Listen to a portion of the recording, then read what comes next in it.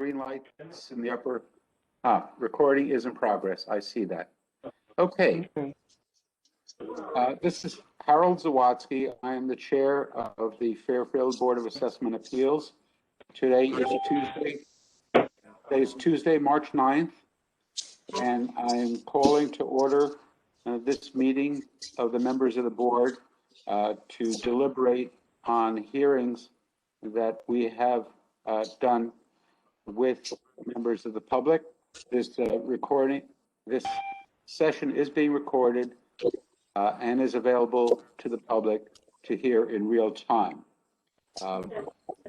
So at this point, Kathy, would you do a roll call, please? Okay, Paulette Kuzo. Paulette Kuzo is here.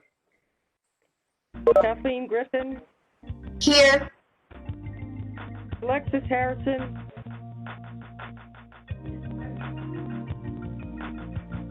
No. Peter Rupert. No. Harold Zawadzki. Here. Harold Zawadzki is here. Renek Patel. You're muted, Monique. Renek Patel. Thank you. Ronique Patel present. Tom Boyar. Judith Zablak. Judith Zablak is here. Catherine Gift. Catherine Gift is present.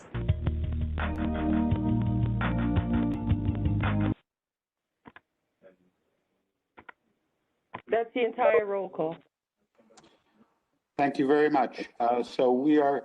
This meeting has been called to order and has begun at approximately 4:10 p.m. on Tuesday, March the 9th. So our next point of order is to discuss deliberations and vote on appeals that were properly brought before the board. Kathleen, would you like to offer some structure to the appeals that we're going to hear? Sure. This is Kathleen. I think that tonight we had discussed that we would hear some appeals that are still that present ones that you're ready that are in the Sherman neighborhood or in the Reef Road, I should say Sherman Neighborhood Code 65 or in the Reef Road Neighborhood Code 69 up until at least 6 o'clock when Alexis can join us. So if anyone is ready to present any of the ones I have, I'm happy to, please feel free to do so. This is Harold. I'll have to see which ones are in those codes. So Yes. if anyone is ready before me, then go ahead and I'll jump in later.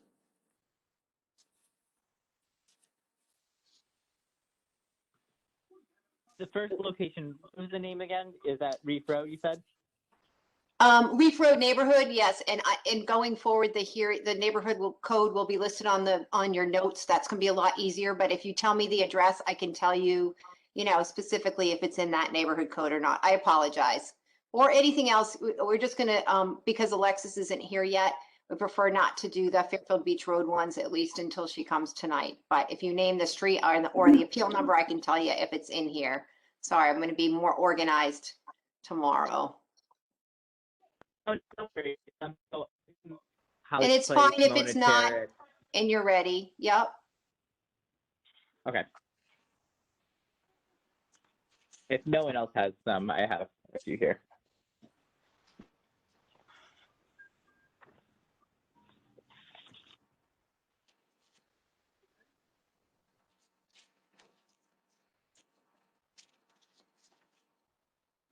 Sure, Ronique, if you want to go ahead if you're ready. Thank you. So for this property, this is appeal number 77. And this is for John Corin. And so this is for property address 76 Alden Street.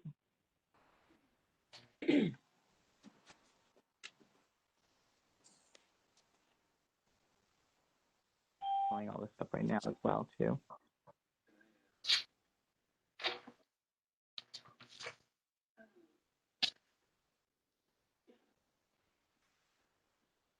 And so, Mr. Corrin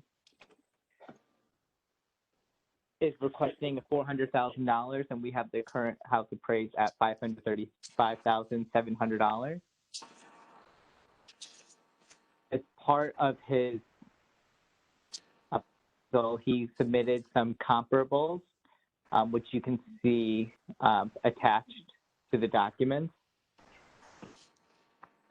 His biggest argument was saying his neighbor's house was assessed a little bit lower, but his comparables actually give him a stronger case in this position. He was looking at various comparables at one as specific as 163 Alden Street. He was going off of sale price, and sale price was at $489,000 for that property, and that was sold on October 1, 2020. He believes that it is much more updated. There's a new furnace, they have air conditioning. His current house is in the original condition. The interior is not upgraded. It does have a newer roof, but he doesn't believe his property is quite at par. Other properties that he had similar, that was close to that 10-1 date, that was 51 Shoreham Terrace, sold at $490,000 on June 18th. 43 Shoreham Terrace, sold in March, a little bit dated at $450,000. 558 South Pine Creek at $450,000. 551 South Pine Creek on November 25th, 2019, so that's dated as well, $475,000. 375 South Pine Creek, 9/1, $482,500. So these comparables, he believes, are all in better condition than him. He's going off of the interior. And so I did not see how he had a plausible case for down to $400,000. He bought it for $390,000 back in 2017. And so is there any kind of questions on this property? Because I am leaning towards denying this case, but if you guys have any other input, if you guys do think the comparables are way overvalued compared to this property, I'm more than happy to hear it. This is Paulette. I have a question. Why are we looking to deny this appeal when he showed us comps that are appropriate if we compare them to his house, especially his neighbor's house that did sell? It's not just that it's his neighbor's house, it actually sold, like that's the one on October 1st. He says the baths are updated, it's got a newer furnace and AC. So why are we saying that this couldn't be that price? Thank you for that, Paulette. So I would be willing to not go all the way down to his price, but his neighbor at 163 Alden, the sale price was $489,000, and he's requesting $400,000. I have a feeling that's a bit of a steep decline without sufficient information, but I'm definitely willing to look at prices that are closer to that $489,000 range versus going all the way down to $400,000.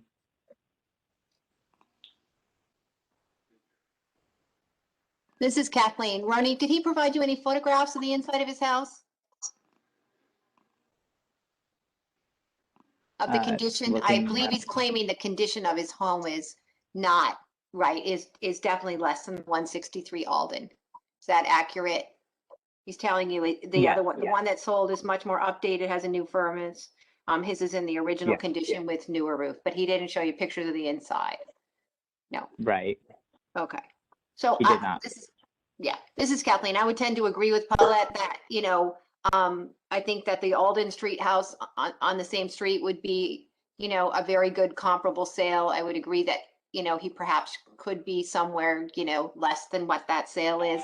How much less without pictures of the interior is difficult to say, but if Paulette has a number she would like to recommend, or Roni, you have some number, since it's, you heard the gentleman that you have something that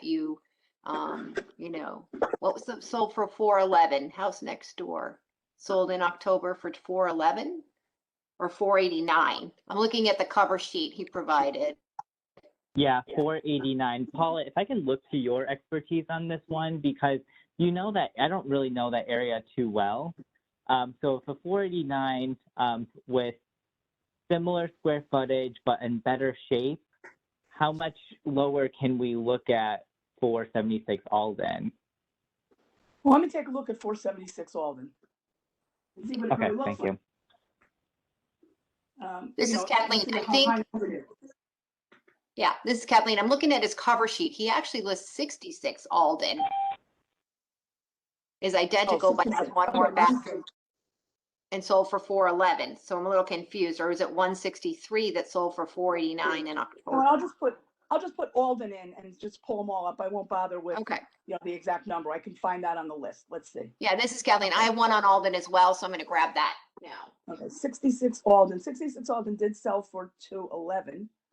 I'm so sorry, 411. My mistake. And then 163 Alden sold for 489. And then the other ones were more. So looking at the two together, 66 Alden and 163 Alden. 66 Alden is actually bigger, but sold for less. So let me take a look at the both of them, the insides, and see what they look like. All right, here's 66 Alden, the one that sold for 411. It looks very much like his on the outside, although it looks from the pictures that they took on the field card, it looks much in better shape than his. Outside is anyway. Let's see the more inside pictures. No. Okay. Well, because we have the dwelling. Oh, sorry, go ahead. Let's see. Because I was going to say we have the dwelling appraised at 88,000. So if it's the case of condition of home, Where's my Alden? I'm just wondering.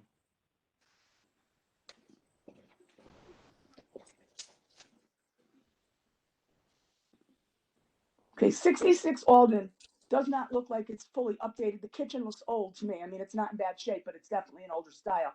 That's the only interior picture, which would lead me to believe that it is not in good shape inside, because you'd want to showcase that if it was. If you're taking pictures, you're going to take more than one. Let's see, the size of the lot is small. One. Let me go to the next one. Let me go to the other one that sold for 489.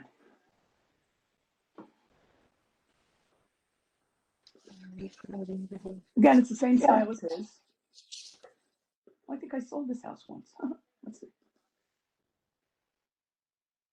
The one at 163 Alden is completely redone inside. Almost looks like it was gutted and redone. Very let's see, completely updated. You see what the kitchen looks like. Hardwood floors. Kitchen's newer, much newer than his. Oh yeah, I did sell this house once. Okay. Bathrooms all updated with, I mean, it looks like it was just done. The floors are the marble floors, marble tile in the bathroom.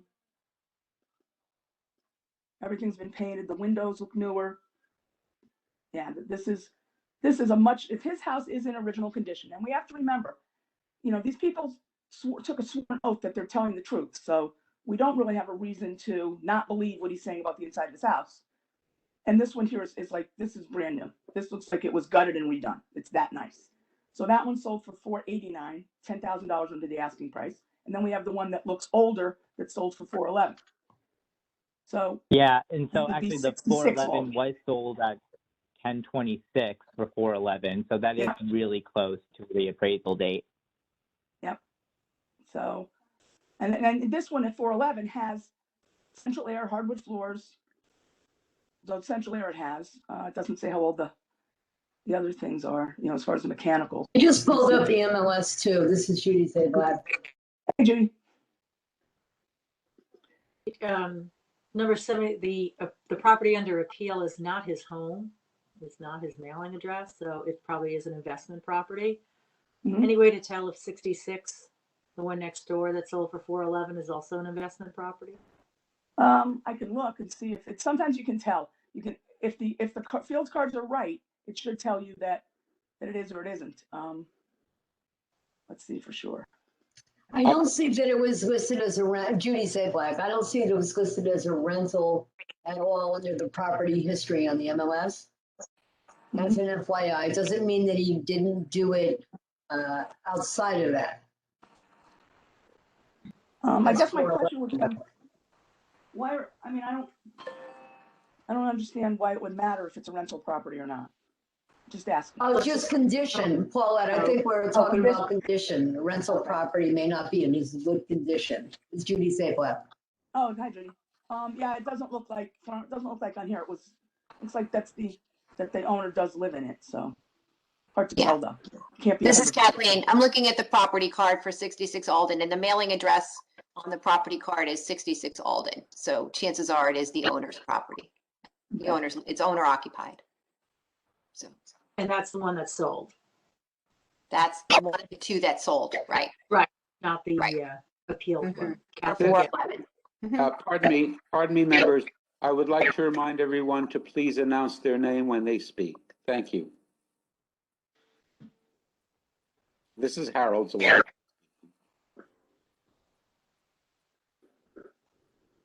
What was the? This is Paulette. I'm sorry. Because I'm on MLS and I'm not on that page anymore. What was the address of the subject property? The one we're looking 76 at? Alden Street. 76 Alden. Okay. I just wanted to look at something. 76 Alden. I think okay. the biggest defense to his case is the fact that his direct neighbor, 66 Alden, sold it in October 2020 for $411. And so I think, so looking at this, that house does have an additional bathroom. It is more updated. Revisiting that value, I mean, 400 is not so far-fetched from the next door neighbor. This is Paulette. I agree. Yeah, I agree with you. This is Kathleen. I agree. So I'm going to motion for appeal number, this is Ronique Patel. I'm motioning for appeal number 77, property address 76 Alden Street for Corin John, and for approval for requested value of $400,000. This is Paulette. Second. This is Harold. Do we have a second from Paulette? Yes. Yes. All right. Any further discussion? Okay. All those in favor, raise your hand. Vote is unanimous to approve the reduction in full.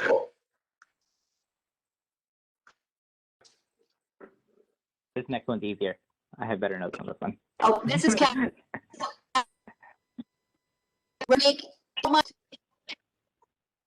if you don't mind, I'm going to go next. I have one on Alden Street as well, so we might as well address them at the same time. Okay. So this is Kathleen Griffin. Sure. This is appeal number 377. It is 57 Alden Street.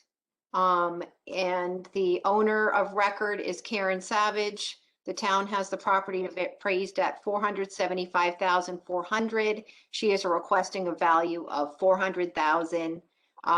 This is probably similar to the previous property. It is a 2-bedroom, 1-bath, not FEMA compliant home.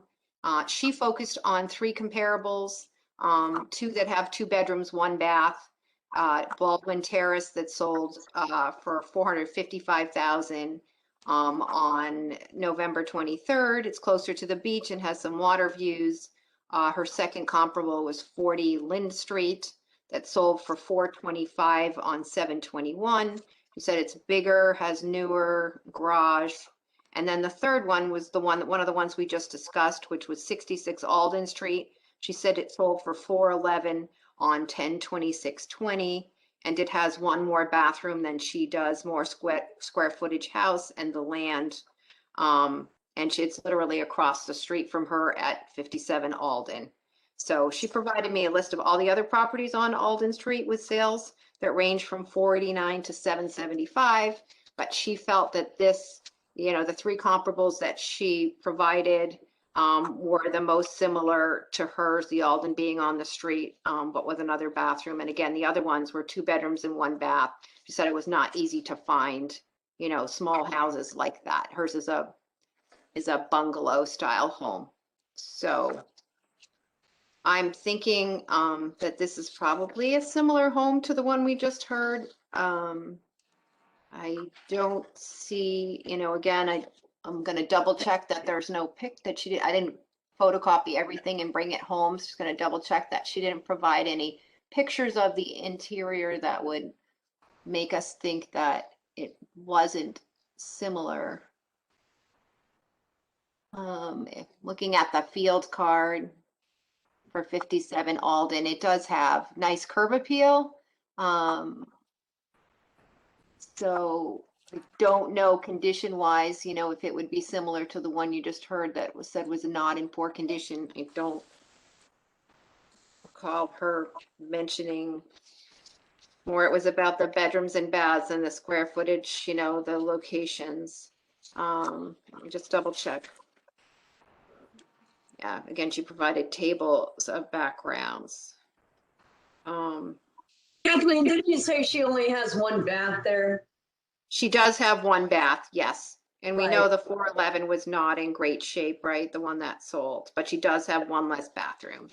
So Yeah, absolutely. That is going to make a difference. I mean, to me, already it's very obvious that this one is also, she's asking for 400. Whatever Renee would like to make the motion, but it sounds like this is a no-brainer and this should be at the 400 as well. That's my opinion. no, I agree with you. I think somewhere right around there is fine, and I'm happy to, to grant the 400 that she requested. So if anyone else feels strongly they want to make a comment before I make a motion, I will make a motion.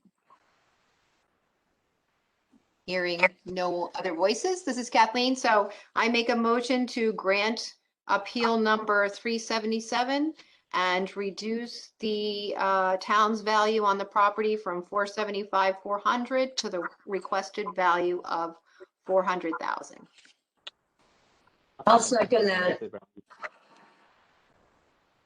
Any further discussion? This is Harold. This is Harold again. I would make one suggestion. I see that the $400,000 number is not properly reflected on the petition card. Perhaps since that's the number we understand that Ms. Savage is looking to have, if it matters, perhaps someone can complete that number for the petition. This is Kathleen. I think it is on there. I'm looking at the online documentation. It's appeal number 377. Yes? I believe her opinion of fair market value is 400 and the town value is 475.4. Not on the document that I'm looking at for Ms. Savage, appeal number 377. But that's okay. We are in agreement and we can proceed accordingly. So with a show of hands, all those in favor of the motion, please raise your hands.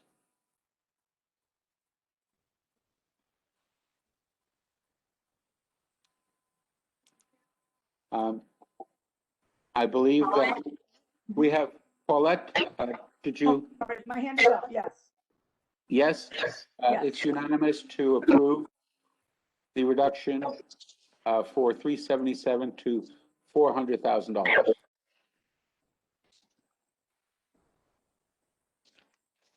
And this is Harold. Anyone else have a property on this street or in the same neighborhood code?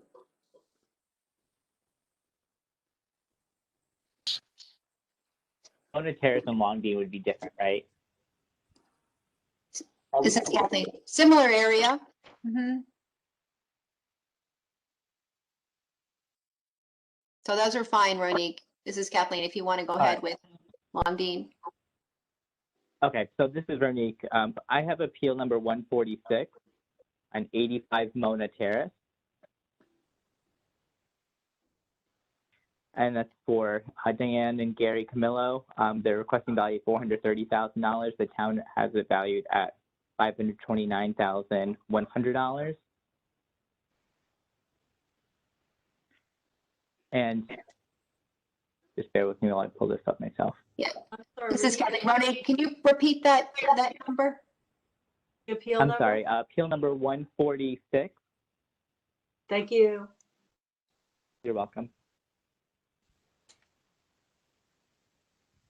So they came in with an appraisal, which I was looking at, which looks to be pretty accurate. They didn't make too large adjustments on the comparable sales. And the appraisal came in at $435,000. And so she's requesting $430,000. And I'm leaning towards doing a partial reduction to $435,000 to be the value of the appraisal.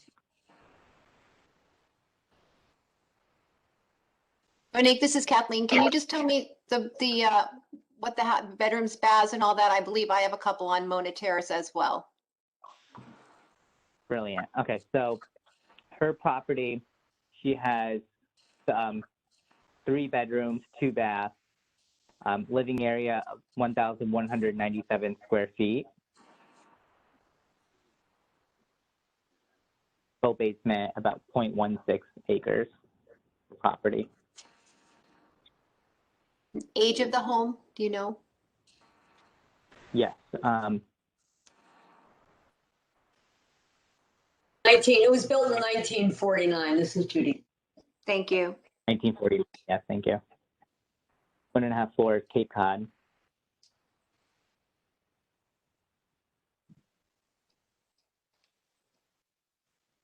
And so her biggest complaint is there's a larger house that's built on the property line. And also with that larger house, she believes that the value of the house would be lower because of the new construction. It overshadows the house. And she lived in Fairfield since 55. She's just always been surprised at all the new developments. But if there's any questions on this, I'd be open to it.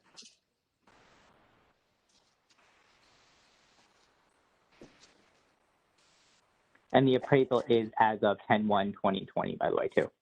So it's right on date of our market price date. So Renique, it's Catherine. The appraisal's $435,000, but they're asking for $430,000. Is that correct? Right. Okay. Right. Thank you. Yeah, that's why I'm thinking about doing a partial rather than a full 400.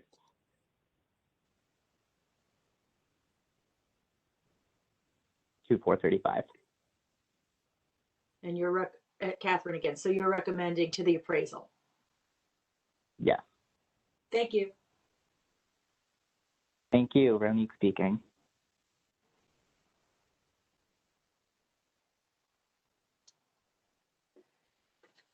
This is Kathleen. Ronique, did they speak to the appraisal at all? Sometimes I will ask the appellant if there's one of the comps in particular that they feel is most like their property. Yeah, we didn't speak too much about the comparables on the actual appeal itself. She just felt really strongly that the appeal was done well, and the date of the appeal is on the date that we were requesting for market value.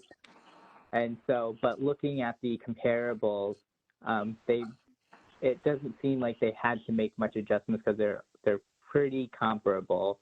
I mean, the one on 160 Granite, 3-bedroom, 1 bath. It only has 1 bath, so they adjusted. Slightly smaller for living square footage. And that's at $435,000 with 1 bath.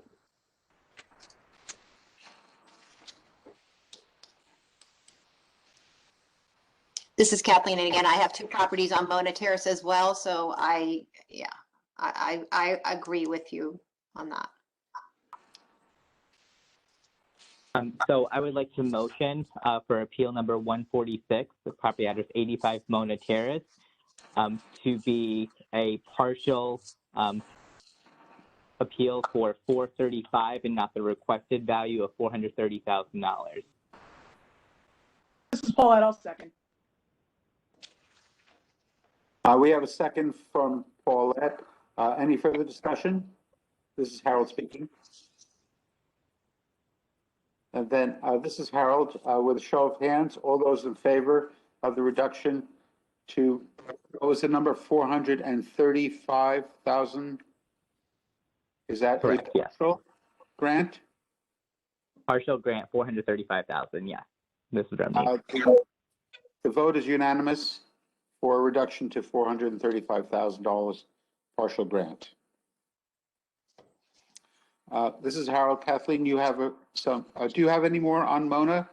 Ranique? I do, but I think Kathleen has a similar one on Mona.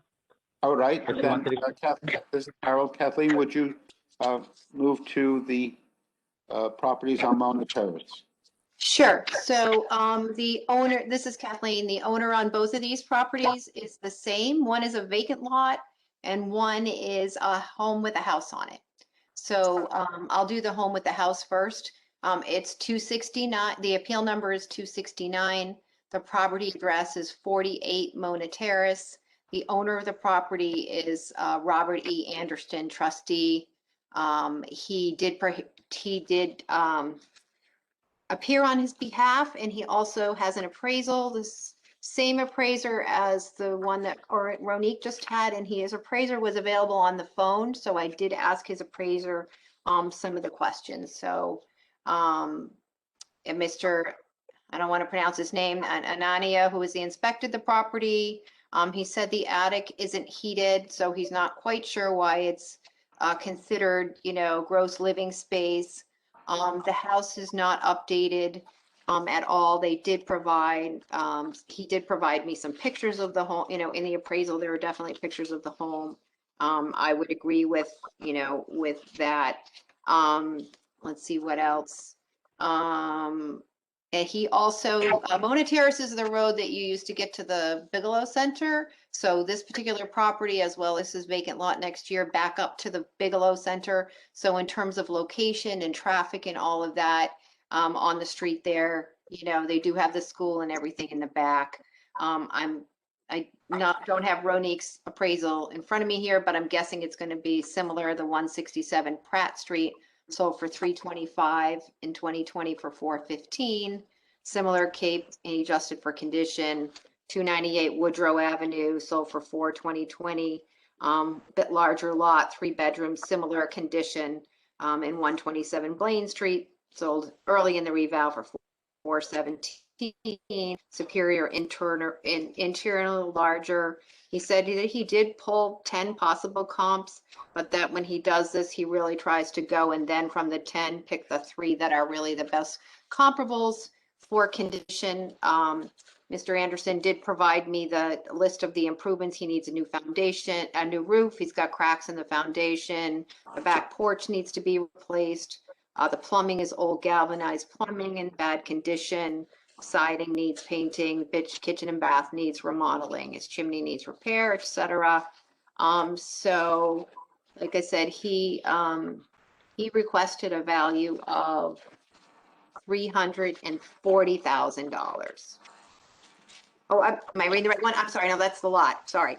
The town has him at $478. He's requesting to go to $405,000, which I believe is the amount on the appraisal. I have a hard time seeing where, especially with the sun here. Where's the dollar? If any of you have it up, do you see the amount on the It's appraisal? Kathleen, that is it. You got the numbers. 405. Okay. So I'm if anyone has any comments they want to make, otherwise, I see someone's hand up. Judy? Yeah, I also, what you didn't mention to the homeowner, this home is 780 square feet. It's even less than the comparables that he provided. So I think he's more than reasonable at his request. So I just want to put that in. That house is really, really small besides needing work. and much smaller Yes. than the ones on Alden. The ones on Alden were over 1,100 square feet. So he's reasonable. He's really reasonable. Okay. This is Paulette. I agree, Judy. That's a good point to bring up. Okay, so if anyone doesn't thank you, Judy, for adding that in there, I forgot that piece.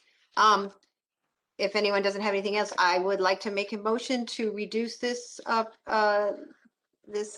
property's value to the amount requested by the appellant of, and mentioned in the appraisal, for $405,000. This is Harold. I'll second it. Any further discussion? With a show of, Paulette, did you want to say something? No, my hand's up. I'm sorry. No, I don't want to say anything. I thought we were voting. I'm voting. Thank you. So the show of hands, I see how many are in favor of reduction to $405,000. 1, 2, 3, 4. Paulette? Yep, it's up. Yes?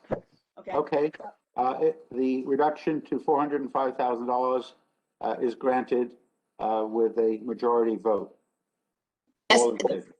Right. This is Kathleen. I just want to add, I know Ross is on the call there. I know you have to go back and, put these numbers into the computer. I would just ask when you look at this one, whether it's the condition factor or the depreciation, that you would definitely, if it's not, if you don't believe it's accurate based on our condition, that the condition factor, reflect the pictures that are in the appraisal and the description that the appellant provided in the hearings. I still want to stay at the 405 number, but I just want to make sure his card is, accurately coded so that he doesn't have to come back in 5 years unless, he makes improvements to his home. Okay. Any others in neighborhood 65 that anyone would like to pick up? This is Harold speaking. I see Kathleen's hand up. Well, this is Kathleen. So this is a little bit different.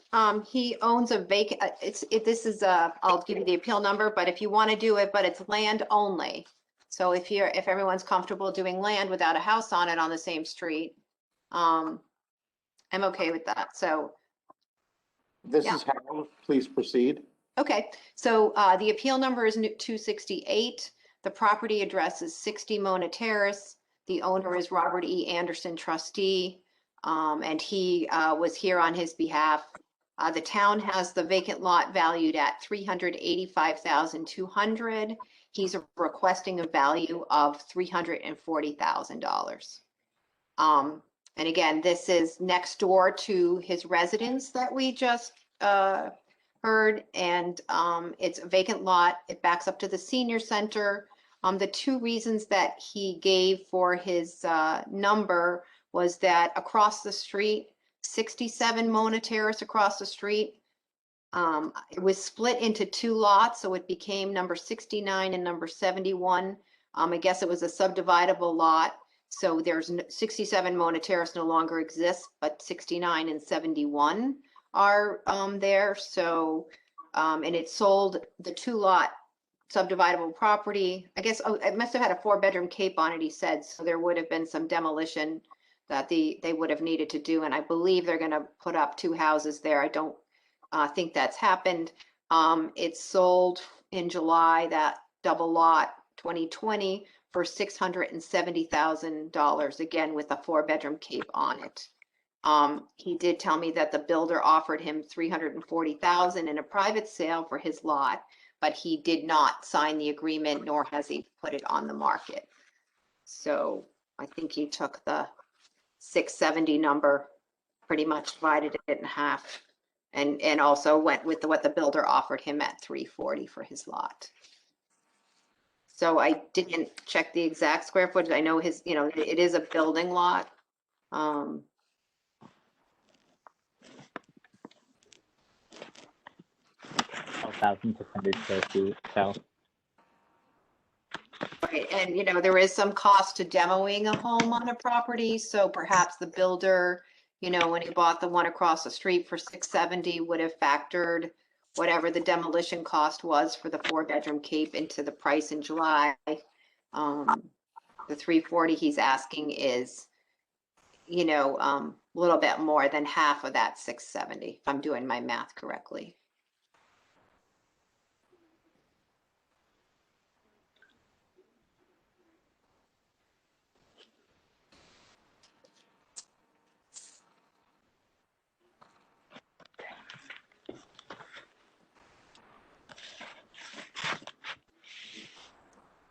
Any discussion? This is Harold. I was just going to ask Paulette and Judy if you can confirm about the sale of the 67. I'm gonna look for it right now. I Okay, believe whether I- it's still, I'm sorry, I didn't. This is Paulette. I think it's correct. Judy can verify it, but I'm pretty sure that I looked at that the other day. I think that's correct. Right, And that and- lot is actually more valuable because you could divide it. You know, he's going to end up with two houses. He's going to make a chunk of money. This lot, although it's buildable based on the square footage, it barely makes the minimum in that zone. It is only good enough for one house. He cannot split this lot. right, this is Kathleen. And this lot also backs up to the school where the other lot does not back up to this, you know, to the parking lot in this school.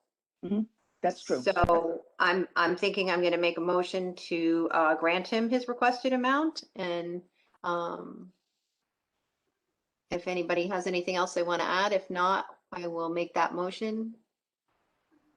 I would second this. Okay, yeah, so I'll make a motion to reduce the the town's value on the property at 60 Mona Terrace to the amount requested by the appellant of $340,000. So that would be a grant, you know, a grant, not a grant in part. Any further, this is Harold, any further discussion? Then, with a show of hands, how many are in favor of that reduction? Please raise your hand. Paulette, your vote? Yes. Yes, my Yes. hand's up. Yep. I'm sorry, I don't see a photo. Oh, okay, sorry. The appeal is granted in full could you repeat the appeal number, please?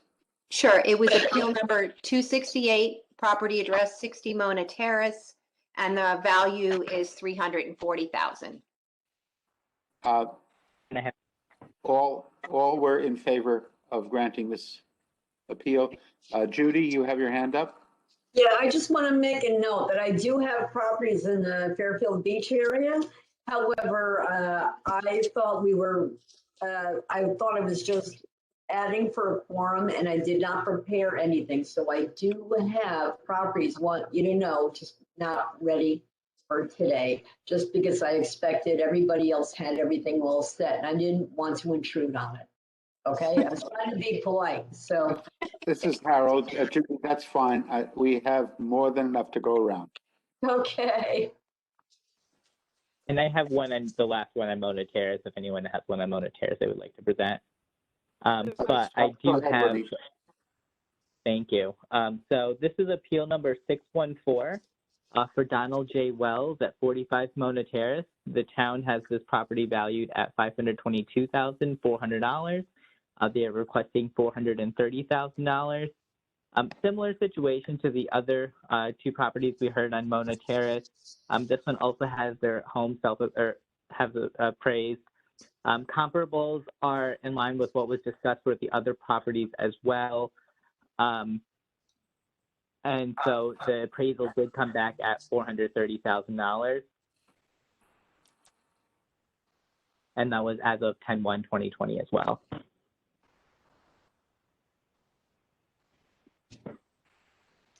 Monique, this is Kathleen. Is that, that's the even side of the street? That's the odd side of the street, is that right? Odd side of the street. So that does not back to Odd the side. senior center? Yeah, it goes the other way. Okay.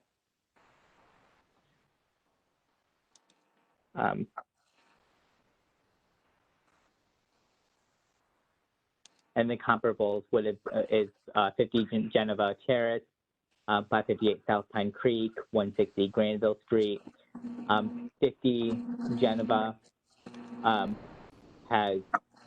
is very similar in the sense where the square footage is 1344 for 50 Geneva. The appellant is at 1306. They're both 4-bedroom. They're both 2-bath. The condition is slightly better than 45 Terrace, according to the appraiser, but same acreage, 0.14 acres. 50 Geneva does have a 2-car garage, where the appellant has a 1-car garage. 50 Geneva has a gas heat, 45 has oil heat. And so that was a sale price of $400,000. And so the adjusted value from the appraiser was $378,838. I don't believe that he is out of line asking for $430,000, especially because the appraisal is on 10/1/2020 for $430,000.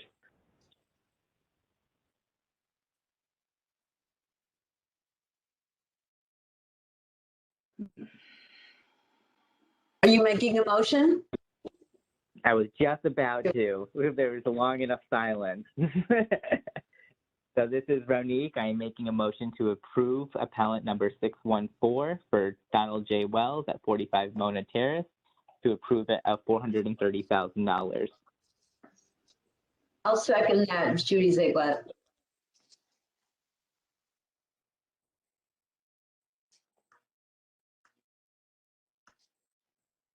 Harold, you're on mute, or we can't hear you.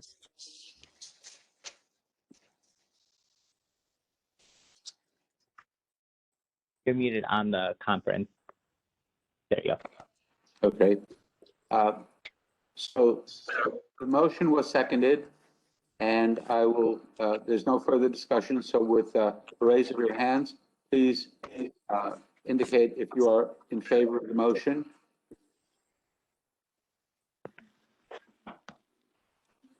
The motion is carried unanimously. Could you please repeat the motion and the appeal number?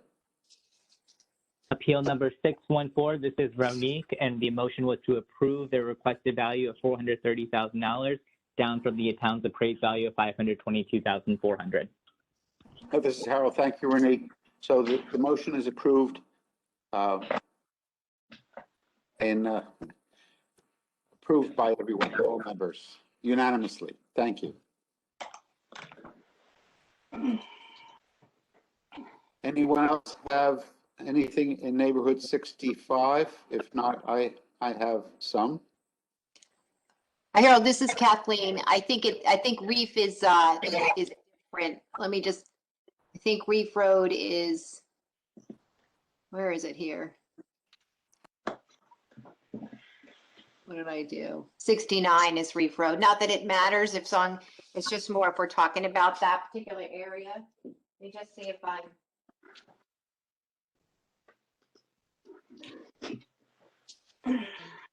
It's Catherine. I just like to note, I'm like Judy. I have a few in 65 as well, and it'd be nice. And I know Kathleen, you're doing a great job of getting us all organized. But maybe the next time we get a little extra, we'll know that we'll be on, and I will be better prepared to finish off another 6 or 7 in the. Although mine tend to be on the other side of. They're much closer to Sherman School. Right. So this is Kathleen, and as I stated in an email today, with 650 appeals and a minimum quorum of 5, we have to cast over 3,600 votes. And each one of us has to vote an average of 400 times. And, you know, you may present 80 times, so often you are here just to help us make decisions and to vote. And it's perfectly appropriate and fine that your presence is here, because if it was only those of us who heard the neighborhood, you know, the ones in those neighborhood codes, we would not be able to have a quorum. So not, you know, totally fine that you don't have any. Gives us the rest of us to get them off our plate and decide it as well. So It's I might be able to do something and prepare in the interim. I'll see what I can do. Okay. no worries. Okay. Let It me is nice to be discussing a whole street or a whole neighborhood at the same time, though. That's great. Okay. So Yes. This is Kathleen. I have one more in a very similar area. I'm just gonna make sure he did request that he could add some more documents to his file. So I just want to see if he did before I present this one. It's appeal number 406. And Judy, perhaps you can help with this. This one was one that was assigned to you because it is a two-family, but I ended up hearing him. I think he was a reschedule, so it wasn't as quite prepared for the two families. It's taking a bit for the backup to come up. But let me start it and we'll see if we can finish it. So it's appeal number 406. The address is 683 Oldfield Road. The owner of the property is David Sullivan. The town has his property valued at $649,700, and his requested value is $525,000. And many of you may know which property this is. It's a two-family home. It's kind of in front of the Bigelow Center, just before you cross over the creek on the left-hand side. It's a large white structure. So if you've ever, driving along Oldfield Road, it's on the left just before you get to the water. So it is a rental because it's a two-family. He has a longtime tenant in part of the house, but he said he did not have any comparable sales, but not sure. He wasn't quite sure how to work a computer to get that information to come up, but he did provide me a lot of photographs. Those are, if you can call up the the online backup, you can see the interior of the home, the pictures for the condition, the age of the home, the basement, etc. A lot of this is Judy Zablack. I'm looking at this file online, and it's just my computer, but the first 7 or 8 pages are really, really tiny. Anybody seeing that?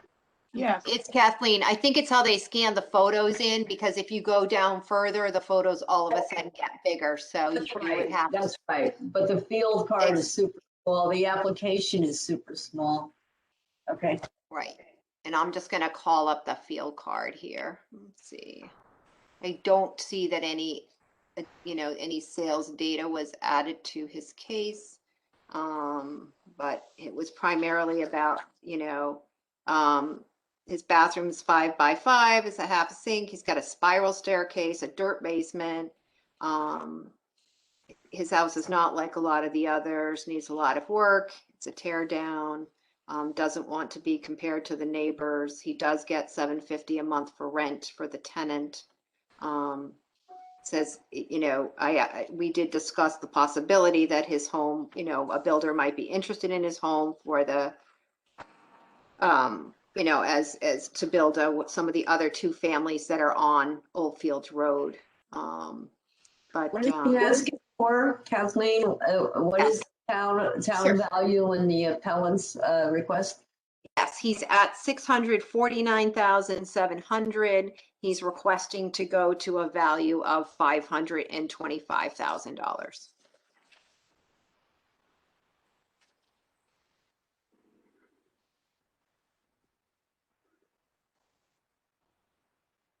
And this is Kathleen. This would be a question for Ross or Judy, because you've been hearing, I believe a lot of the two families, on Oldfield Road or in that neighborhood. How does the town anyway appraise, you can sort of spiral staircases and things. How does it appraise or put values on two families? Is it any different than a one family? In terms of They're value? looking, Kathleen, it's Judy. You're looking at income. Now, what you said to me was really, really strategic for this gentleman. What do you say his rental was how much per month? $750 each unit? No, he's just got one small part. He lives in the house and he rents out a small portion of the home for $750. Okay. I think it's a long-term. Let me just make sure that was the amount that he quoted me. $750 a month for rent. There's a tenant in the home. I don't know if they use the spiral staircase to get up to the space.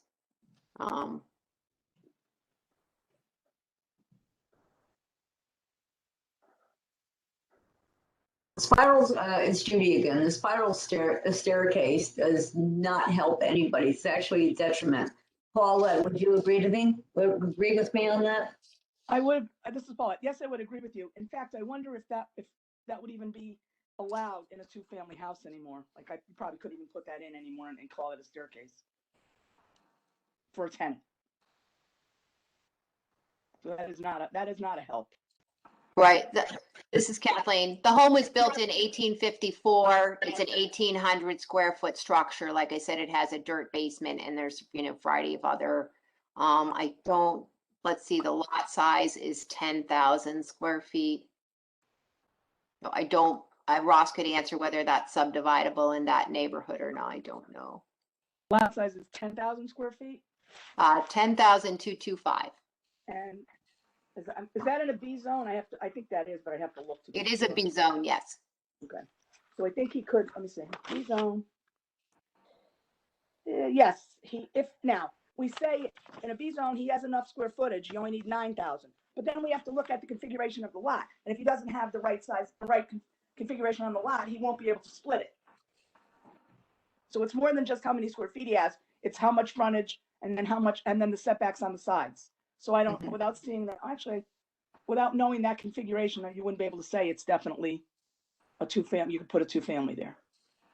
This is Kathleen, and he is right on the marsh, so he probably has a lot of setbacks, but he also has a view of the marsh. So, and he said that because he's on a curve, he's had several vehicles actually end up in his home on more than one occasion because of people speeding on Oldfield Road. So it is on the corner there. It's Judy. I'm going to look up the GIS map on the property. Okay, and then I'll just give us an idea. What was the? I apologize for asking you for the address one more time. No worries. 683 Oldfield Road. Okay, I'm going to do that right now. And again, I apologize. I wasn't quite prepared to do this one, but since we're doing that area, and if we feel we can, I don't know that much about the two families. I don't know. Did Ross, did you weigh in on how we typically value two families that have rental income potential, or is he there? Can you hear me? Now we can. Hold on one sec. I'm going to close my door. I get feedback.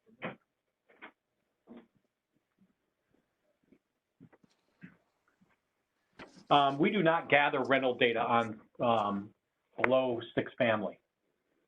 So we only gather rental data on 6 family and up. So we would look to similar sales if possible on anything under 6. Ross, this is Catherine. May I ask why it was 6 is a surprise to me. I thought it would have been anything over 4 for the lending guidelines. 1 to 4 is usually considered residential. I guess is kind of strange. The statutes only allow us to gather income and expense data on, maybe it's 5 and up. Okay, that would make sense. And 5 is an odd number. You wouldn't normally have that. I doubt we have many 5 in a complex. So no, but that jives with what I was thinking. Yeah. Hi, everybody. It's Judy again. So I'm looking at the lot, and it is not a square lot. It does have some curvature on it, and it also looks like at one time it was part and parcel of the lot. There was a house behind it. It's got a long driveway, and I think they already took that one-time cut, and that's why he's the cut in front, and it's a little odd. I don't know that the property is actually subdividable. It's not going to be an easy one. I don't think so.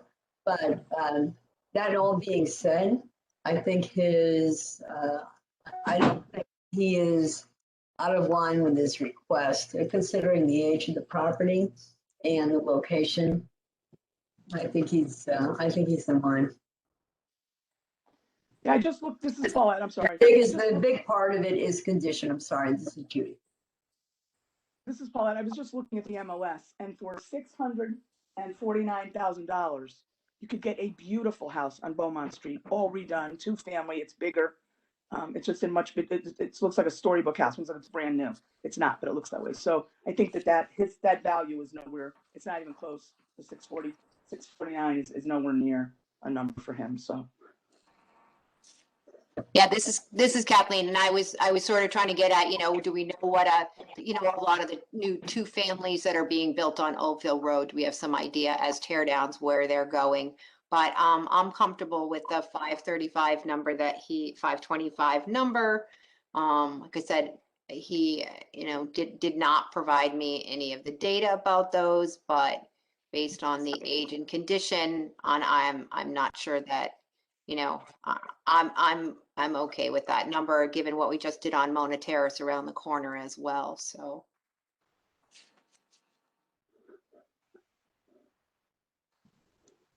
I would agree. Would you like me to make a motion? This is Harold. Any further discussion? Just and if it's a really quick question, Ross. 2-family, is there a difference between a 2-family and really what's probably in this situation accessory an apartment? Is Ross there? Yeah, I'm here. The classifications. I'm not really sure. I think it would depend on the layout for me. I think it would depend on how the structure is laid out, whether it's an accessory or a 2-family. I mean, this particular piece is, let me take a look at the picture again, but it looks like it was probably a single family at one point in its life. That's why I was wondering if there is a difference in the valuation, and only in that case, what would be the difference? If there's a difference in the valuation between an accessory apartment and what's really a 2-family. I don't know off the top of my head. I don't think there would be a significant difference. Valuation? Unless, I don't know offhand. Marketing is Judy. On a marketing standpoint, you have a 2-family as opposed to a single family with an accessory apartment, and same square footage, everything else being equal. The house with the accessory apartment is not going to be worth the value of a 2-family. Right, and I'm thinking about it. I would say if it's a traditional 2-family, it would be worth more than a single family with an accessory. Exactly what I just said, Russ. Right. Yeah. And a 2-family, we're looking at, like multiple entrants. It's not an obvious single family character. Correct. That would be a point of, okay. Well, I appreciate that. Yeah, this is Kathleen, and looking at the picture, you said it's an 1850s farmhouse. It's not your traditional, 2-family home style. So perhaps, I think it's been in his family for a long time. It's been there a very long time. I'm not even sure if he, would know the terminology between 2-family and accessory apartment in that home. So, Well, it's a difference in the tax base. So that's why I was wondering if it was. Right. It might actually be, just because it's listed as a 2-family. It could also be listed as a 2-family because it's in a B zone. I've heard appeals from 2-families that are definitely really accessory apartments. mm-hmm. So I was wondering on the classification, because then there'll be other houses that have an accessory apartment classification. Okay. Right. But neither here nor there. I think some of the appeals that we've made prior to this on Oldfield, there was a house that we were looking at basically reduced to the value of the lot using the duplexes and what they were selling for. And I would support your motion for that value then. Okay. No one else has another comment? I will make a motion for appeal number 406 at 683 Oldfield Road to reduce the the town's value from 649,700 to the requested value of $525,000. This is Harold. And all those in favor? Paulette, I see your hand. Okay. The motion is carried unanimous. Thank you. Judy, yes? Me, this is Andy. Who seconded that? Was there a second? I'll second if you can't find anybody that did. Who's Thank that, you, Paulette? Harold. Thank you, Kathy. Oh, Judy? Okay, thank you. Yes, Judy. Okay, you know what? I'm looking through my list and I do have something on Mona that came in with an appraisal. And since we're talking about Mona right now, I'll present this because I think it's pretty cut and dry. Okay? This is Harold. Go right ahead. Thank you. This is Judy's in the back. Do I see something flashing on Paulette Clozo's screen? I'm No, I not don't sure. think so. Nope. It's a shadow. It's a shadow in the background under your palm tree. No. Yeah, the palm tree, yep. We're good. It's not a tornado. No tornadoes. Sure, Harold, she's got a virtual background and she's moving around and what you're seeing is that particular shadow. A shadow. Okay, thank you. Okay. All right. This is Harold. All right. Judy, go All ahead. right, this is appeal number 317. The property address is at 27 Mona Terrace in Fairfield. It's a two-family. The town's value at 621.4. The appellant is requesting 565, and he has come with an appraisal and an independent third-party appraisal using cost, sales, and income approach, and the concluded value is 565, which is attached. That is part of the file. But I do want to mention that the appraisal was dated as of February 9th of 2021. That's, however, even if it's dated, here's my thought. I think you all know this. If we see an appraisal and it's dated February 9th and the borrower or the appellant is asking for that same value, I'm going to tell you that it's higher than it would have been on October 1. So if he's asking for that 565 and we have an appraisal here with good comparables, then I say that we should just do it. And I think it's a fair request, even though the appraisal doesn't have the October 1 date. So any questions? Because I would just like to make a motion to approve it. Judy, this is Kathleen. Can you just read out what the comparable properties were that were provided in the appraisal? Thanks. Yeah, it was a little hard there. They didn't use some that were incredibly close. He did one on 164 Old Stratfield, and that's on the other side of town. He did something on Beacon View. These are comparable rentals. So just a moment. And he did Looks like they used an income approach. Here's the one. Yeah, here's a comparable sale on 781 Oldfield. He used one on 53 Bungalow. And I think we've all seen some of these before. When you look in the same area and your same type of property, you see some of these comparables. And there's another one on Black Rock Turnpike, 826 Black Rock Turnpike.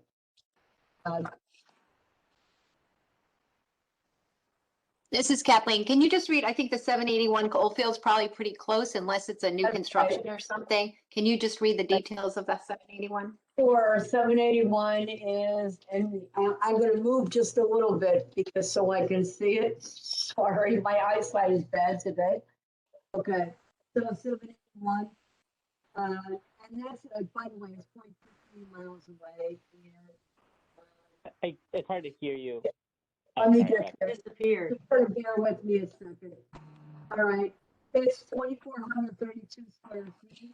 Total of 6 rooms, 3 bedrooms on the unit 1. It's a 6-3, 1.5. Do you guys understand that terminology? 6 rooms, 3 bedrooms, 1.5 baths. Okay, and unit 2 was 4-bedroom, 4 rooms, a 421. So it's a full basement, and that's 781. And that does have central air. And that one, let me look at it. That one closed in 12/8 of 20.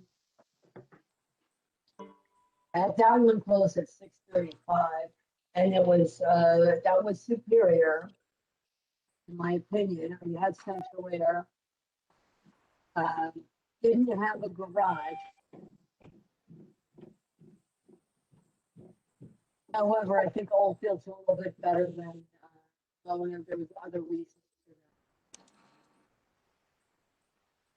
that. Yeah, this is Kathleen. I see that the square footage on the lot is a lot bigger as well. The site, the subject property is 6,100 square feet. That 781 Oldfield is a 29,000 square foot lot. So it's fairly different. And that's where the majority of the adjustment is coming from, is in the site adjustment. Right. So I'm really comfortable with this particular appeal, and I'd like to make a motion that we approve. Here, I'll make the statement. I'd like to make a motion that we approve appeal number 317. The appellant's requested $565,000 value. this is Kathleen. Judy, the address, could you just read the address one more time? Trying to take The some. address is 27 Mona Terrace. Thank you.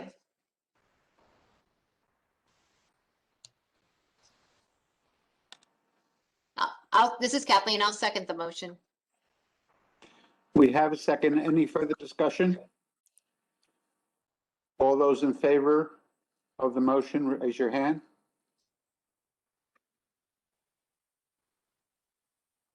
Paulette? I see your shadow. Yeah, that's my fingers moving, my hand's up. There Yeah. it is. Yes, thank you very much. The motion is carried unanimously. Thank you. Thank you.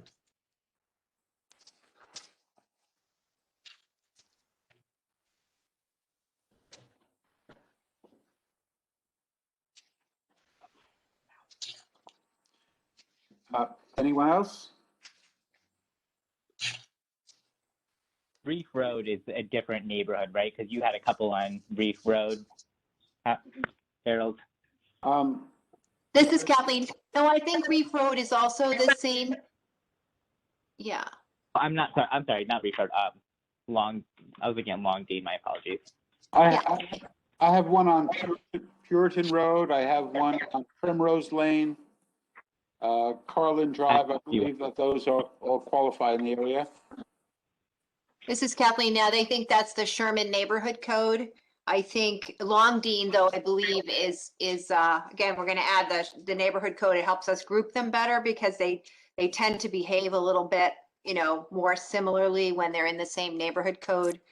So I think the Reef Road is a new neighborhood code, and it kind of takes everything from Reef Road over, I believe, to like the creek, right? So the one I just heard just before you go over the creek is Reef Road, and those streets that are kind of south of Oldfield Road, Long Dean and Mona Terrace, I think Pratt Street, some of those other ones are also in that area.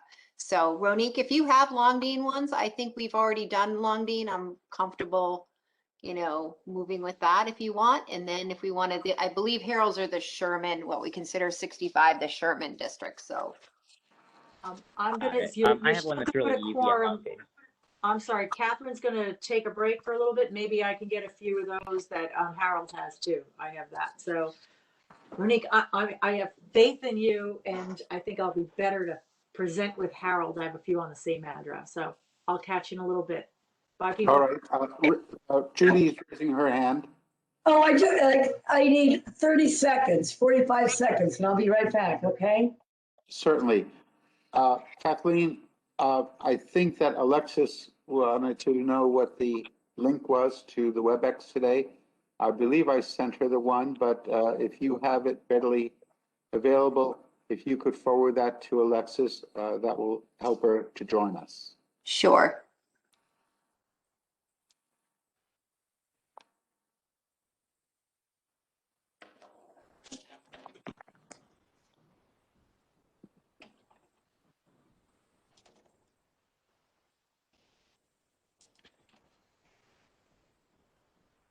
I should probably wait, right? Yeah, I think I'll wait for Judy to come back first, and then I'll talk about Appeal 618. Yeah, so we do not currently have a quorum. This is Harold speaking.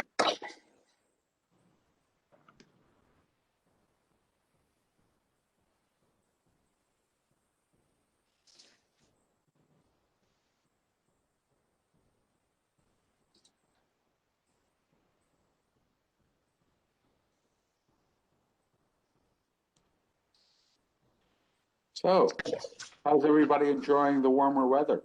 It was great. I had the top I down wanted today. to go outside, but I'm waiting for sorry. the snow to melt so I can take drone shots of one of my newest listings, waiting for the snow to get out of there. Yes, there's a reason for the warmth. Judy Sablack has joined us. We do have a quorum of 5 members, so we can proceed. Great, thank you so much. So this is Ramneek Patel. I am looking to present to the board appeal number 618 for Michael J. Coolin at 205 Longdean Road. The town has the appraised value of $542,000. He's requesting $485,000. He had quite a bit of research done for comparable sales, and he also had some really good information that he provided. He had a preliminary hearing last year, and I don't know how to see preliminary hearings on the field cards. So if anyone can see what the decisions, I know it was rejected, but I believe it was for a higher value, and they didn't accept it then. But this property, 205 Longdean, some of the points that he made is it's closest to the water treatment plant and the fire station and the buses. That whole area is just a strange place, right? As far as location. The retaining wall, he can see from the back of his house. That project is at a halt, and we're going to see a lot of the complaints because of that. And I know I do have appellants that were distressed about that as well. And so that project's going to be there for a while. It's a big environmental impact. It's right near the plant. There's piping underneath. There's things that's going on with that project that just do not make it look desirable. His comparable sales he was looking at, he has a nice little organized chart on the first page after the field card. And so the most comparable and that he was looking at was further from the appeal date, and that was 200 Longdean. It has one more bedroom, one more bath, but that one was sold for $460,000 on a sale price of June 26, 2019, less than what he's requesting. A date that was closer to the appeal number, but not quite exactly the same, was 10 Woodbine Lane, 10 rooms, 4 bedrooms, 2.5 baths, larger square footage for $540,000 on 10/8/20, but he didn't think that was too similar to his house. So the most comparable closer to the date would be 32 Longdean. 32 Longdean is 4 bedrooms, so 1 more bedroom, 2 baths, so a half a bath more. The square footage is 1592. His is at 1520. The 32 Longdean is a home built in 1959. His was built in 79, slightly newer. 32 Longdean sold on August 31st for $417,500. I don't believe that he is asking for. I think he's being very reasonable at a $485,000 range for that property, especially what's going on with the environment and considering the homes to sell prices around. Is there any questions with this property? This is Kathleen. Ronique, and maybe I was looking at the thing and not listening closely enough. I mean, I just would say that, Green Acre Lane and Pepperbush and some of the other comparable sales in there I'm not sure, I'm 100% sure that, that those were great, but he is pointing out the Longdean ones. So we just asked, did you talk to him about the condition at all? And is a 32 Longdean at 417 or the 200 Longdean at, 491, is one of those more, close to the condition of his home? I'd have to look at the field cards. We did not have that discussion. He was mostly distraught about the location, just being with the water treatment plant. And he really felt like we weren't considering the project that's going on. But I can certainly look up those. Yes, I'm looking up the pictures on realtor.com right now. So 32 Longdean, it's a 4-bedroom, 2-bath. It's a split, 6,000 square foot lot. So.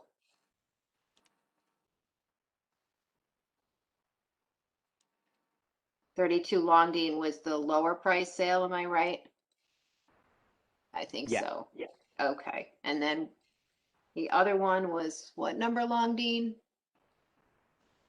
Oops. The other, well, Sorry. his is 205 Longdean. His is, so The you second- were looking at 32 and 200 Longdean. 200. Okay, I'm just gonna look at the pictures of, because that was the closest. Okay, yeah, the prices are a little flipped, and but despite the sale dates, right? The earlier one is actually the higher priced sale. So. Right. 200 Longdean. Let's see. Realtor.com is wonderful for showing interior photos. Okay, so I would say yes, that 200 Longdean has a brand new kitchen. Looks like it may have been remodeled. The outside is, so that property, it backs up to the marsh in the back. So that's 200. I guess that's the south side of the road. He is across the street, right, from 200 Longdean. Yeah, it's the opposite side of the Exactly, street. and 200 Longdean, well done. I mean, it's renovated, in great shape. Right. And that was sold in 2019. 2019 for less than his requested. This is Harold. Yes, and we can see on 200 Longdean Road, the price was listed at 475, but it closed at 460, under the listing price. Of course, this was before the current COVID crisis and before prices were escalating across Fairfield. But that is something I think, to note as well.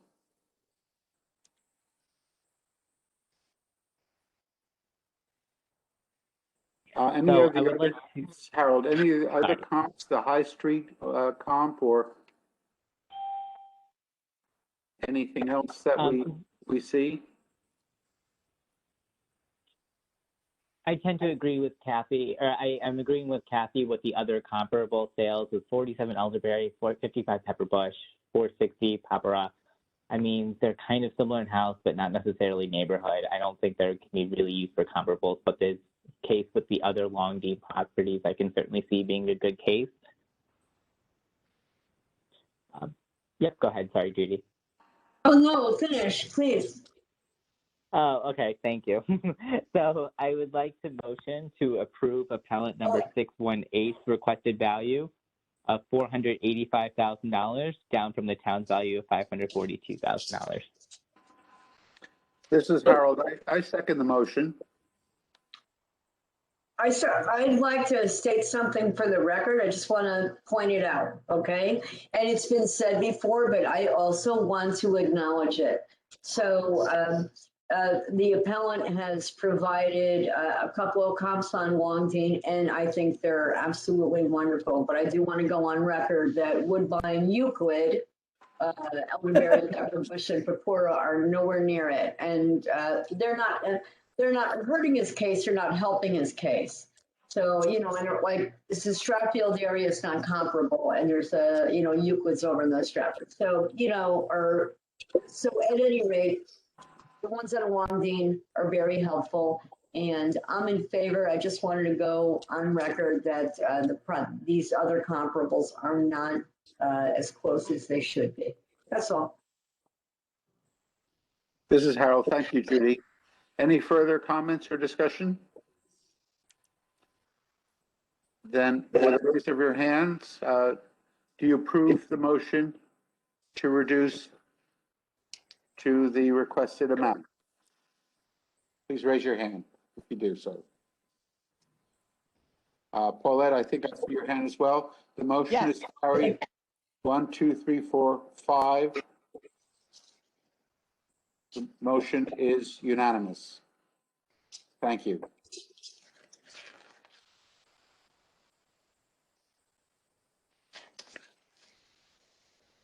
Anyone else?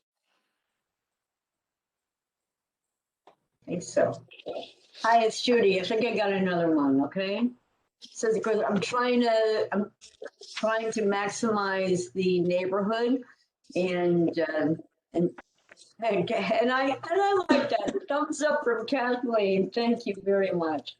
I also don't want these to get, so let me just get this. I was just looking at it a moment ago. The property's on Reef Road, so I just thought we might do it now. I have 2 more on Long Bean, but I don't want to take up too much time. I'm just doing my appeal, so I'm definitely willing to hear everyone else. Well, I could prepare. It's okay. You know. Hold on. Okay. I mean. Yeah, go ahead. So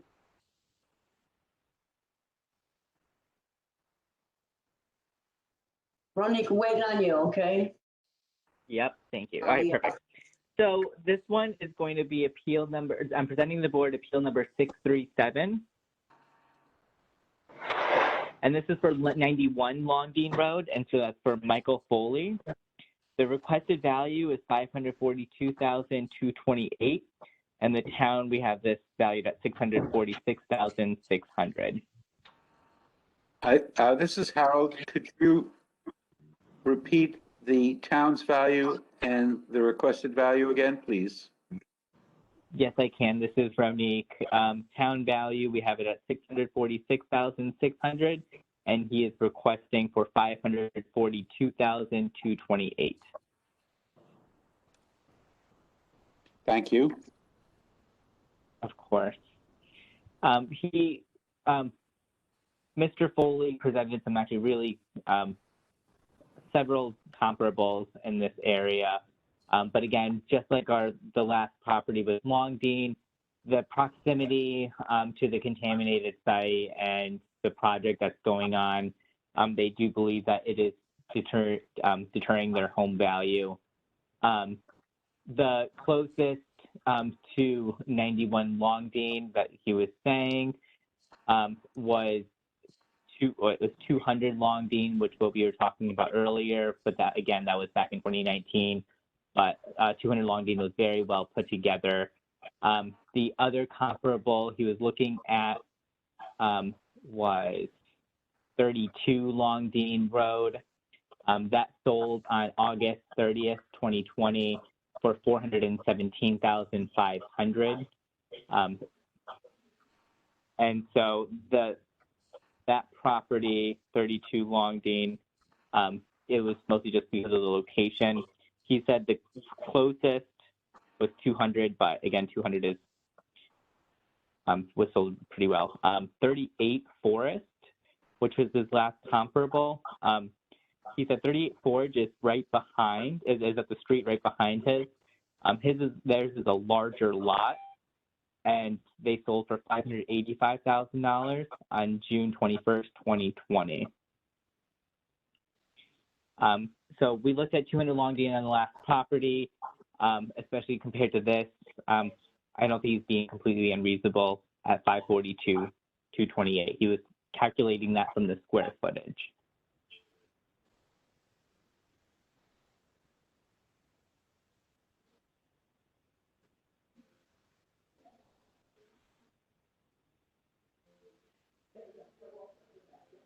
Any questions on this property? This is Harold. It appears that from building permit record that this house was elevated in August of 2020 to a 500 flood level. and also a mudroom was added to the property. So the property was improved and extended. Well, excuse me, I take that back. The date of completion for both is October 1st, 2020. Yes, thank you for bringing that up. I do see the elevated dwelling and the mudroom addition. And so that would bring square footage. Hang on.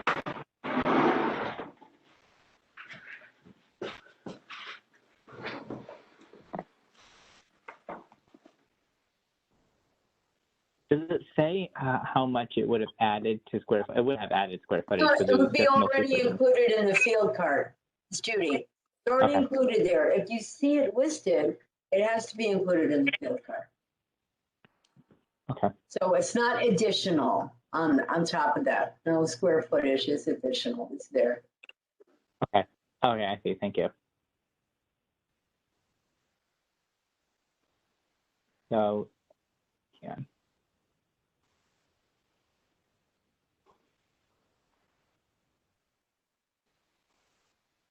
That's a good point, Harold, especially with the mudroom. Sorry, this is Kathleen. You can see on the field card that the home is raised, up. It's got sort of a balcony in the front. Was it a cape? What's this? Colonial residential. Well, this is how it was listed as a colonial with vinyl siding. Year was built in 1958. It does have a low depreciation code overall, and percentage good is up there. Perhaps that is due to the renovation that was done, and without knowing what the inside looks like, it's hard to say. But I think the main issue that he presented was the comparable sales were lower in the proximity to his home and to the contamination area. Did a reduction take place as a result of an informal hearing? This is Kathleen. I believe that is accurate. I'm looking at the field card right now. I believe so. Change company informal on 122. It's tough because the numbers are in assessed value. He went from 453,600 assessed to 452,620. So a small reduction Right. in Yes, the it's what I informal was- hearings, but he did go. Yeah. So this is Kathleen. So I'm sorry. The only thing I was going to say was that the comparable sales are not elevated. I'm not arguing it's not on this, or not arguing, but I'm not saying that it's not on the same street. But in that area where flooding is an issue, it looks like he put in a permit for $200,000 to raise it. So that was the permit pull, $200,000 to elevate the dwelling. And then he added on the 5.6 by 24 addition for the mudroom. So he definitely has done some work. And so I think, a house in that area, and I believe those odd numbers, am I right? The even numbers back to the creek, the odd numbers are on the north side of the street. Ross, can you confirm that?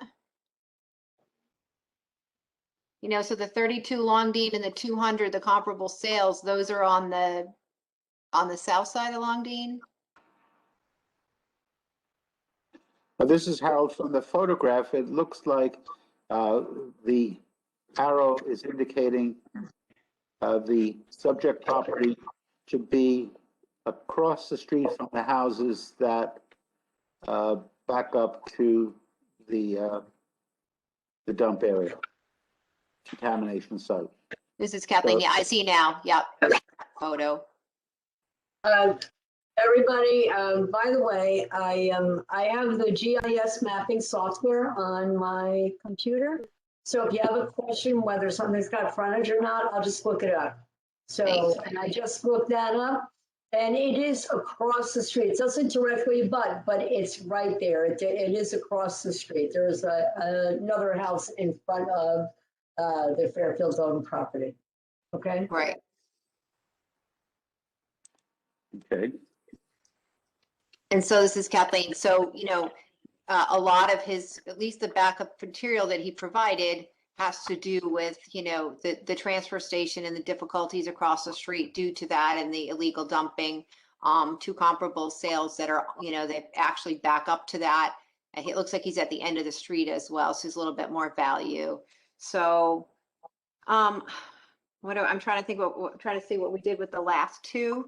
I just feel like he has more value in his house than the last two that we did on Longdean, just because he's got that new mudroom and he is on the other side of the street. So he solved a lot of the problems for himself that the others in that area haven't solved yet. So what that value should be, if he had given you some comps, if he'd given you some he based his comparable sales on square footage comparisons as opposed to real market value numbers, if you know what I mean. Like, he didn't give us sales with that. He went and said, okay, I'm calculating my number based on, using square footage comparisons across the properties, which we know that's not accurate because, square footage is on a curve, just like land is on a curve. It's not a 1-to-1 ratio. So it's difficult without a raised sale in his comparables to, compare it to the others. So I don't know,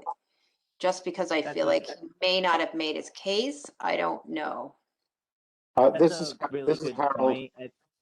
This is Harold. I'd like to point out that although the 200 the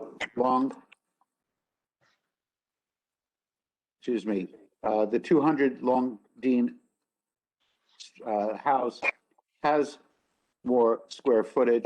It is on the opposite side of the street, therefore closer to the plant, and it is not raised. So the selling price might reflect the fact that it is not FEMA compliant, and it is on the side of the street that's closest to the plant. And the fact that the owner did invest in excess of $200,000 to make the home compliant would, in my opinion, increase the value during resale. Yeah, and what we reduced it before is actually pretty close. I would agree with you both. I didn't realize it was actually not butting up into the transfer station. He's using those comparable sales, which shouldn't be completely comparable, especially with how much more value he has. Inside of his house is similar to 200, but it's also it's bigger. It's in a it's a more desirable area. So I definitely take those into consideration, and I am motioning to deny Matthew Foley's claim of appellant number 637. This is Kathleen. I'll second that motion.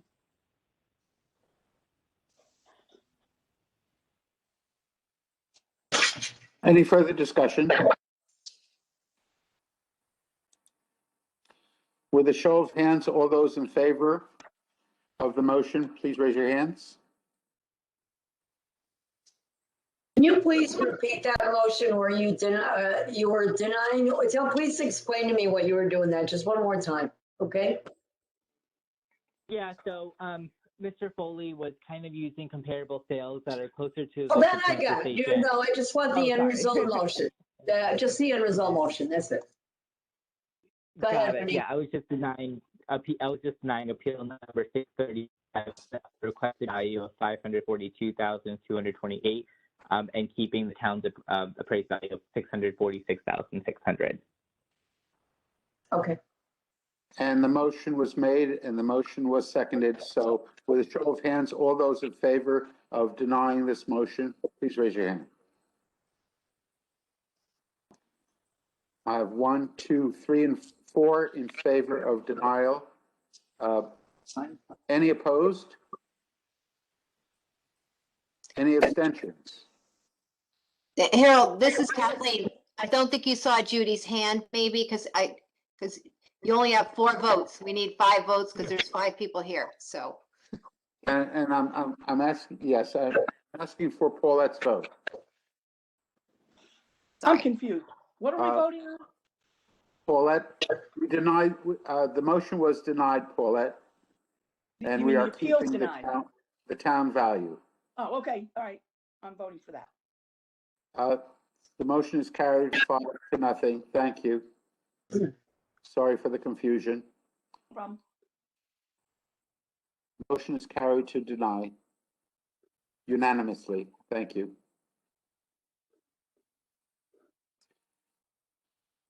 I have one last on Longdean, but you can go to yours, Judy, because I think you had one on Longdean you wanted to present.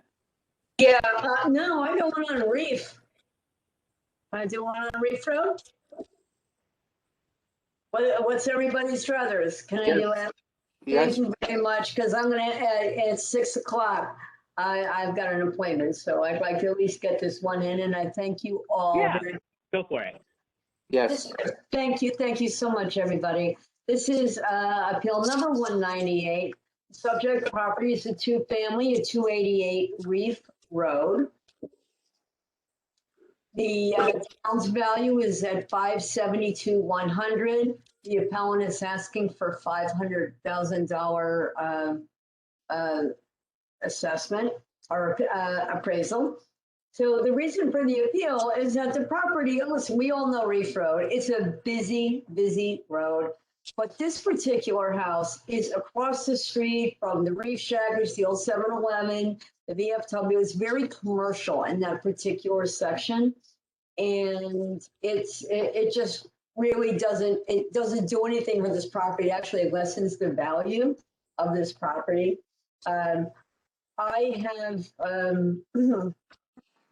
I've driven by this. I do know that the property does need to have some upkeep. It has been, I think there's, I'll be safe and I'll just say there's a lot of deferred maintenance there. And he has included a few comparables. And as we say, the town's value at 572.1. And the property has no updates. He supplied 28 Riverside Drive, which was, the home is 30 years newer. And that one closed at 473. It's 40 square feet more. There's an additional room. There's updated kitchens and baths. It's just, even though it's a smaller lot, but it does have, and that's 473. So he's even saying more than that.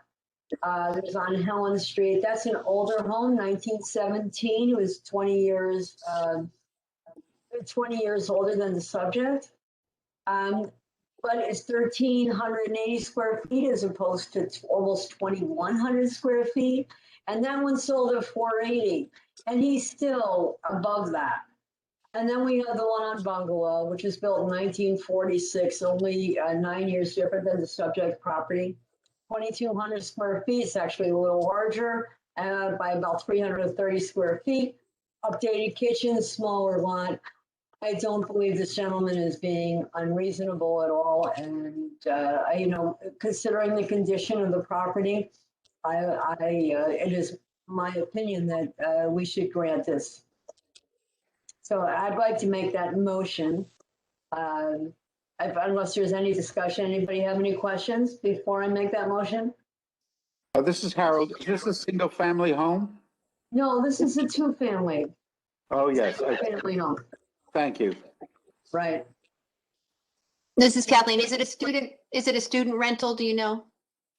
It should not make a difference whether it's a student rental or not, although I don't believe it is. But I don't believe that's a question to ask. Yep. This is Kathleen. I just was wondering about the condition. I was looking for pictures of the condition online here, and I guess I see a kitchen in his properties that writes a 1937 built. When he does his comparables, he's got one photo of his kitchen with the steam radiator, right? That's the photo for the condition. That's it. Accurate. Yeah, wonderful. That's- Right. That's the one he provided. Okay, Right. and I see the other ones. Right. And I know that Ronique has a couple on Reef Road. I know they must not be two families, but Ronique, if you have any opinion, because you've probably looked at a few similar, close to this property and, in terms of location, I'm just curious to hear if you had anything to say. Yeah, I mean, it's so busy, especially after the Reef Shack was put up, right? And so a lot of the other people were saying the same things. I don't like that he put Sasco Hill properties on this property or assessment, but that's just me. I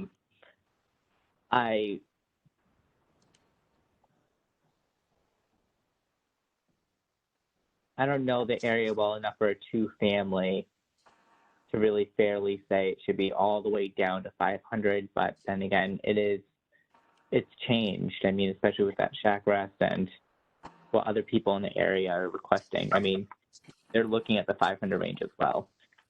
Right. This is Kathleen. I just want to point out, Ronique, in the backup, I think the wrong document got scanned in. We see the Sasco Hill. It looks like his appraisal for 193 Fairfield Beach Road, appeal number 528, was added to the wrong file. So that's why you see Sasco Oh, okay. at the bottom at 5.1 million and not the Reef Road. So I was like, I This think is that's what Ross. no happened. way. And Ross had a comment, This right? is Ross. Yeah, this is Ross. I fixed that. So if you close out of the backup and reopen it, it's corrected. Okay, great. Thank you. Thank you, Ross. All right, I'd like to make that motion. Is everybody ready for that?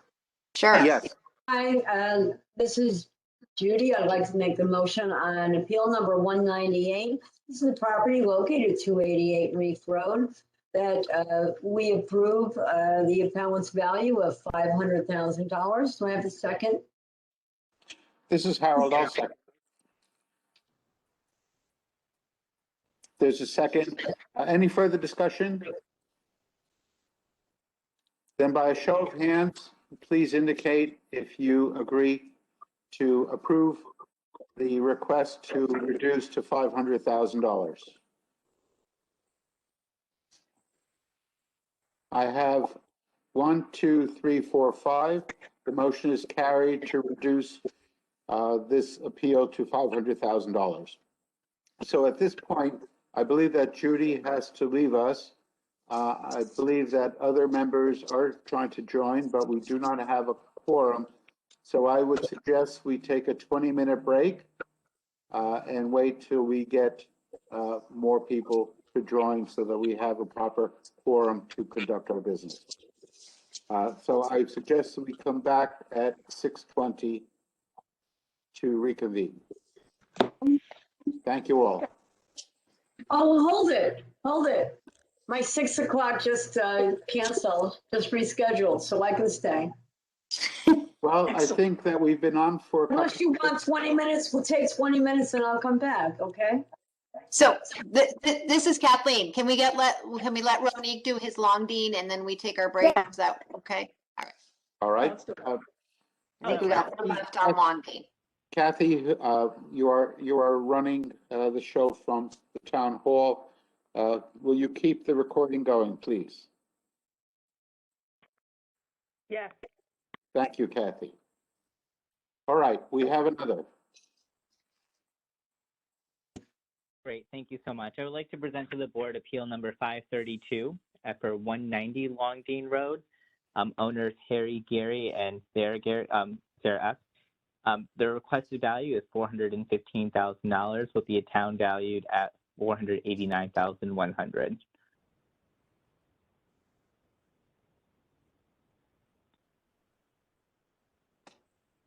And while you pull that up, they did have several comparables, but again, this one also referenced 200 Longdine, which is a more superior home to this. As we mentioned before, this one sold in June 2019 for $460,000, and it was sold below the appraisal. And so this 32 Longdean was the other comparable. It's larger. It abuts the sewage and the bus station, and that was appraised at $429,000.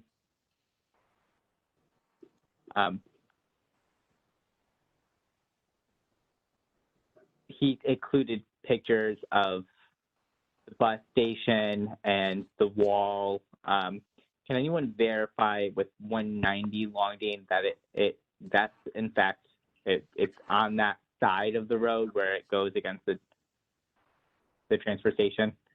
You want me to check the mapping? Judy, it's Judy Zablack. Would you like me to check the mapping on this?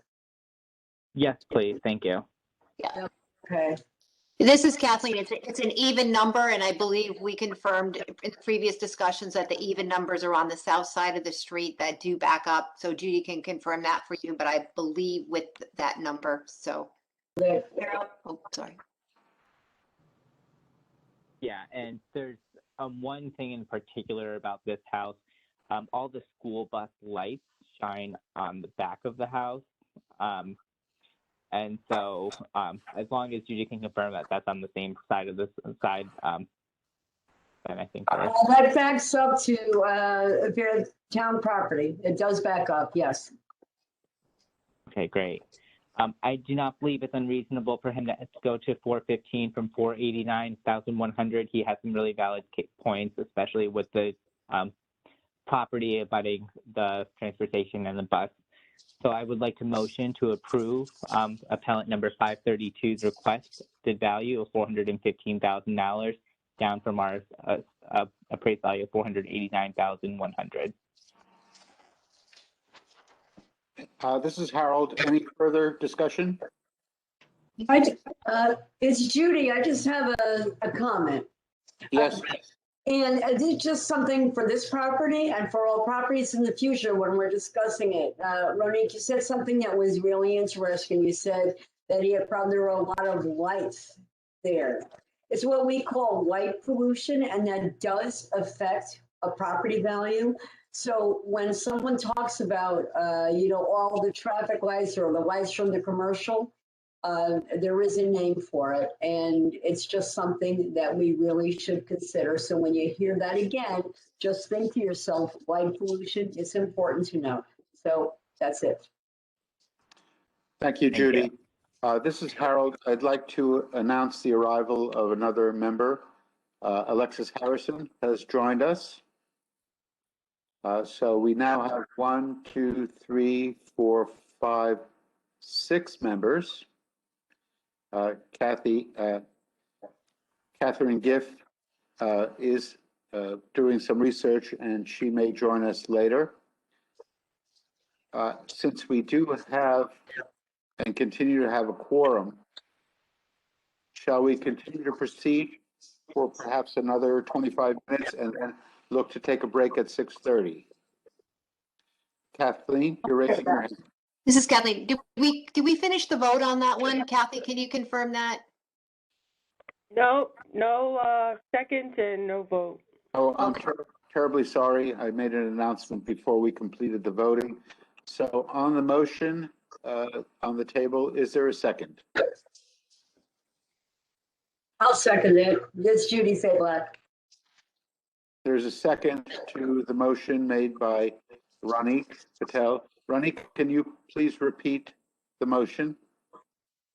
Yes, I am motioning to approve appeal number 532 to its requested value of $415,000 down from the town's appraised value of $489,100. Thank you. So with a show of your hands, all those in favor of granting the appeal, please raise your hand.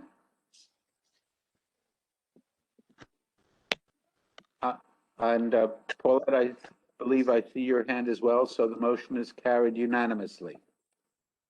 Yes, thank you. All right, this is Harold again. My suggestion of continuing until 6:30, is everyone in agreement with that, or shall we take our break now and reconvene at 6:30? I vote to keep going. If there's no objection, we'll continue until 6:30, and then we'll take our break then. Thank you. We still have our quorum. And just want to verify, Alexis, you can hear us, correct? I can hear you. Yep, thank you. Can you hear me? And we can hear you. Yes, thank you very Fabulous. much. Thank you. And thank you for joining us this evening. Yeah, my pleasure. Thank you. This is Kathy. I'd like to just verify how Alexis is voting on that last appeal. That's a very I good. voted in favor of it for whomever. I'm not sure who asked. I don't see that person who asked. The recording secretary asked. Oh, hi. Okay, great. I voted in favor of it. Right. So were you here for it? I'm not sure how that works. I was here for the latter part of it. Mr. Chairman, I'll defer to you. Do you think I should abstain from voting? If I wasn't here for the appropriate length of that deliberation? I'm If you relying on Ronick, who presented it, who, made a good case, it sounds like, but I'll defer to you. this is Harold, thank you. Since you did appear and I announced your presence during the hearing, the discussion of that appeal, then I would change the voting results to include one abstention from you, because I do not know or cannot indicate how much of the appeal you have heard. Okay, So, thank you. Kathy, recording secretary, could you correct the vote to be 1, 2, 3, 4, 5 approval, 1 abstention, and no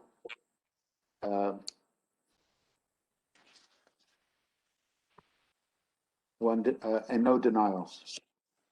Thank you. Okay, thank you.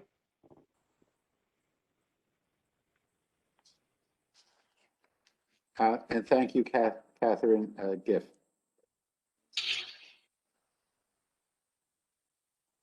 Who has an appeal that they'd like to deliberate? I believe that Kathleen has raised her hand. Sure. So this is Kathleen. This is another one that's in the reef area, but it's getting further down Reef Road, closer to the beach. This is appeal number, and I may need some help with this one, but this is appeal number 572. The property address is 104 College Place. The owner of the property is Bar 2 LLC. The appellant who is one of the owners of that, or part of the LLC, is Denise Collins. She was present for this appeal. The town values the property at $445,600. She's requesting a reduction to $330,000. So I'm just going to call up the appeal here on my 572. So if you take a look at the photographs online for this appeal, it is a small home on College Place. It backs up to the Sea Grape. It is a college rental. It's a 4-bedroom, 2-bath on a smaller lot.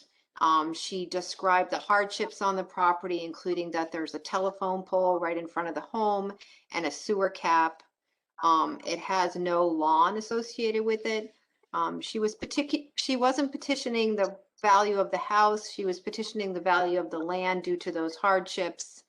She also mentioned that they can't get to the beach that easily from the property because I guess even though, and maybe Paulette, you or Judy might know this more, that Lighthouse Point actually has public access for them, but something about the neighbors, and I'm going to get this wrong, but something about there's, no trespassing signs and a variety of things, so that it actually takes a lot, technically it's not really that close to the beach because you have to go down the street to get to the public beach access, half mile or so down the street to Penfield or whatever to get to the public beach. She did provide a comparable condominium, but it's part of the Lund condominium complex that is a condo. So she wasn't exactly sure if that was a good comp because it's a condo. It's not a separate piece of property. She did submit pictures of the private beach no trespassing sign. She also did mention the fact that I guess, looking at the photos, I don't know if it's an old dock or whatever it is that's down on the beach there that makes it difficult to walk across at the high tide line. So anyway, the comparable she presented was 709 Fairfield Beach Road that sold for $390 on 10/30/20. Again, that's a 4-bedroom, 2-bath, but it's a condo in the Lund Court properties. She wasn't sure if it was appropriate. And she had 770 Reef Road as a comp that sold for $400,000 in July of 20, July 30th of 20. It's 3 times the size. I hadn't, but anyway, she was primarily, and again, it's a 4-bedroom, 2-bath, saying, you know, arguing against the land value of the property, not so much, you know, the entire value of the property, other than the telephone pole and some other hardships she felt that make it a not that great of a property. May I ask a question? Do you reference the Lund condominiums? Did you say that? Yes, it's I don't think LUND. Where is that in relation to the property? Yeah, Not sure this if is I'm familiar Kathleen. with that. Paulette, can you weigh in on that? Because I did not look that up yet. I was going to try to map that and see, but since I've got this Reef Road one here in front of me, that's why I said if you guys can give me some help a little bit, I appreciate that. What, I don't see it on here. What's the address on Lund Court? Would 709 Fairfield Beach Road be the Lund Court property? Most likely. Okay, so it's 709 Fairfield Beach Road. It sold for $390 on 10/30/20. Now, the odd numbers on Fairfield Beach Road are on the water side. So even though it's a condo, like Lantern Point is, they have access to the water. They may not be facing the water dead on, but they have usually a little walkway to the water that's only for them. So that's more like a waterfront property, so it would have more value. I've been in her house, this lady's house. It was a while ago, but it's very small inside. It's 4 bedrooms, but they're tight. And that property is a problem because of the telephone pole. Doesn't seem like it's a big deal, but it is because there's no lawn. Backing up to the sea grape is not good either. So, and it's a very small lot. Like, I don't know if that house were to come down, I don't know if they should ever be able to rebuild it. Mm-hmm. The property's so small, and in that, you know, the way it's laid out there. Plus, you'd have to be raised. Right. So I don't even think you get to do it. And then So I would say 770 Reef Road, this is Kathleen. Her other comparable was 770 Reef Road that she said sold for $400,000 on June 30th, 2020. But it's 3 times the size, but I didn't map that to see how close that is, Judy. If you want to look it up on your GIS to see how close that is to the beach, right? Because College Place is down there behind the sea grape. So it is just off of Fairfield Beach Road. Well, actually, you can give me the, all right, 1 second. Well, just the address for me, please, in just 1 moment so I can pull it up. The address is, one more time. Sure, 770 Fairfield Beach Road.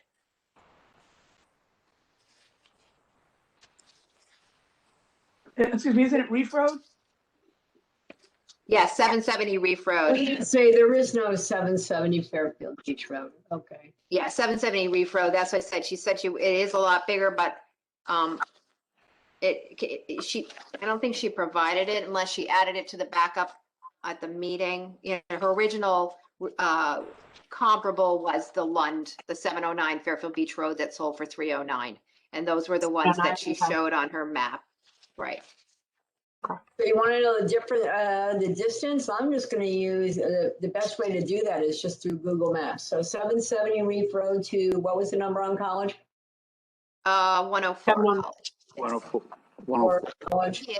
This is Kathleen. I was just looking to see if it's halfway up Reef Road. You know, is it up by the Reef Shack, or is it, you know, really like a block north of the sea? Oh, yeah, okay, so just a second. Yeah, it's 0.4 miles from there, and 770 Reef Road is just almost across from Veterans Park, Okay. right? So almost to the point of Sandy Way, if that helps you, okay? Okay. So, okay, does that help? This is Kathleen, yeah, and I'm looking at the field card for that, so it's a very different, 770 is a very different looking property than the one, you know, than their College Place one with the telephone pole in front. So, this is Kathleen, I mean, they did go to the informals, they got some adjustment, you know, on their property during the informals. I don't think that the 330 value, that the property warrants that much of a reduction down to 330. Do I think it should be at 445.6? Again, this Lund property is a little bit, it's on the point there. It's a little bit different. And it's a condo, so I just don't know how condos are valued, you know, land versus house and all of that. I do think the telephone pole is an issue on this property. So they're asking for a reduction, so from what number to 330? Is that what I'm hearing? right, they're at the current value is 445,600. They're requesting a reduction to $330,000, so 115,000 reduction. Thank you. Thank you.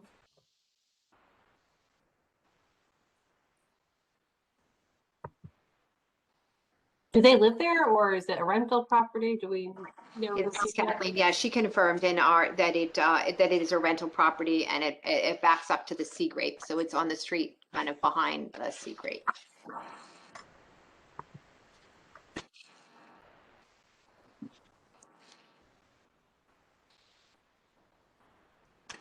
This is, she is requesting that we consider rolling back to her 2015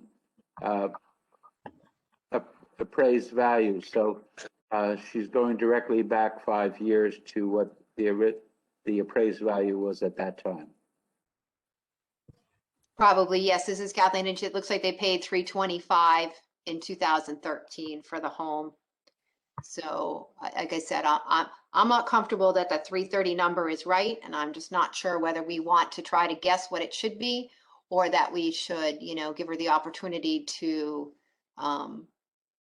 give us unless we feel that the 390 Lund is a good enough comparable, and then we would do a partial.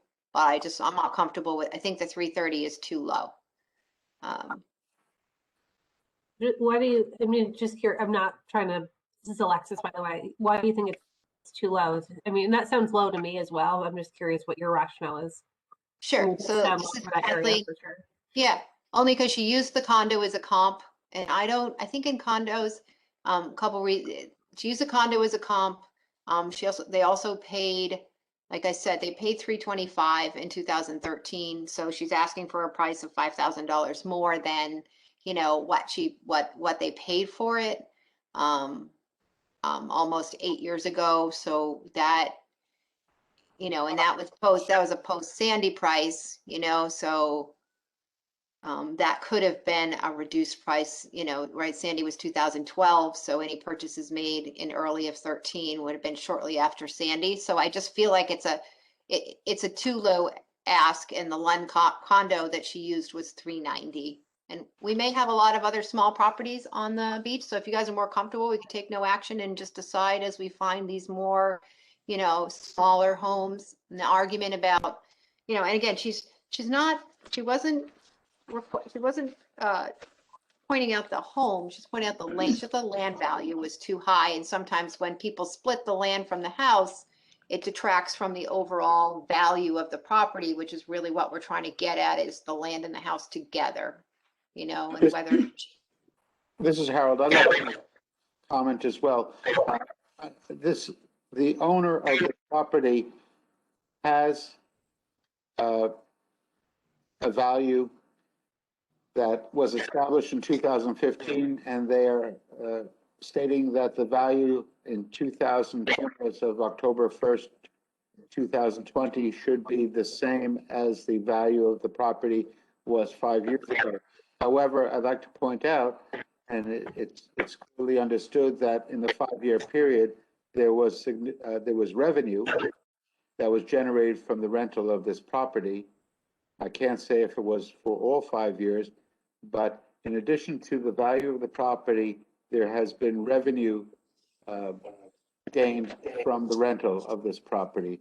And that may be something we want to consider as well, because there has been gain to the owner from the revenue of the rental. Any comments on This that? is Paulette. Yeah, this is Paulette. I'm not sure that I'm not sure that I'm comfortable discussing what she's getting for rent. Yes, there's been gain to her, but that doesn't mean that, I just don't see it that way. It's, I don't think we can do that. But we're looking at a piece of land. It's a single family house, and I'm thinking that we should be looking at it with other single family houses. The condo on Lund Court, I don't think it's a really good thing to use, because my thought is that the land is the problem. She thinks the land is too valuable, but in the condo, you don't own the land. So we really can't compare that, because there's really basically no value to the land. The land is held in common. So we really can't use that. I wouldn't use it. I don't know what you guys want to do, but I wouldn't use it. I'm more comfortable tabling this. So we look at a few more properties, like small properties on Fairfield Beach Road, and see if we have similar problems, and maybe we can come up with something after that. I think that it's way too high in value, but I don't think that it should be at 2015 either. And because I don't know a number to pick, I could guess, but it would only be a guess. So maybe we should look at it with other properties, see if that helps. And this is Kathleen, sorry, and I just looked at the field card for the Lund property, the 709 Fairfield Beach. That sold for $390,000 this year, dated 10/30/20 sale. But the town has that Lund condo appraised at $636,900, which is almost $230,000 more than the sale price. So I'm wondering if that was, a qualified sale or not, or some other issues with that particular Lund condo. So I agree. I think maybe we should take no action and see what else we see. So certainly this isn't Fairfield Beach Road, but it's considered the Reef neighborhood, but it's certainly right in that area. And I think maybe we should just wait on this one. So I'm comfortable taking no action unless somebody else feels differently. And plus they didn't, like I said, they didn't really make her a big case. So I'm feeling uncomfortable at this point trying to decide it for her without her, without more input.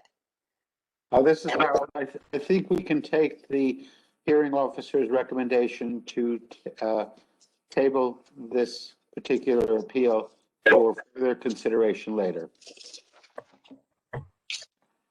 So, do we have time for one more? Yeah. Can I ask a question, Mr. Chairman? Yes, Alexis. Sorry, and I know I came in at 6 after work. I do have to have a 10-minute call at 6:30 tonight, so I do have to drop off at 6:30. Sounds like we'll be taking a break, but just wanted to let everybody know that. Thank you. This is Harold. We are going to take a break at 6:30. I'm just wondering if we can squeeze in one more.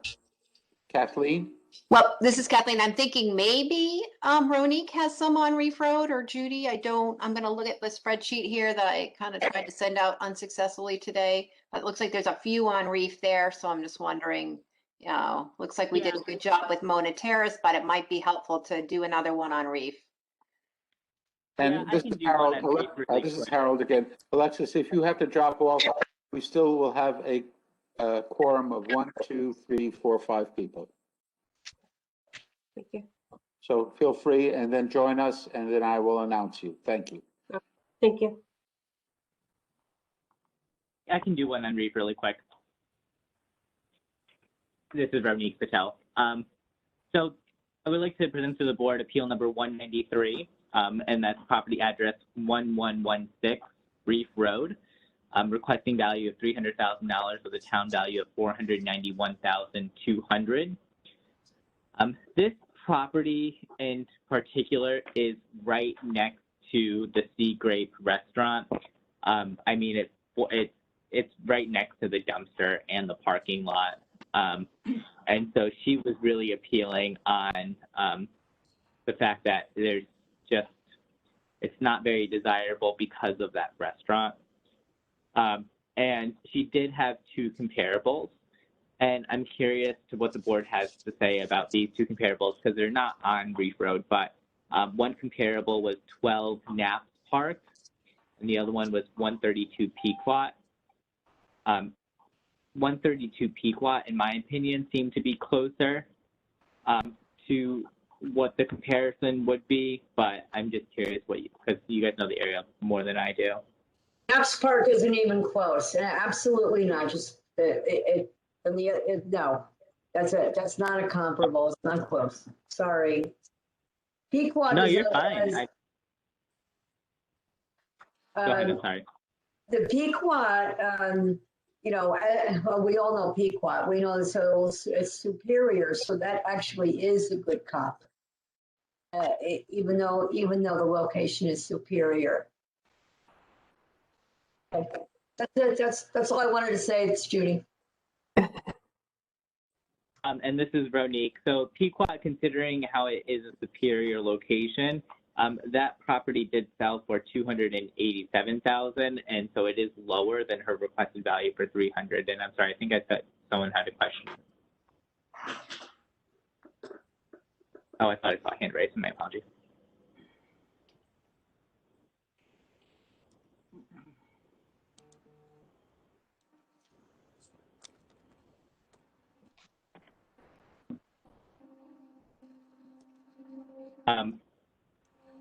So Judy, just based on your expertise, you're saying 132 Pequot would be pretty comparable then?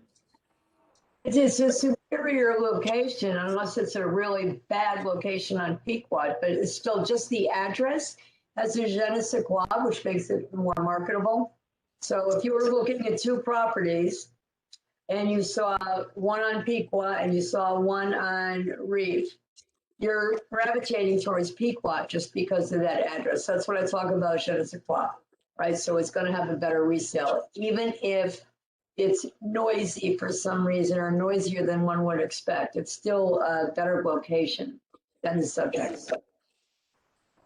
Right, this is Kathleen. I think that Pequot one backs up to 95. I could be wrong. I'm gonna go Actually, back. wouldn't even matter. Kathleen, it's Judy. Actually, wouldn't even matter because if it's got the Pequot. I think, where's Paulette? Paulette, Yeah. what do you say? I I'm say gonna that look it up. This is Paul, and I would say that Pequot Avenue is technically a better location than just the name Pequot, like you said. But if that does back up to the train station or the train tracks, then it is a good comp because she's got issues with hers. It sits right next door to the dumpster for the Sea Grape, and then the Sea Grape itself, which is busy all the time, whether it's the restaurant or the inn above it for the summer. So I would say that I would strongly consider that as a good comp, and it does back up to the train tracks, by the way. Yeah, it's an older home, right? It looks like it's an antique. Kathleen, looks like it's an antique, 1,000 square foot antique. Plus, you've got the noise from 95 and the post road there too. So you're on the tracks and you got noise from two different places. So that's got enough issues there, I think, to really seriously look at that value. This is Harold. I think on the card, it appears that the current owner has a different address than the 1116 Reef Road. So perhaps it's not owner occupied. Oh, I would guess that it's not. I would not think that it would be owner occupied. Right. This is Kathleen. And Knapp's Park, is that over off of Knapp's Highway? Yeah, that's right. That's Okay. So this is Kathleen. I guess, I mean, I'm not arguing that the Pequot one might not be similar, but I can't imagine, are there really no comparable sales on Reef Road that would be similar to this, in the beach, more down in this student rental area as comparables?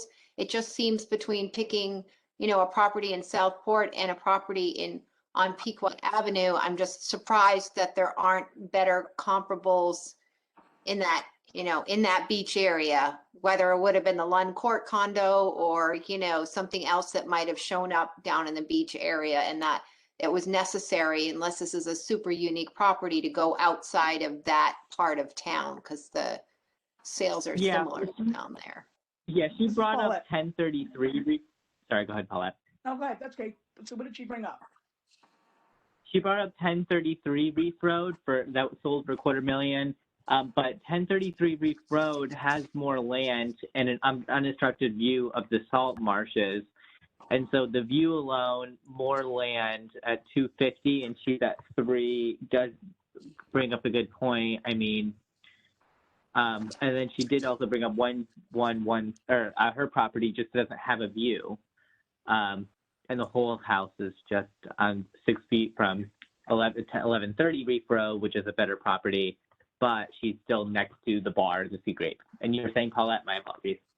I'm sorry, I was gonna say, Kathleen mentioned, aren't there any other sales there? There were other sales on Reef Road, I'm sure during that period, but they were a little further up, still distance, an easy walk to the beach. They weren't that far up. And they sold for a lot more, but they were single family bungalows. They were ripped down and duplexes were put up. So there were like at least three lots like that, and there might be more. So there were some, but it was for different purpose. They had enough land to be able to rip the house down and then put two dwellings on it. So there really aren't many like that, and especially with that location, that size lot and that location. That location is a big problem. Okay, this is Kathleen. So the 1033 Reef Road, she said it's outside the parameters, very similar, sold in February of 18 for $250,000. So, okay. And what's her requested value? 300,000. 300,000.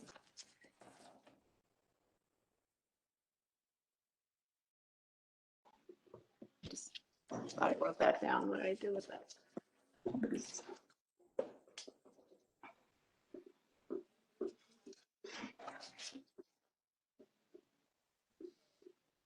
Anyone have any thoughts?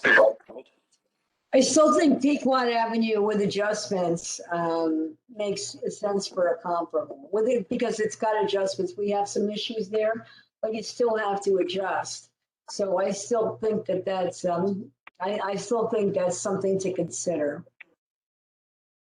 Yeah, and I live right around the corner from 132 Pequot, the next door. It's a strange area with the train and with where we are. But anyways, I can see a comparable on that. And that's why I kind of chose that comparable out of all the three that she provided to be the closest. But then again, it's just different areas. This is Paulette. And again, this property is used for, this property is used for rental. It's only a 2-bedroom, 1-bath house. So this is basically going to be a student rental. Nobody's going to want to be there otherwise. And oh, wait, I'm looking at the wrong one. Hold it. Am I looking at the wrong one? Yep, I'm looking at the wrong one. Oh, no, that's it. 2-bedroom, 1-bath, I think it is, right? Or am I wrong? No, you're right. So it's 2-bedroom, 1-bath. So it's never going to be any major moneymaker. And nobody's going to want to live there for full time. And the lot's so small, I don't really think you could do anything with it. So I don't see where it's not, this value of this house is not going to rise at the same rate, the same percentage rate that other places in town are. This is Kathleen. What was the land size again? I'm looking at the 1033. That was 5080 square feet. Let's see. The land size is what? 50. Land size. Oh, 3,825 square feet. Okay, so it's a smaller lot than It's way smaller, 1033 that sold in 18 for 250 as a tear down. Yep. Okay. I don't really have a problem with I agree with Judy about the Pequot comp, and I really don't have a problem with her asking for a value of $300,000 based on what the limitations, every kind of limitation you can think of, pretty much, like the size, the location, the bar next door, in this, there's not much you can do with it. This is what it's going to be forever. This is Harold.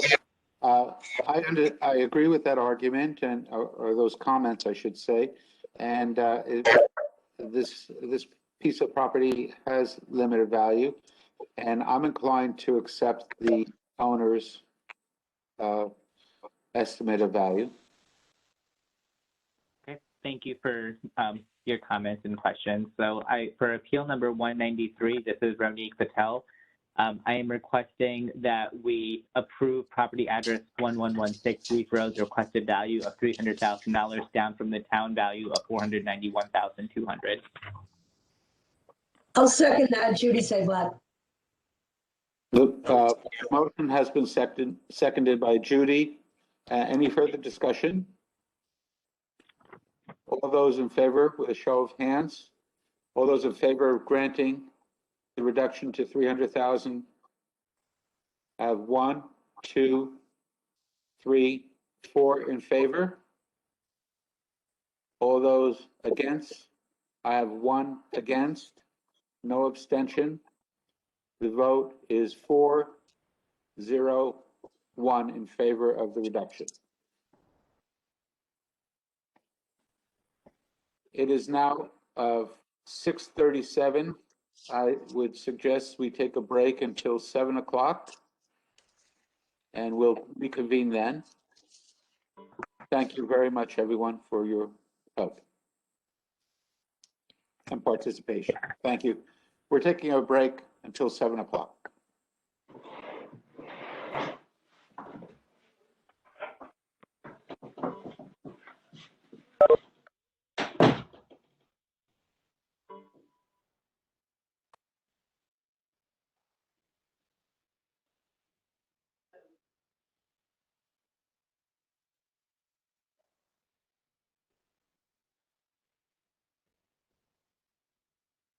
This session is no longer being recorded.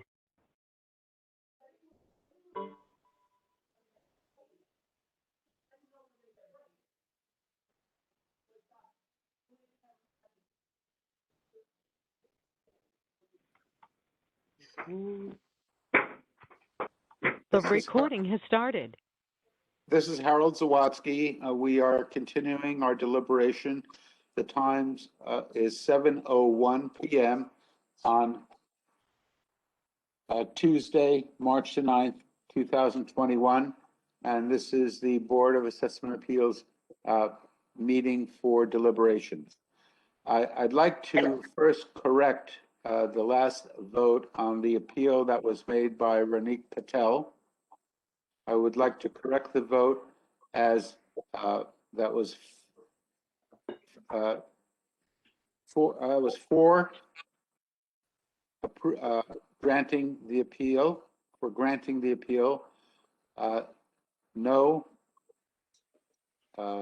nays, and 1 abstention. So Kathy, recording secretary, if you could please make that correction, I'd appreciate it. Thank you. So who has a property that they would like us to consider for deliberation? Oh, Harold, this is Kathleen. Since we have Alexis and Ronique both on the call, we had talked about the possibility of moving into Fairfield Beach Road since they're 2 of the 3 that heard that area. If they're comfortable with some of their appeals, I know it's a very complicated neighborhood because there's beachside properties, there's creekside properties, there's lots that are included in sales on the beach. There are those that are separate sales. So no pressure if anybody's not ready, but if you're comfortable with any of those you have, and we do have Ross on the call to add some clarification to those types of questions. So I think, again, if they're ready, it might be good to get them out there. And then if we take no action, we take no action. If we need more information. So. No, and thank you for that. And as I flagged to you, Kathleen, I think over email with Ross on copy, is that some of the backup material I received from petitioners is not in the file that I have access to.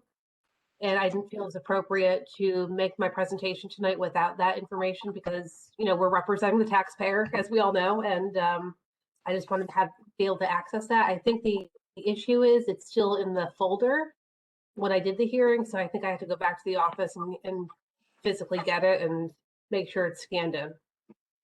So that is my dilemma. So I will not be presenting. However, you will, the good, I'm fine with deliberating on Fairfield Beach Road. I agree with you. It's a complicated area. It's nice to have everyone on here. And I think Catherine has some areas in that property that she wants to go over too, right? Hi, it's Catherine. I don't have any on Fairfield Beach Road, but I do have some in the Sherman area, much closer to the Sherman School, and I could present on those. I think Harold had some, but Kathleen, I know you want to get through Fairfield Beach Road, so is that an option for you? I mean, Nope, I don't want to jump in and absolutely. hit anybody. Sure. This is Kathleen. So if we prefer, we'd rather wait a bit on Fairfield Beach Road. If Ronique has some he's very comfortable with, he could start on those. And that because we at least have Alexis who heard the other ones, so she doesn't have the backup. Or we could just do some of those Sherman neighborhood code. Ronique, what are you thinking? I mean, I have two that I'm comfortable with on Fairfield Beach Road, but I also don't want to steal away time from Catherine and Harold. Go to it. We're all so polite. Well, you forgot me. Thanks, Jonique. You know, still Well, time. no, because they have those areas. This I is mean, we always Harold. want to hear from you. This is Harold. We are endeavoring to get through all of the hearings and deliberations this month. So the more we can do, the better. And just for housekeeping, Mr. Chairman, we will be having a session this Saturday morning, correct? Yes. I believe we've agended a meeting Saturday morning. Yes. Very good. Thank you. Ronique, why don't you take your two, and then I'm good with, I could present 4 to 7 after that and share with Harold. And if he has some in the same area. Does that sound like a plan for the next hour or two? Yeah, Yes. this is Kathleen. I have some Sherman as well. I think we have, 65 appeals in the Sherman area, so there's a lot there, but we're good. Let's keep moving. Sounds great. All right. So this is Ronique Patel. I would like to present to the board appeal number 272, and that's 1275 Fairfield Beach Road for appellant Nicola Robert. He's requesting a value of $750,000 with a current value of $887,800.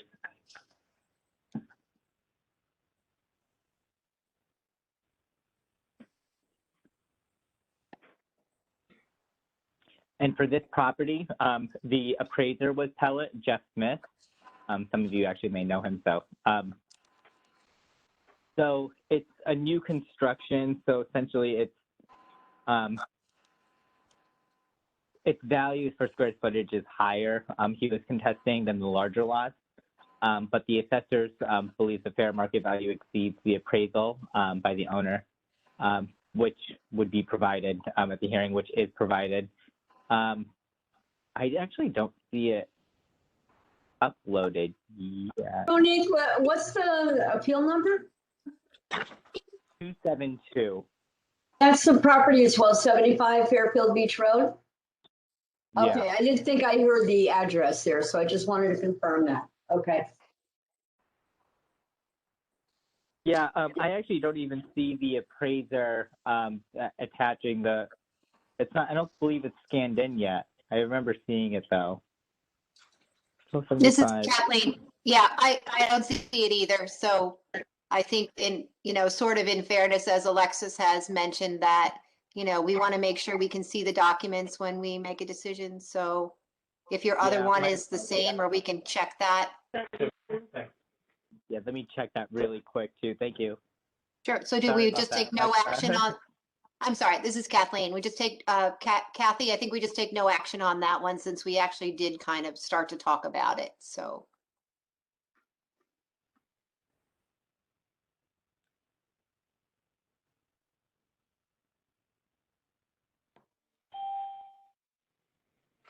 This is Okay, Harold. so I do have What is the appeal number of the next? The next one, well, so we're going to table appeal number 272.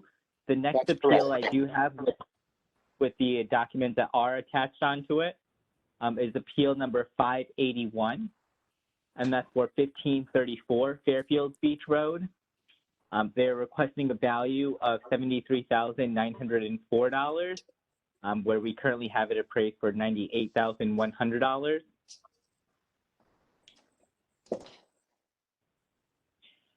And so, go ahead, I'm sorry. Did someone say something? Have a question?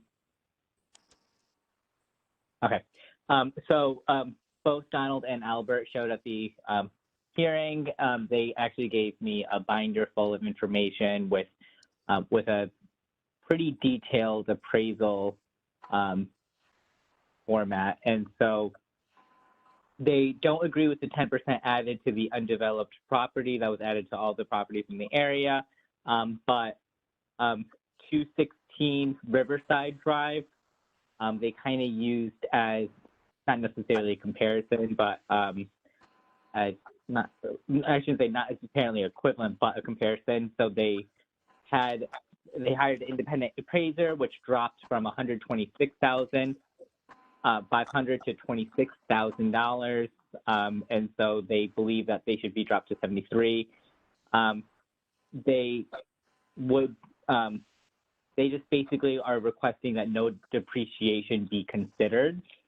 But I'm just curious, there was a 10% depreciation put on all of these properties.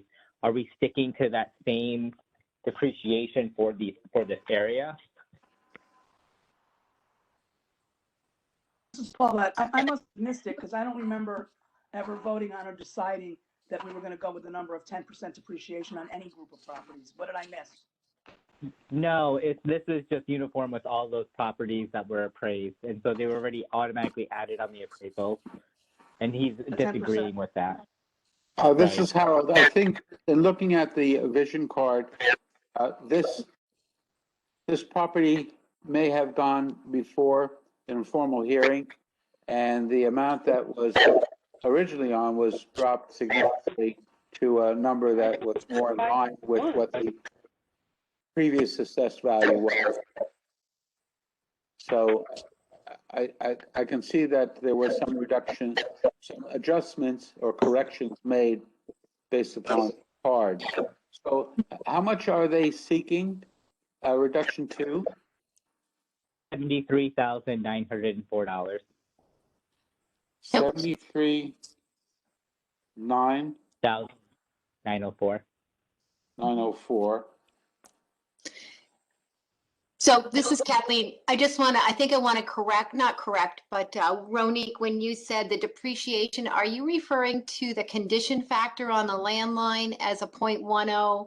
Is that the number, or are you actually talking about depreciation? Is there a building on the property? No, it's a vacant lot. Am I right? This is Harold. I see a picture of a garage. I'm sorry, I was just going to say the depreciation on the garage.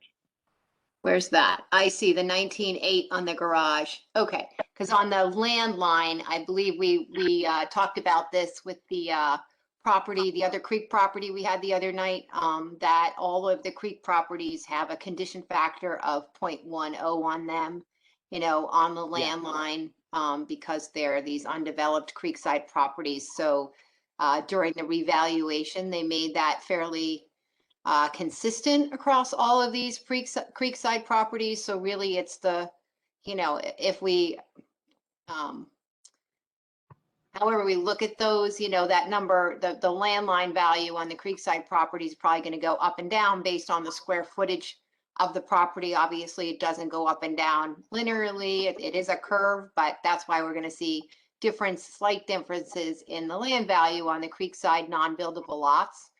So the value here is in the garage. And I just want to say, I'm a little confused about the 216. Is that 216 Riverside Drive? They use that as a comparable property? Yeah. He was saying that they dropped the value after they hired an independent appraiser. But in addition to the depreciation comments that were made, he was saying there was no depreciation considered for the garage, and he would like us to consider depreciation on the garage. So this is Kathleen. So we ignoring the 216 Riverside Drive comparable? Is that what you're saying? I'm going to double check. Isn't that is that the property that the town just sold? Correct. To the neighbor? Am I right about that? Yes, that recently sold, and it was right, but it's a pie-shaped lot between two homes on Riverside Drive. It isn't, I mean, I wouldn't consider that comparable. I think the town made it a non-buildable lot. So that's why that value went from 126 to 26 during the revaluation period. But I would not consider that something that we should be looking at when we're talking about Creekside properties, on Fairfield Beach Road. So that would be my comment on that particular property. I agree. Go ahead, sorry. This is Harold. I also noticed on the property card that we're not only talking about a garage on this property, but in terms of outbuildings and yard items, there is also a dock as well as a garage.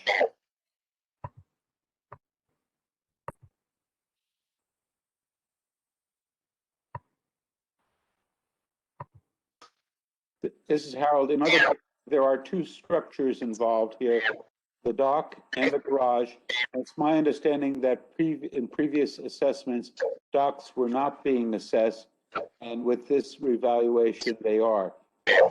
Is that something that we can confirm with Ross?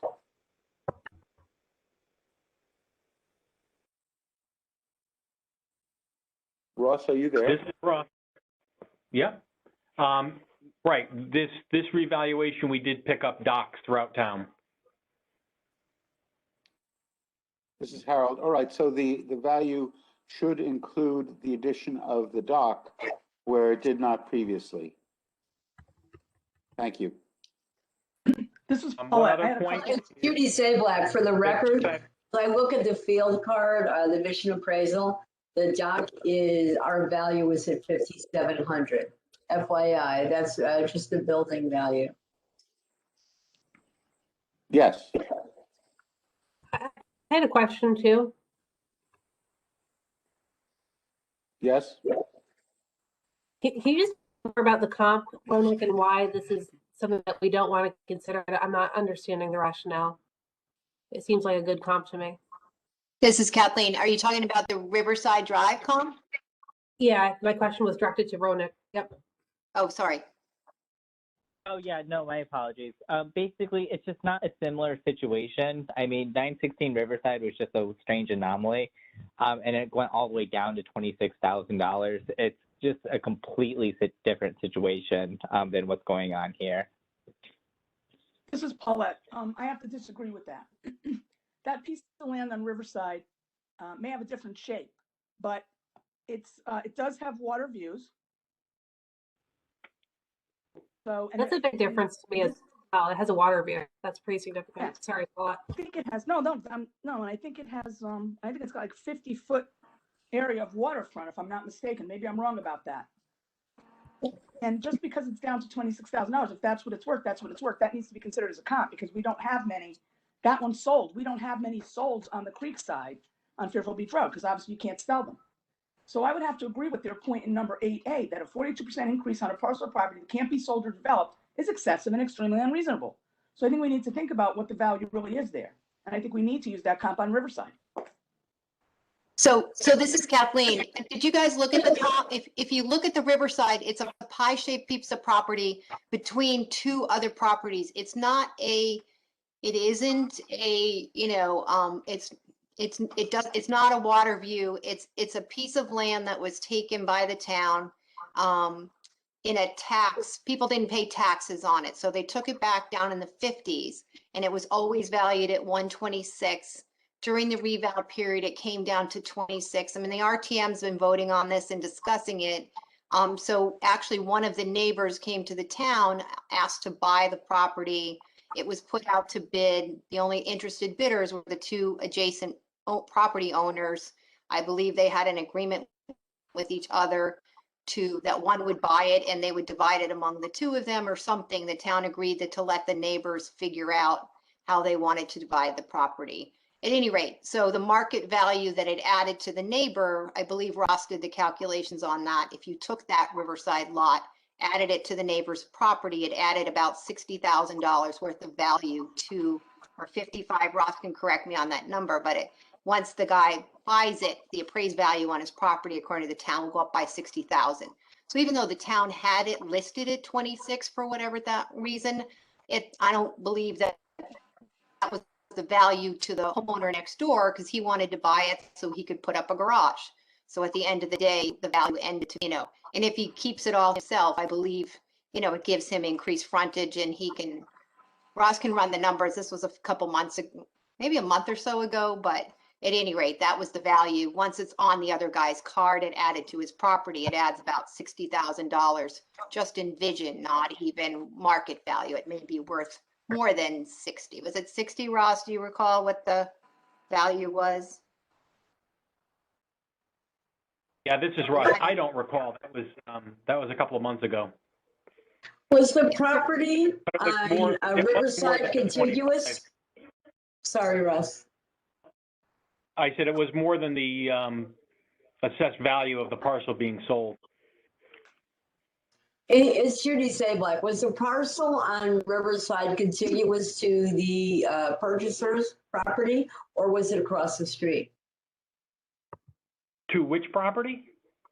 Was a Riverside parcel that sold for the town-owned parcel that was sold, the valued it what 22,000? Was that contiguous to the purchaser's property of that, or was it across the street? Contiguous. It was contiguous. Yeah, it was next door. Okay, and this parcel on the parcel in question, is that is Creekside, that's across the street from the owner's property, or is it contiguous? It's across the street. Okay. This is Harold, but I thought I heard in the explanation from Ross that the two neighbors purchased the property, decided to purchase it and share the property. And as a result, it did increase their individual land values more than the purchase price. Is that a correct statement? This is Ross. That was Kathleen that explained that. Yeah, this is Kathleen. I'm Yeah, not I'm going to call it my email because I did ask Ross. Like I said, this was before the Board of Selectmen. It was before the Board of Finance. So I asked Ross to come up with that calculation, and I believe it was $62,000 in value if the neighbor on the left purchased it, and $62,000 in the field card value to the neighbor on the right. So to the town, it had little value because it wasn't a buildable lot. So that's But there was probably debate why. on that, I think. Yeah, there was, and there was some I mean, there was conversation. no, I think, final analysis on whether it was buildable or not, so. Yes, Kathleen, no, it wasn't a buildable lot, but it added value. When you add that land value to the other person's property, it increased them by about $60,000 one way or the other. So even though we had it at 26 for, I don't know, was it 126 for forever? I mean, it all of a sudden got dropped in the reval down to 26. I mean, the bigger point is this is this is like a random lot on Riverside Drive. I really don't think it compares to Fairfield Beach Road at all when you can have docks and creek and you've got the creek side and you have, a garage across the street. I just don't see them as comparable properties, whether it was at 126, which is what we had it at, or 26, I don't see it. I see more value in the property that we discussed the other night where the person bought a different parcel from the town, Creekside, for $55,000 in, what was that, 2017 or 18, Ronique, was that yours?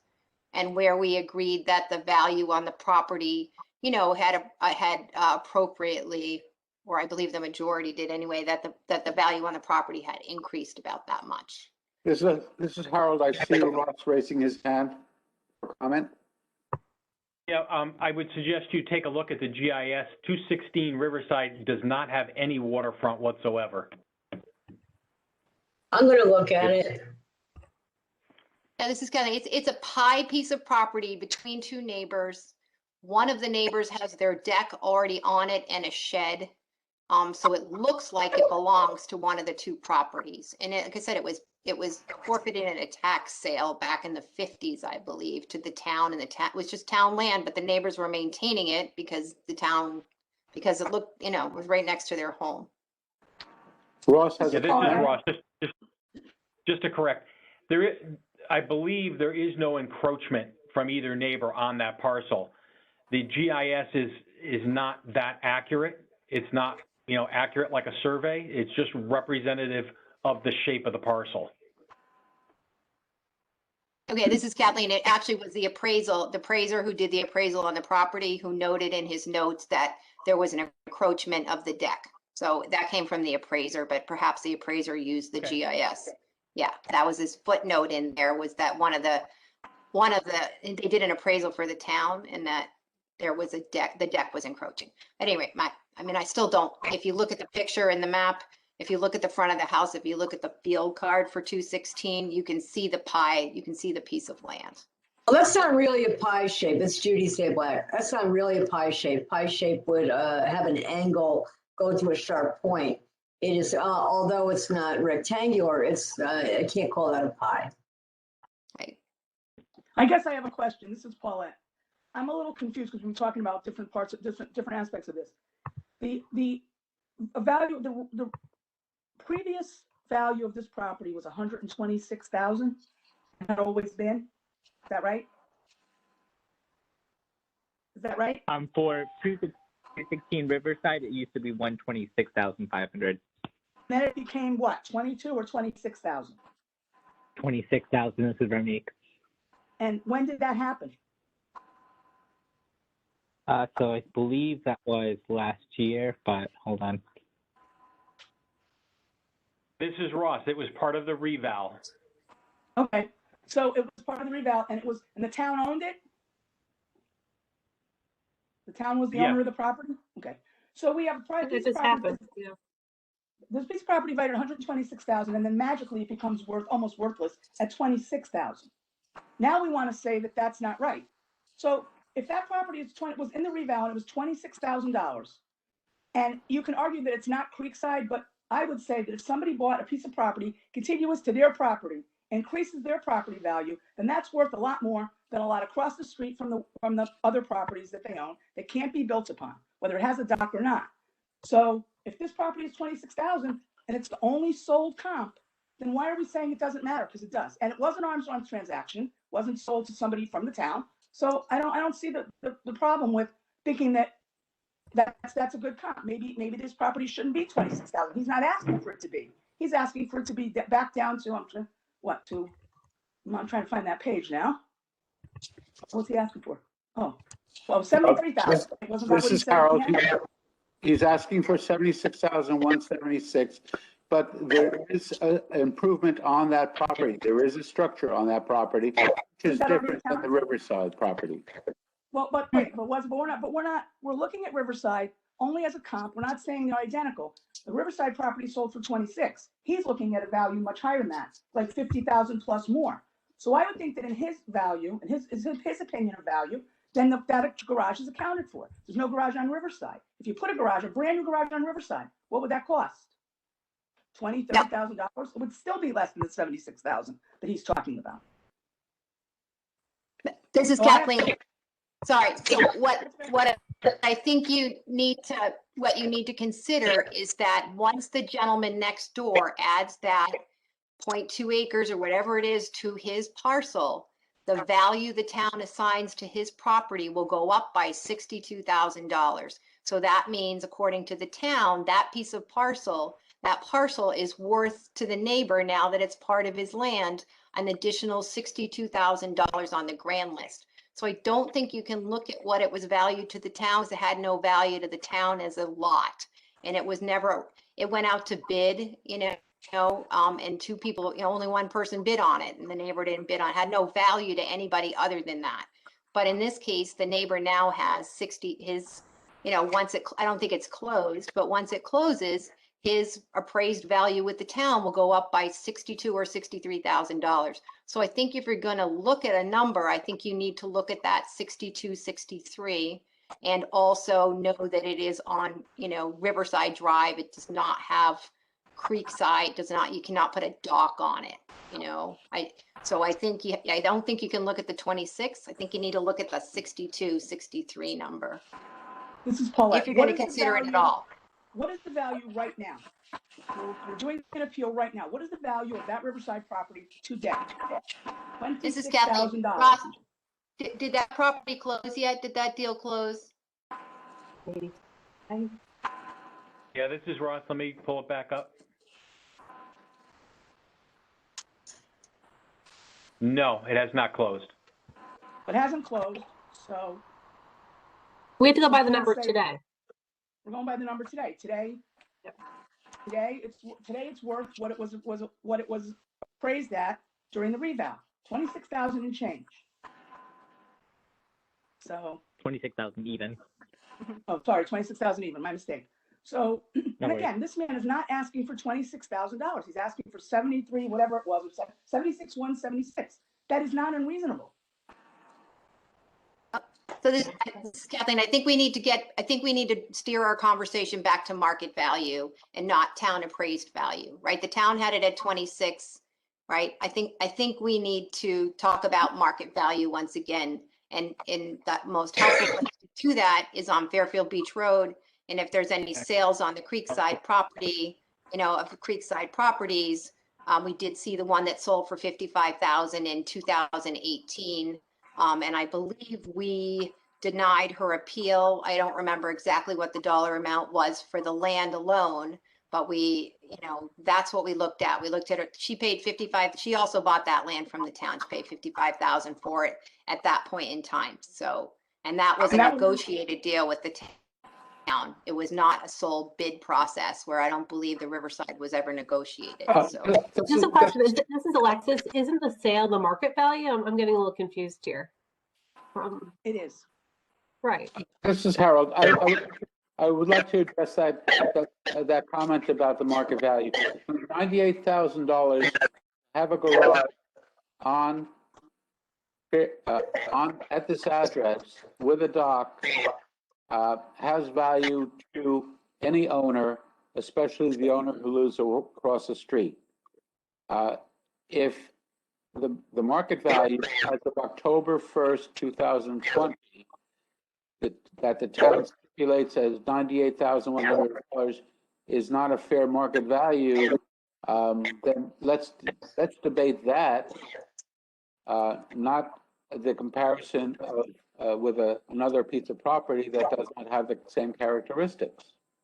Well, I don't think that's our task tonight. Our task is to appeal or not to appeal, not to debate that value, right?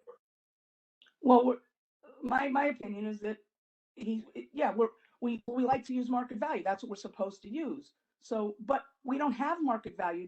Those lots on the Creekside you can't sell them. Now the town sold that one. That was different. But that was in 2018. Now I will argue that, which I've heard other people argue over and over, that's outside of the window that we're looking at. But if you want to make an exception and say, okay, 55,000, there's a garage on it, there's a dock, the garage isn't new, which means you can't go by a full market price for garage. How old is the dock? So what's wrong with 76,176? It makes sense. 98,000 is too high. I think we need to come to some conclusion on this, and in the sense of the time for what we're discussing, consider the time that is being spent and come to a conclusion on this. So anyone who has a comment, please summarize your comments and let's move forward, please. And also, my comments, this is Paulette. The comps that were used for the Riverside sale were places like Forest Road and Gray Street. Gray Street is in like Tungus Hill. It has nothing to do with that area. Trail Street, that's up I would call that in Stratfield. And then Forest, which is in the, you want to call it the beach area, I call that downtown off of Reef Road. So they got comps that were low, and then they ended up with a low value. That was put out to bid, but nobody else bid, and they were forced to put it out to bid to make it fair. So it only had value to that owner, just like this property only has value to the owner.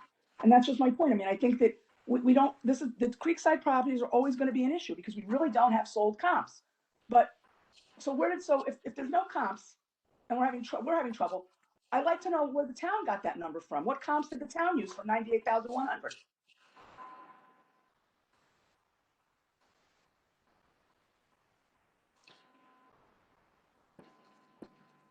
This is how I Say can, like, that's a valid point. That's a valid point, Paul. Here's what I think, and I know, Harold, I know you wanted to talk. I want to say one thing and I'll be quiet. So if we look at the older sale of $55,000, right? You can adjust it. You could adjust positive and negative for a couple of different things. We add the dock to it. The 76,176 seems to me to be very reasonable looking at what you got, especially because it's not, it's not contiguous. It does make sense to me, the 76,176. A 98,100, right now, currently, I'm trying to sell a piece of property that's unbuildable, okay? It's not easy to do that. And understandably, that these people, you could have a garage, but, that's it. It's already there. So 76,176, and we don't know the condition of the dock. And I know Kathleen wants to talk, so I'll be quiet. Go ahead. It's okay. Ronique, I'm not sure. I just want to clarify for the record. It's not 76. I'm not sure where the number came from. The appellant is requesting for 73,904. But I do want to. But I do want to add. Harold made a really good point earlier that before docks weren't being assessed, right? And so if you add in the value of the dock to the appellant's request, so the value of the dock on our appeal is $5,700, then that would be a total of $79,604. And I'm willing to talk about adding the cost to the dock to the requested value and looking at a partial lower. Kathleen, this is Kathleen. I mean, we probably have 5 or 6 of these similar properties before us with the Creekside properties. We made a decision on one the other night to deny it based on the 55, and we felt the market value increased to whatever the land only was on that. I don't remember if it was 62 or 65, but we voted to say that, okay, if she paid 55 and 18, whatever the value of the land alone, since I don't believe she had any improvements on it, whatever that was, we agreed that, or at least as whoever was present voted to deny her appeal on that. So I think because we have 4 or 5 more docks coming, Creekside lots coming before us, that we need to make sure that we are consistent in how we're valuing the land on the Creekside, because, and maybe we want to go back and lower the last person's if we decide the Creekside property, the garages are all undervalued or overvalued, because he's got a garage, right, that's adding 19,000 or whatever value to his property. And then he has the dock, which adds another 10. So he's got $26,000 or whatever worth of it. I don't have the math, so don't quote my math, but he's got some improvements on that land. So I think it behooves us to just make sure that we look at, these complicated creekside, beachside properties, that we're confident in how we're treating creekside land in particular, because normally we try to look at land and house together, but I think with these creeksides, it's important to make sure that we're confident in the land value on the creekside. And I just think we should wait until we've heard a couple more and then decide that we really feel like the town overvalued the creekside lots, and in which case we should try to treat everybody differently based on what improvements they have, and then add in whatever improvements they have or haven't had on their property. And if the depreciation on this garage is not low enough, then we take the depreciation down. But these are very different than real estate, main homes on properties. They're non-buildable, smaller lots, and the town has them all consistently coded as 0.1 of their value. So I don't feel like, unless there's, a correction that needs to be made on a particular property, I feel like the revaluation company got the creekside land consistent.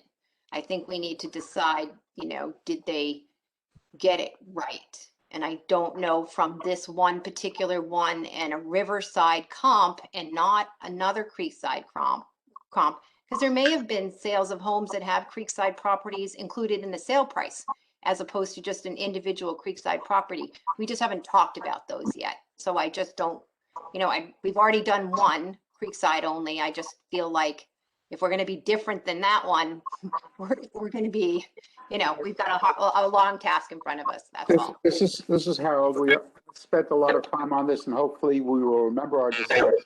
But I suggest, as chairman, that we leave it up to the hearing officer if he wishes to suspend discussion of this appeal for revisiting later.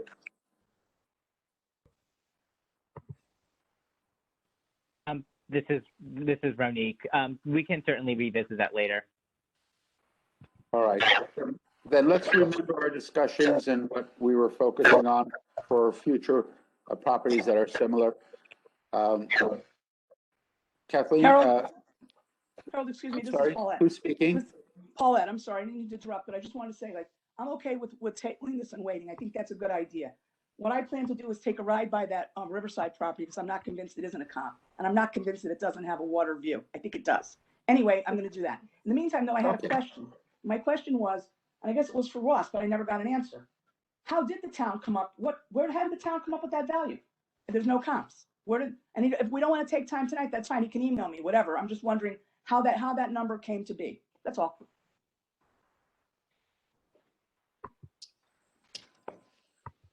Ross, did you have a question? I'm sorry? Did you hear the question? Yeah, I did.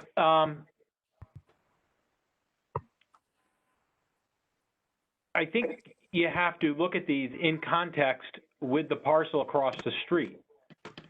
Some of these are deeded separate, even though they're sold together, and some are deeded as one individual parcel that spans across the street. It's not consistent in how they're deeded. So I think you need to take these parcels in context with the beachside property, because they are sold as one, and you typically, when they're recorded one sales price for the two parcels. Right. This is Kathleen. Ross, I think Paulette, wasn't your question, how did the town come up with the $26,000 value on the Riverside Drive property? I think that's was your question. On the Riverside. Yes. How did we come up with that?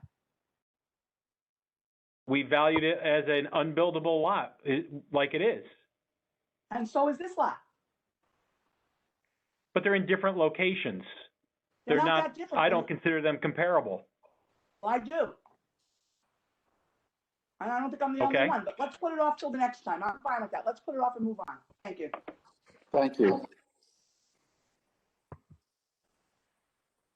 Ronique or Kathleen or someone else wish to?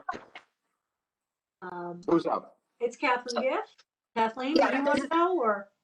No, I was going to say, I think it's time to move to neighborhood 65 for the moment. We'll talk about some Sherman properties. And if you present, Catherine, I will go to my spreadsheet and see if I can't find other properties on the same street, similar price, and perhaps whether it's Harold or me, if I'm ready, I can present those, or anybody else who might have had some in neighborhood 65.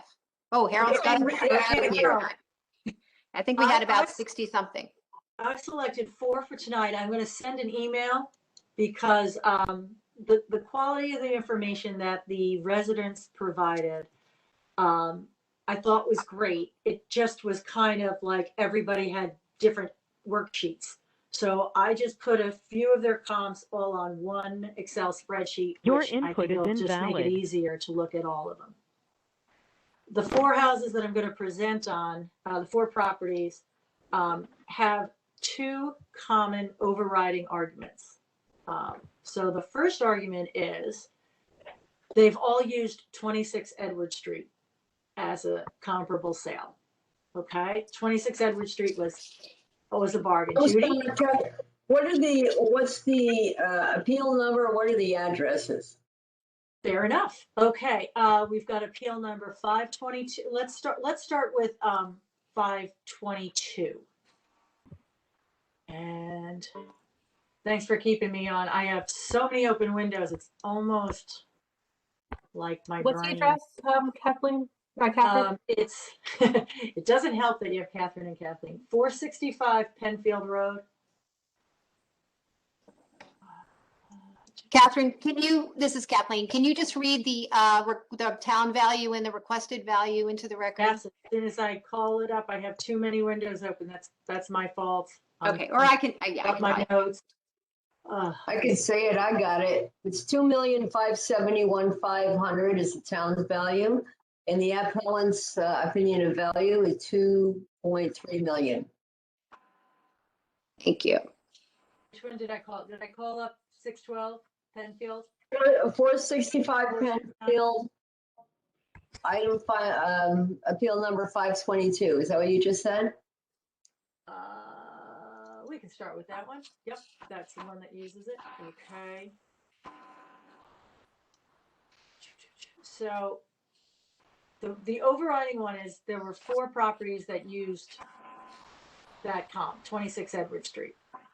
And then they all also have the argument that the town's value for all of the 2020 sales is lower than the sale price.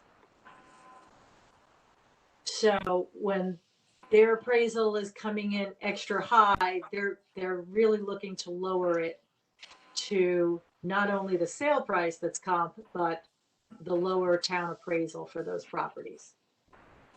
So if we're to look at, on my spreadsheet, the one that we just pulled up is kind of halfway down there, right? Because which one did we pull up? I'm so sorry for this. It gets too much. Believe, this is Harold, I believe we're talking 522, about it's the appeal top number one. 522. It's the top one. So again, 26 Edward Street. Here was the thing. It was a 2007 build. So it's older than most of the other properties that were built 3 to 4 years ago as rebuilds. However, everyone says it's a beautiful home. Well done, tasteful. Everybody likes it. They've all been in it. It's all good. It sold for $1,895,000, and it has year-round water views over Fairfield Beach Road. So when that sold, that's the comp that we kind of have to explain as the comp. Although it is almost 10 years older than most of the other houses. But let's take this one here. So 465 Penfield is, so 522, the owner is a realtor. So it was not a professional appraiser, but she did put in, those are the comps. You can see they're all, her house is larger at 5,000 square feet. The other comps on Old Orchard and Avalon, Puritan and Penfield. The land size, she has a bigger land size. She is 5,000 square feet. Most of the others are in the 4,000. Her land value is kind of right in there. Her dwelling, she comes up with a town value of $2,000,004. So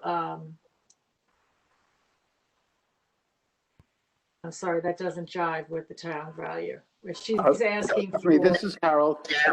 I would point people to page 26, where there's a summary of sales within the period of the properties that the appellant presented as comps.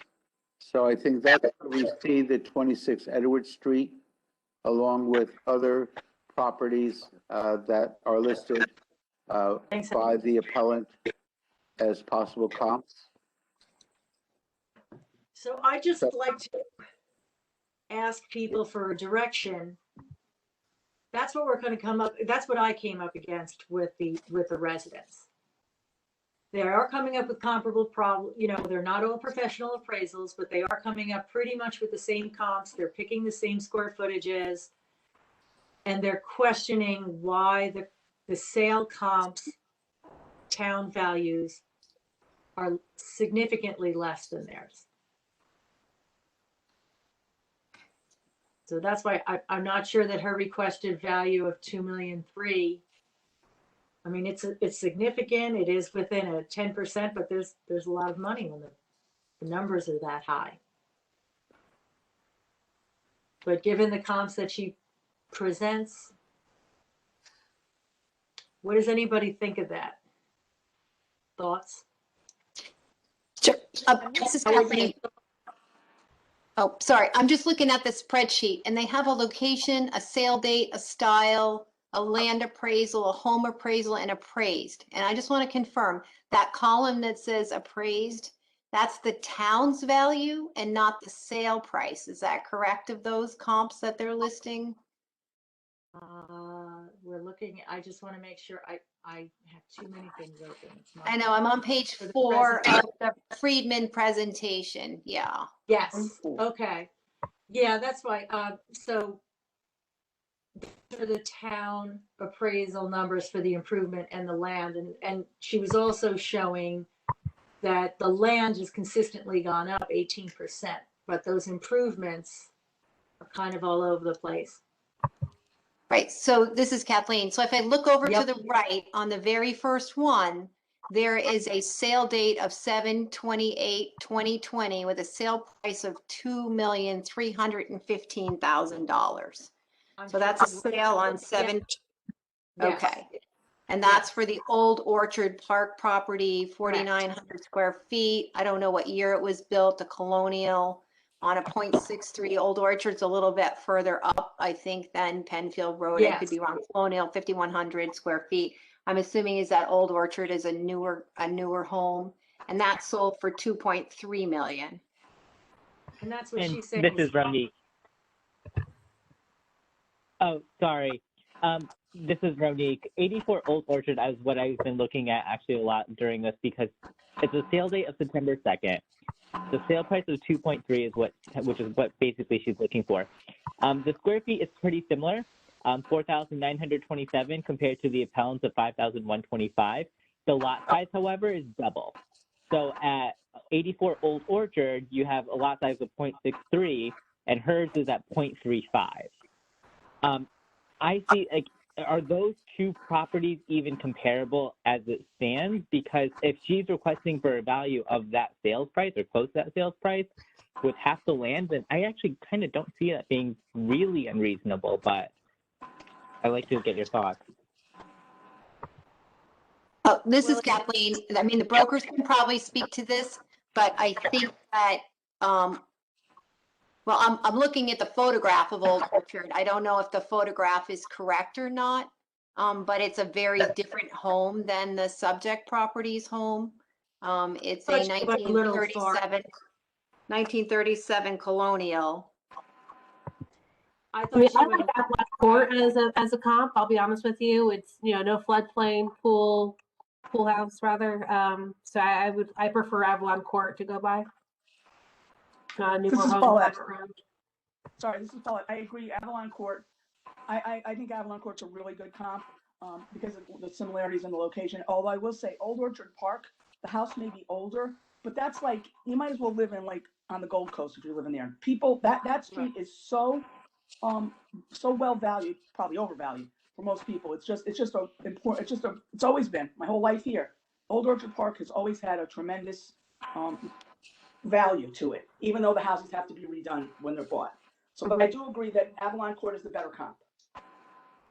Well, and she's not asking for, she's asking for 2.3 million. This is Kathleen. What was the sale price on the Avalon Court? What's the address on Avalon Court? 80. 80. And what did it sell for? $1,925,000. On September 29th.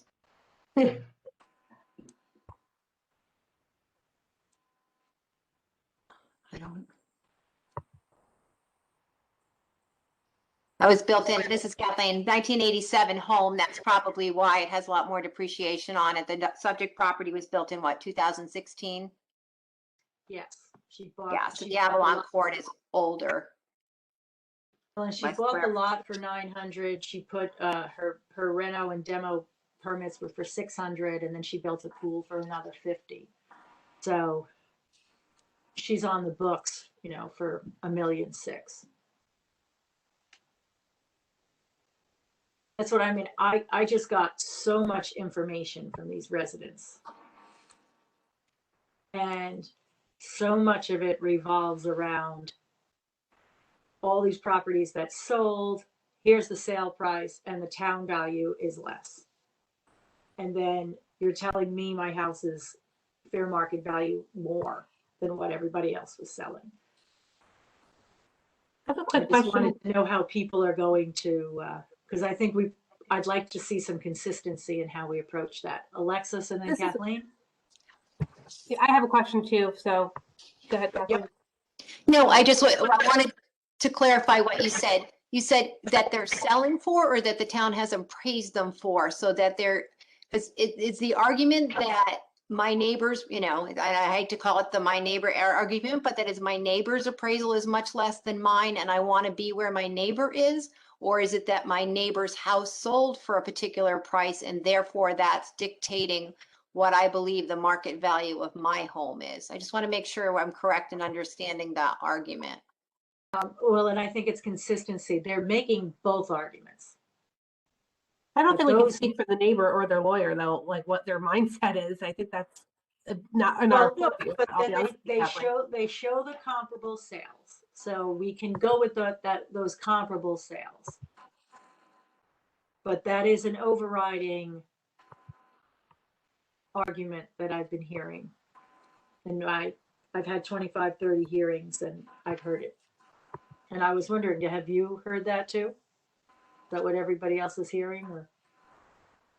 Yeah, this is Kathleen. I'm not presenting this one now, but I will tell you, for example, I had one property where the neighbor, the appellant was saying it's a much lower priced home, but that his neighbor's home, virtually same year, same size, everything, but much more updated, was appraised by the town $150,000 less than he was. And he didn't feel that that was accurate, but yet the house across the street from him sold for a value right around where the town has him, has the appellant. So it's sort of it's complicated, right? So when I was looking at that one, I looked more at the sale and said to myself, the neighbor's probably underappraised by the town. That's my guess, is that the neighbor is 150,000, virtually the same house on the same corner. What am I going to look at? The lower value of the neighbor that didn't sell? Or am I going to look at the value of the neighbor right across the street that did sell? And so I feel, in that situation, sometimes, we heard a lot of this square footage math from house to house. And at the end of the day, I try anyway to get back to market value. And are these good comparables that were being shown? And are they doing their work to show us that? Or are they doing, square footage calculations kind of thing? So it's hard to pull it out when you're hearing both sides of that story. This is Well, Harold. but right in front of us. Hi, Harold. This is Harold. We do lend, the board does lend credence to appraisals that are done by professionals and comps that we feel are comparable, if you will, to the subject property, and not necessarily to the owner's opinion of how their home compares to their neighbors in their neighborhood. So I just want to say that it has been my experience on the board, that we lend greater credence to official appraisals and comps that are presented that are within the neighborhood of the appellant.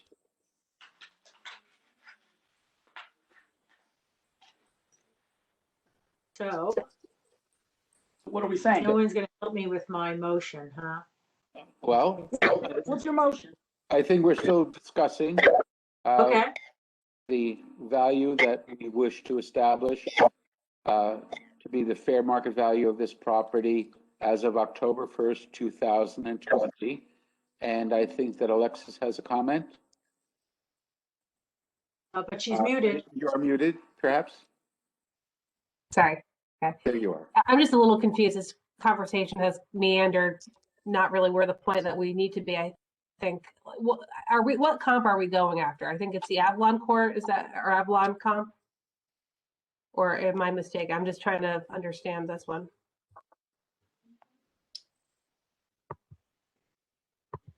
That's my understanding too, Alexis. Thank you. It's Judy Sablack. I understand that we're placing more weight on the Avalon Is that correct? Are we understanding this correctly? Because I'm understanding exactly what Alexis is understanding. We need to have a comp. And the ones that are, I mean, she's just so far above her comp. She's already so far above there that I don't know if we want to say that none of them work, or that's where these are the comps that she presented. And she's asking to be at 2,000,003. Yeah, this is And Remy. she went with all the It's hard square to- footage, and they're all close by. And they're all significantly less than what she requested for 2,000,003 valuation. This is Paulette. So I say give it to her, because if I were doing this, I would have asked for the lower number that everybody else has. I don't think she's being. Thank you, Paulette. That's where, thank you. Well, it's just say so, because I'm in that same thought. She's Well, got I a don't couple know. one night, she's saying 2-3. Let's just go Exactly. ahead and make the All right, motion then if I'm that's going what to you make want the to do. motion to, I'm going to make the motion to grant the, Before you do, this is Remnique. I have one quick Sure. question. I'm just largely concerned about the difference of year that was built. Is that a positive thing to have a 2016 versus a 1987? This is Harold. Typically, that is reflected in the depreciation in the card based upon the age of the construction. So it's positive to have 2016? This is Paulette. Yes. I would think so. Oh, sorry, Harold. I was going to say yes, because I think there's less depreciation. Okay, as thank is you. shown, That's all. her dwelling is valued at $1,000,007, just the dwelling part of her appraisal. So, and that's where it does show. So, Paulette, and Sorry, actually, Denise, you can go ahead. Sure. So this is Kathleen. I'm just quickly looking at sales on Penfield Road. So I'm just looking at a list. I don't have a picture. So if somebody wants to look up the picture for me, but I do see 254 Penfield Road sold for $2,350,000 in November of 19. That's one of them. And then 641 Penfield Road sold for $2,800,000 in August of 2018. So I don't see those ones, or I didn't hear you list those ones on her list, but I feel, and they may be nothing like her property, but if we look at them and they are similar, I would prefer to see those two comps on this list than the two, than the Edward Street properties or the Orchard Hill properties, just because they're right on her street. And she's what, 465, and these two are within, one's 200 higher number wise and one's 200 lower. So I think if we can look at those two properties and see if they are, closer perhaps than the Orchard Hill or the Edward Street properties, then maybe they are comps that we would have liked to have her present and not just those other two. So if someone's looking at those and wants to describe those ones, or I okay, can look so at them. I just have an order. Are we looking at the, Alexis? I just had a question. So we were given comps by the petitioner, correct? And they swore to that this was truth to their knowledge, right? So why are we, I guess, why are we looking at other comps or things that were not presented to us? I asked that, earnestly. I'm just curious. I mean, this is Kathleen. I mean, I would just add that anything I can find for sales on Zillow or anything like that are also, valid information for us to consider. I think if we only consider what the appellant puts in front of us, we may, or there may be, other ones. So I think we need to make sure that the appellants are presenting very obvious comps. I think it was last year we had an actual appraisal done, and the property next door had sold in the reval period, and that was not used in the appraisal. And they chose other properties from around town, but not the neighbor next door that was virtually the same. So all I'm saying is, I think we would be doing our due diligence to make sure that there aren't other properties that are better comps that they just either maybe they didn't know they were there or they didn't do their research on that. I don't know, but No, the fair, no, sales fair did enough. But I up just to- asked that, and I think you made Yeah. a really good case about lowering this property, so. Well, Good job. this is Harold, and that is our goal. We are seeking to evaluate the market value of the property as we are supposed to do. And quite often, doing this additional research can help the appellate to get their case approved. So it's not to seek to raise their value. Oftentimes, we will find information that will benefit them. This is Paulette. I have to agree with Harold to some extent. And as a perfect example, Kathleen just brought up 235 Penfield, I believe, that sold in 2019, right? It was at 254 Penfield, I think it was, right. I think you had 235 and there was another one, 26, and then 641, wasn't it? Yeah, that was the other one, yeah. Well, here's 235 Penfield. It is appraised at 2,307,700. I'll make a motion to table this and I'll find out about those sales and come back. So we can move forward. Is that fair? Yeah, like I have enough information. I don't know how the word. I'm sorry, Alexis, you Paulette. broke up there. I But was sorry. Say, I feel like I have enough information to vote. I don't see the issue. I don't see why we would have to table this, but I will defer to others on this. This is Paulette. I agree with I've got a problem. this. I really don't. We need to vote. Hi, it's Judy. It's Judy Zablak. We got to stop tabling all these things. I mean, we do have we have enough information, and here's what we're doing. We're spending a half an hour to discuss this little thing, one little point here, one little point, and then we're tabling it, and we're taking all of this time when we don't need to.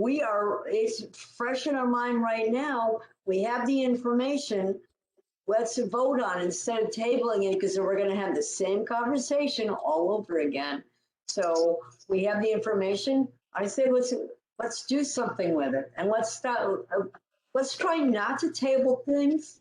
Let's try not to do. I think it's a big waste of time for us, and I think it's uncomfortable for the taxpayer. Sorry, not sorry. Anyone have a comment? Kathleen, yes.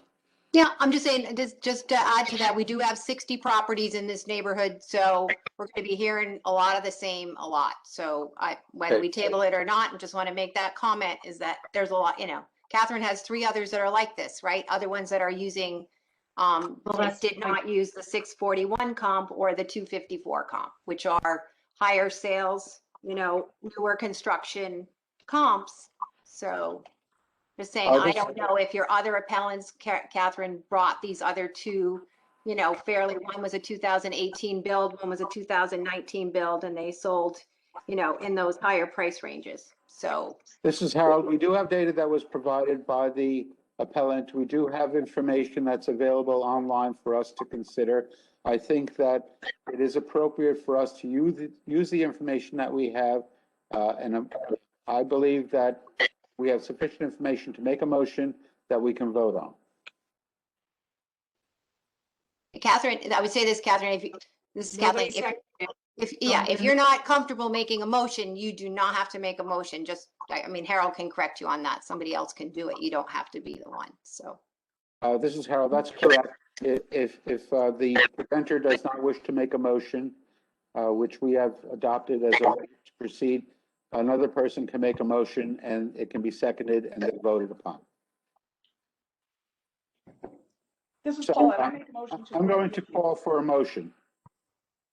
This is Paulette. I make a motion to grant the appeal. I'll second that. What is the Paulette has made a motion to grant the appeal. Alexis has seconded it. I'm going to ask for a show of hands as to how many wish to grant this appeal. Harold, just a point of order. Should you mention the appeal number and the address when you say this? Yeah, I think you should mention the number and the amount. I don't remember it. Oh, wait, I have. I'll confirm it's for appeal number 522 for property 465 Penfield Road. The owner is Nancy Friedman. The requested value is $2,300,000. And with a show of hands, how many approve the granting of the appeal to $2,300,000? 1, 2, 3, 4, 5. All those opposed? 1. Paulette, did you have your hand up for? Yes, it was up. Yep, I'm agreeing. For a granting. Okay, so the vote is 1, 2, 3, 4, 5, 6 to grant the appeal in full, and 1 opposed. I'm out for the night, guys. Thank you. Hi, Judy. Okay, bye, Judy. Thank you. Thank you. Everyone. Sid Black is leaving us. We still have a quorum of 1, 2, 3, 4, 5, 6 individuals. Thank you. Next. Anybody else have any on Penfield?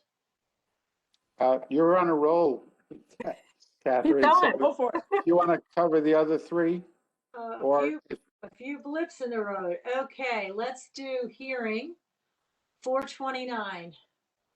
Let's see. 429.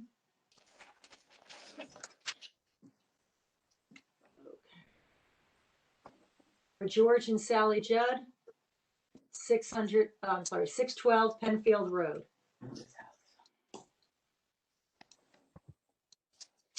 Mr. Judd presented in person. The town has a value of $2,609,800. He's requesting a fair market value of $2,366,667, which is the average of 3 comparable sales. 26 Edward Street, which sold for $1,895,000, 753 Roland, and 641 Penfield for $2,008,000.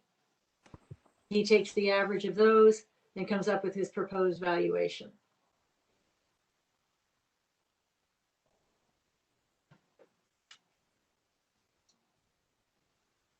This You is also Kathleen. want- I'm sorry, Yeah. can you describe the subject property a little bit? The year built, square footage, all that? It was a new build in 2015 for $2 million, and he bought it for $2,275,000. He could not find an appraiser who could complete the appraisal in time for the reval. So he took the 2 appraisers, when you go on Vision and it says the comparable sales, and he came up with they gave him 753 Roland and 641 Penfield, and then he added in 26 Edward Street.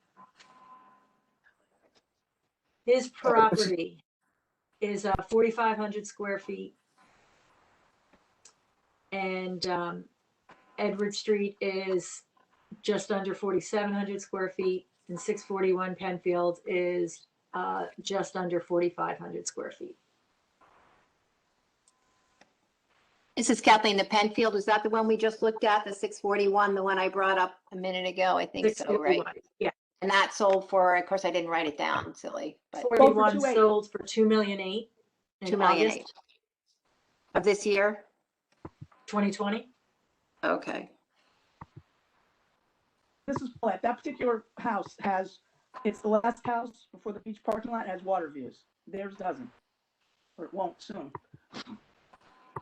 I'm sorry, Paulette, it's a little low. Oh, that's usually not my problem. Okay, so Not usually. know that. Maybe I need to Okay, I know. raise you. The 641 Penfield that we were looking at before, and even now, that sold for $2,800. That's the last house before you get to the beach parking lot there at the corner of Penfield and Fairfield Beach Road, and that has water views. The additional factors that Mr. Judd wanted to consider was that building permits have been issued for 624 Penfield, which is next door to him and closer to the beach. So he expects that this property will reduce his limited water views. And the condition of the property directly across the street at 619 Penfield, it's an original split level home that was literally raised. No, so it's sitting on cinder block pillars with no landscaping or architectural softening. And he feels that has an impact to his property as well. So again, the Edwards sale is really driving down his average of what what he feels is his appraisal. I am inclined to say, though, I mean, that is what the market was doing. And while it was a slightly older property, very well maintained and, you know, had the feel of a newer home. So I will make a motion. Oh, this is Kathleen. Yes. One question, is the, maybe Ross can confirm this, is the Edward Street property FEMA compliant? I just looked at unless I'm looking at the wrong one, I looked at the field card and it's not marked as FEMA compliant. Is that true? It's Ross, let me take a look. 26 Edward. Right, is it FCPZ on the field card says FEMA compliant? I was looking at the I'm gonna picture. check for you. Looks a little low, you know, it looks lower to the ground. Maybe it doesn't need to be in that location. I assume it's all flood zone, but.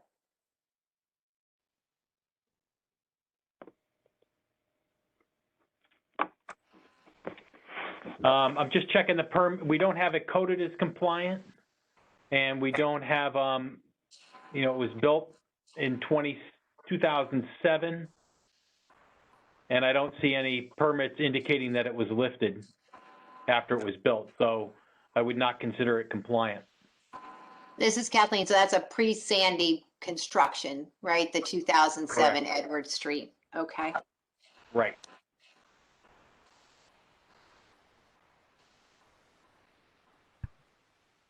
I have a question for the for Ross. Can you just piggybacking on what Kathleen asked? Does that have any issues on the appraisal? FEMA compliant? Does what? Being FEMA compliant? Yeah. Yeah, we have that does up the value if it's FEMA compliant. Okay. Thank you. On the building, not on the land. What's the percentage? I don't recall off the top of my head. Oh, I'll see if I can figure that out for you. Hold on. Thank you. I'll raise my hand if I can find it. Okay, sounds good. Thanks. Do we think that's going to impact our decision? This is Paulette. Just to point out, that may not be FEMA compliant. It probably isn't. However, to give everybody the benefit of the doubt, homes that were built before Sandy still may qualify as FEMA compliant. Some of those builders built them at a certain height in case the flood line changed, because that does happen down there. Now, I don't know about this one. I'm just bringing it up as a point that it's possible that it is FEMA compliant. We really don't know. Unless they have a flood elevation certificate that we have access to, we really can't say that it is or isn't unless it's right on the ground. Then we would know it's not. This is Harold. That's a good point. This property does look like there is no living space on the street level. There is a garage, but it appears that the living space is raised halfway up the garage, and there is a stairway up to the front door.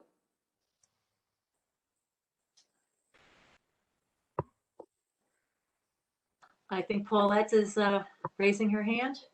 Oh, I'm not. Nope. Okay. Oh, It's hard to tell with the palm just be a tree. shadow. Sorry. Sorry. Nope. That's fine. Kathleen, did you have a question? I was going to look at, this is Kathleen, I was going to look at the Penfield, the 429 Penfield again, so I can look at the street value of it. But I will say that I appreciate seeing the 641 Penfield here listed as a comparable, considering it is on the same street and, you know, is very close to that. And the Roland Road ones, I personally feel that that's a little bit better than the Old Orchard, which is the 1967 home, you know, in a beautiful, I love that street, but I don't consider it to look the same as the new builds that are in the beach area. And as we know, there's a lot of variety down in the beach area. It's very difficult, a lot of new construction, so it's hard to determine, what is really like something else down there, land value, house value. But I will say I appreciate seeing the 641 on the list. Would I like to see the 254 as well, perhaps, unless there's a reason it wasn't a comp. But the Edward being non-FEMA compliant in 2007. Decision. I mean, Go ahead, Alexis. I would just say if we lowered the price of Mrs. Friedman's house, I think the same would be applicable here. I mean, this should be lower. I mean, it's currently appraised at what, 2.6? I feel like they're somewhat analogous. That's just my thinking here. That's why I was presenting together, but Okay. to be that consistent, that's why I'm always a little afraid to get the first ones out there. Is it setting too much pressure? So, but I will do the same here, and I will make the motion to, if we're ready to make a motion, does everybody have their questions as much answered? I'll make that motion to, let me go back to the right page, get my numbers right, for appeal number 429 for 612 Penfield Road, to grant the appellant's request to value the property at $2,366,667. I'll second that. Thanks, Alexis. I just want to add a comment in discussion before you vote. I just wanted to point out that they did purchase the property in 2015 for, if I got the right property, for $2,275,000. That was their purchase price in 15. Correct. $2,275,000. Okay. Okay, thank you. We have a motion that was made to grant in full the appeal amount, and it was seconded. So with a show of hands, how many are in favor of granting this appeal to the asked amount by the appellant? Raise your hand. 1, 2, 3. All those not opposed, raise your hand. 1, 2, 3. There is a tie, 3-3. According to the rules, Robert's Rules of Order, which is the final decision? Can anyone tell me? I think it would fail if it was tied, right? Yes, with a tie, how is the voting decided? The motion does not pass. Doesn't pass, there's no action for us, so we have to have a decision. All right, then the motion is not passed. Does that mean that is denied? No, I don't, I don't think it means it's denied. I'm not a Robert's Rules expert, but I think either we have to have more people here or I would have to check. Yeah, this is Kathleen. Is it this when Judy comes back or Peter or someone? Yeah, this is Kathleen. It happened the other night as well. We had another one that was a 3-3, and we said that it was denied, I believe, because it didn't pass.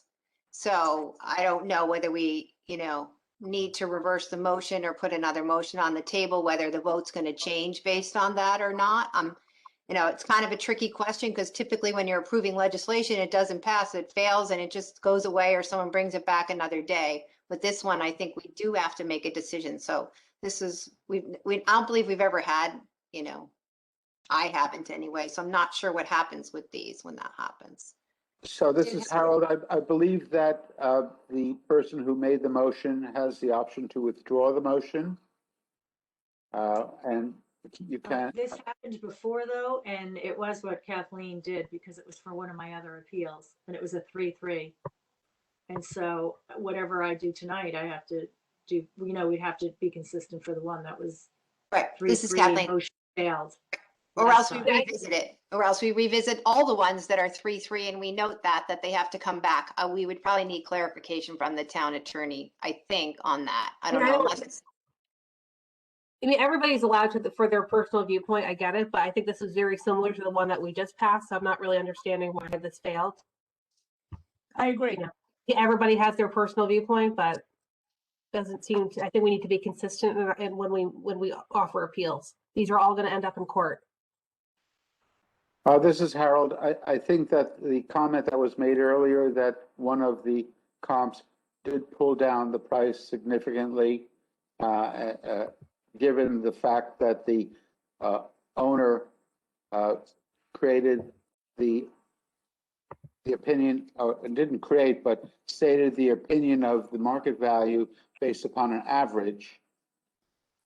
And if you remove that lower number, the average would come out higher. So I don't know if that property that had the lower market value is consistent with the other two properties in creating that average. So I do think that that was one of the differences between this property's deliberations and the other property that you mentioned earlier. So we can table this until we have a quorum of people, and we can select to vote again, since this is a significant property. And this is Kathy. I'd also point out, I think we didn't realize that the Edward Street property was not FEMA compliant when we voted on the first one. And that is an additional piece of information that we saw on the field cards when we voted on this one, which, you know, may be the reason why the Edward Street property is a lower comp. And that was one of two comps used in the first one, you know, so that is an additional piece of information we had with this decision. So, I mean, my vote's the same both ways, but I'm just saying I agree that this one was different than the last one for those two reasons. And maybe Ronique has a different opinion. I don't know. But. This is Paulette. I have to say that I think that we have to be consistent, and if the motion is to grant the appeal and there's a tie, then the motion does fail. But I do want to say also that the Edward Street house, we have no proof that is not FEMA compliant. We keep saying it is because the town says it is. We don't know that that's right. Is there an elevation certificate somebody can show me that proves that it's not FEMA compliant? Because I'm not sure that it isn't. And I'm not going to say it is if I don't know for sure. Just like I'm not going to say it is, I won't say it is or it isn't unless I know for sure. But I think we can't keep saying it's not FEMA compliant without proof. That's just my thought on that. Just on this, on Robert's rules, and I think we can defer to the town attorney, and obviously there have been other instances on this. If this fails, we can't just, it fails, then the person is denied, okay? We can't go back until we get a decision. That's it. Yeah, we can't revote. It fails. That is it. So it fails and the others. I believe that's the case, but.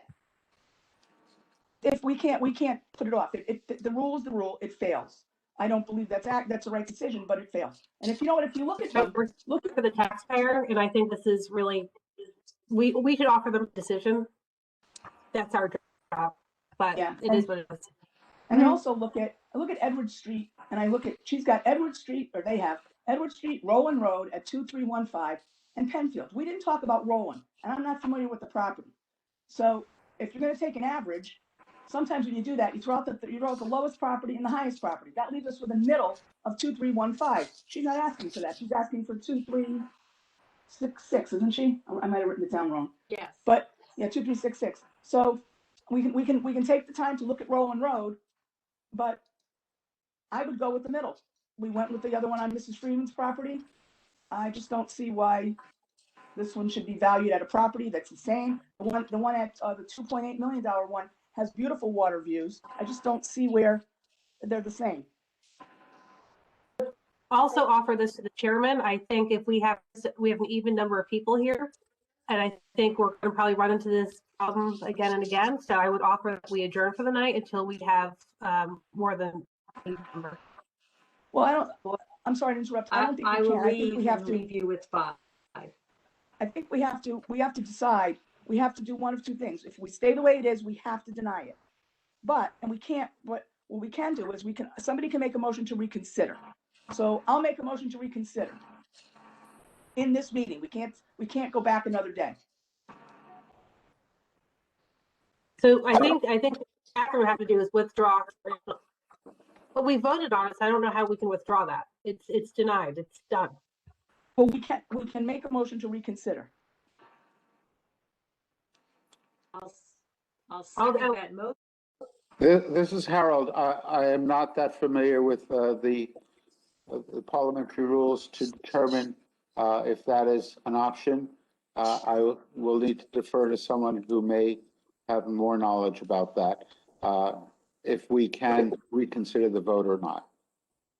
We should get clear on this because It's gonna happen. people are listening to this. We just have to do better when it comes to the rules. I know I do. Right. ahead, Kath. This is Go ahead. Kathleen. I just point out that we were all in hearings when the town did the, we ended up doing hearings instead of doing the FOI training last week, which probably would have been helpful in addressing this. So I don't know if we have the video to watch, but that's certainly something that we all can add to our busy schedules to watch. I believe if somebody makes a motion, the only person who can pull it off the table was the person who made it. That seems to sound familiar to me, but I don't want to say that that's the case.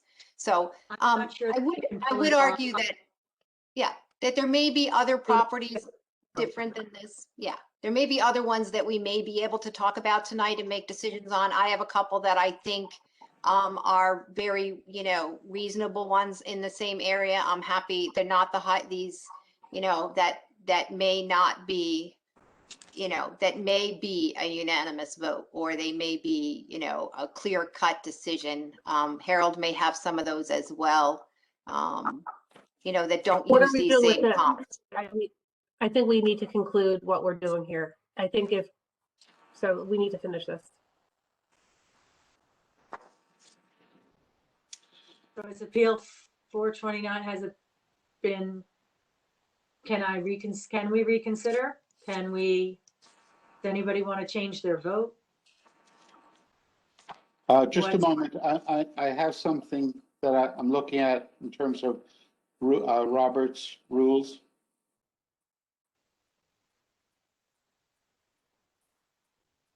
Let me see if I can come up with something related to a tie vote.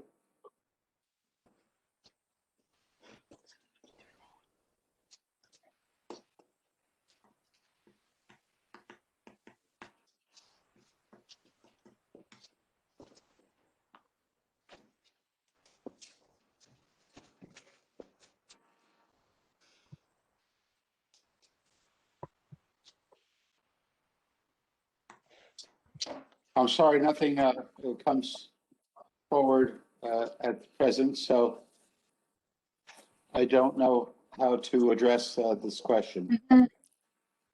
We got, Paul, I'm sorry to interrupt. We got a text from Pam Iacona, who's in charge of the Republican committee.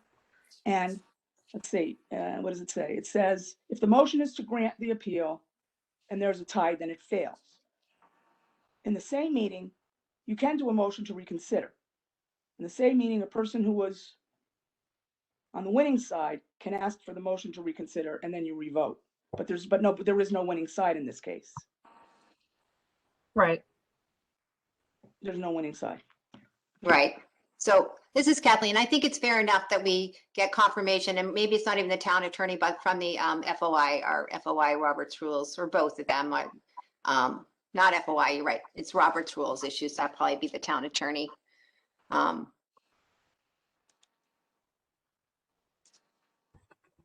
This is Kathleen. I mean, I have another one that I'm happy to present if we're going to continue to meet. It's very different than the ones that Catherine has, or if Catherine has, some other different ones as well. I'm happy if we're not comfortable being, with I the just have a Edward point of Street. order. I just want to understand that because you can't vote twice. We just have to figure this out, Kathleen, before we move forward. This is Kathleen. In the past, Guidance from the chairman. We need guidance from the chairman on this, honestly. I'm not comfortable going forward until we kind of finish this. Sure. This is Kathleen. I would say in the past, we have reconsidered votes, even when they haven't been a tie. We have reopened the deliberations until we were finished for the year and changed our votes on previous ones. So that Is that legal? I don't know if that's legal. I thought it was okay.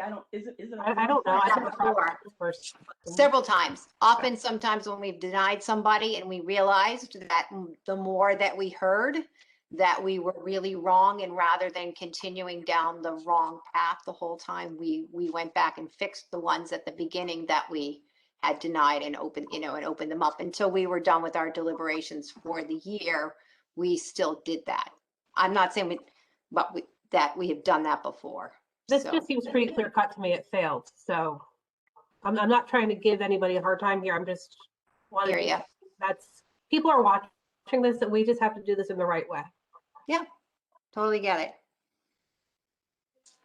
This is Harold as the chair, and in keeping with what was previously done,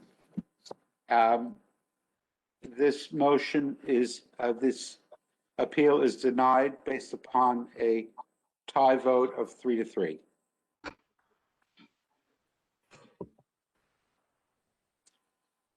Kathy, can you record the vote? Do you need the names, or you can just record the vote? Hi, this is Kathy.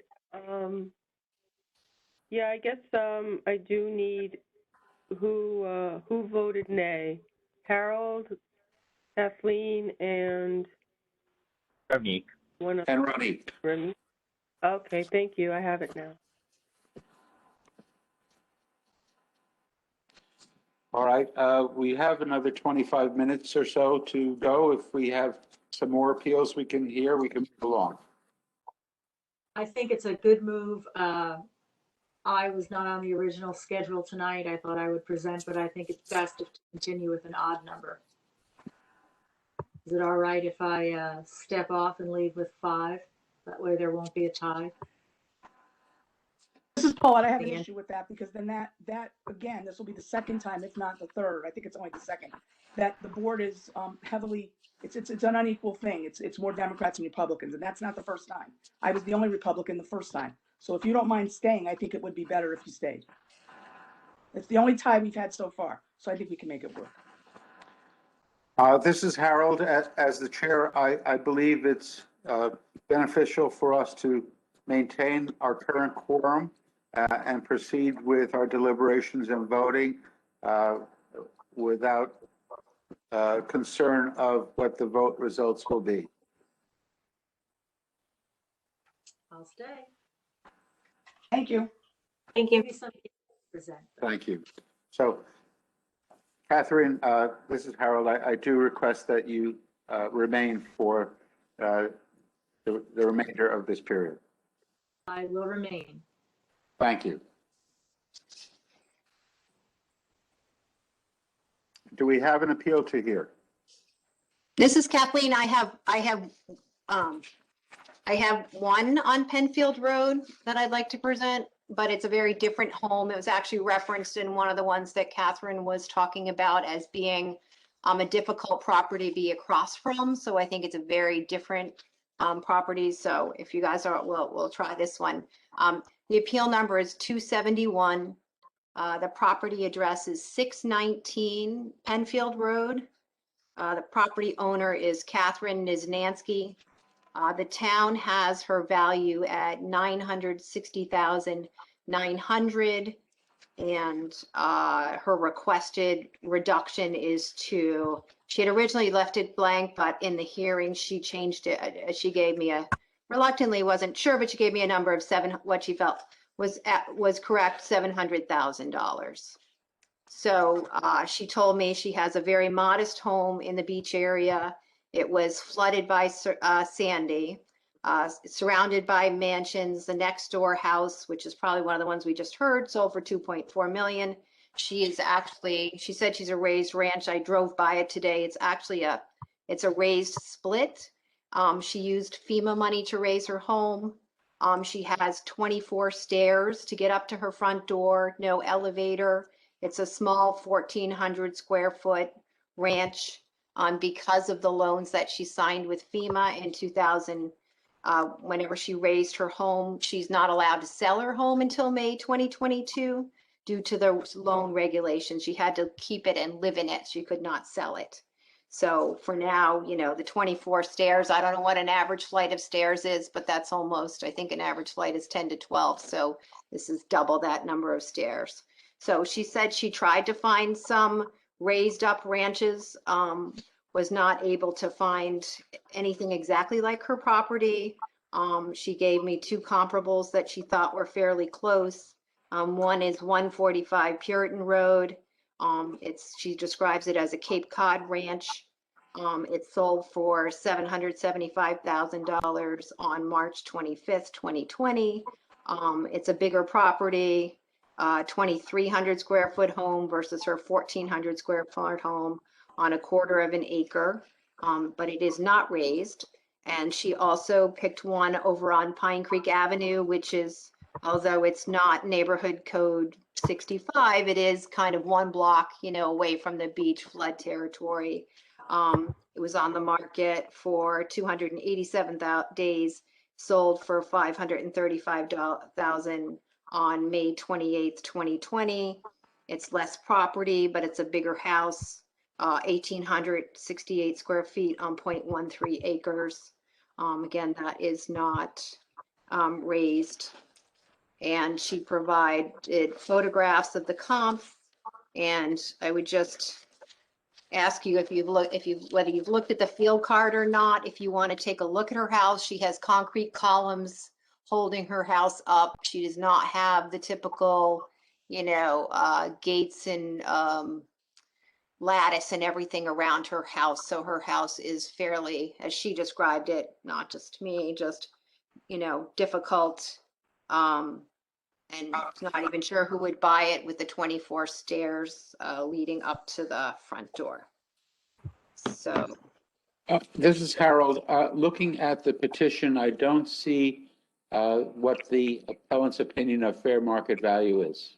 Correct. At the hearing, she stated she thought 700 was a reasonable number, but she felt strongly that 960,000 for a 1,400 square foot raised split on concrete columns, given the 24 stairs to the front door was not the right price. So she said 700 in her appeal. This is Harold. Excuse me. Did she attend an informal hearing? Because I see there was an interim reduction. She didn't state that. Let me if you have the field card here, where is it? On the field card, I show the 2019 assessment was 516,180, and then there was an interim assessment of 699,580, and that further got reduced to the current assessed value of $672,630. So there's a difference there of approximately $27,000. Okay, that was in the informal, yes.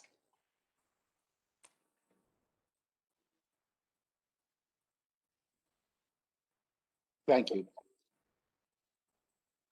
This is Ronique. So what exactly is she asking for? You said 700,000 as an appraised value versus the 960? Versus the 969, yes. Okay. And it's not just because, this is Ronique again, it's not just because of the finished raised basement, because that was a value of 41,691. It's the other factors like the stairs, things like that, right? It's a 24 stairs to the front door. Yes, she has a couple houses. I guess that particular part of Penfield Road down there, I think we saw that with one of the 641 Penfield. Is that similar numbers down there? Yeah, she's 619. That the flood levels, because it comes down, it's right across from the pavilion, so it sort of dips down in there. So in order to be FEMA compliant, you have to go up particularly high right in that part of Penfield road, so that, sort of forces these homes to be elevated, to that extent. And it is I believe it looks like it's a split house. And this is Ronique, when was that added? Was that 2019? When did she do? I lost her card here. Let me see. She did it I as have it. part of the loans from FEMA, part of the FEMA, you know, Okay. at some point, right, FEMA was giving people loans through the Right. town to raise their property. So, yeah, she took advantage of that loan, but then in that condition, she had to be required to stay, you know, to own the property. She can't sell it until 2022 based on the conditions of that loan.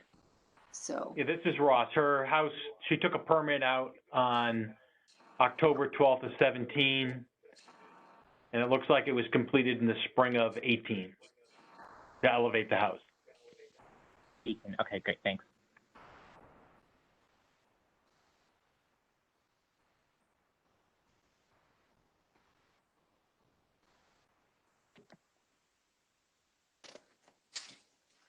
This is Paulette.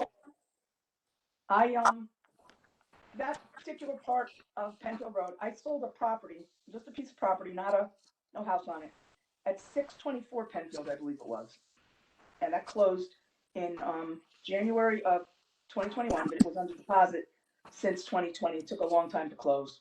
That piece of property with nothing on it sold for $1 million. It was bigger, so maybe hers is worth a little bit less than what the town says it is, but it's certainly worth more than 770, whatever it's assessed, appraised at, I'm sorry. What does she want, 770 something? It's worth more than that. But maybe it's not worth the full 900 and something thousand. Maybe we should grant a partial reduction or a partial, acceptance. This is Harold. Just for clarification, this home is located on Penfield Road, facing the road and facing the ocean side. It's on the north side of Penfield Road. Is that correct? Yes, it's on the north side. I think it's the east side of Penfield Road. So East side. I don't know Okay. if she faces the parking lot. She maybe faces the empty lot. One of the ones that Catherine had, the guy said he looks across at her house. Okay. That was one of his comments, was that it wasn't, you know, not the nicest house to be looking at. I don't remember which one of Catherine's that was there. This is Remy. Did we lose Alexis for part of this vote? I don't know. Alexis? Yeah, this is Kathleen. I know she's having problems with her Wi-Fi. She was going in and out sometimes.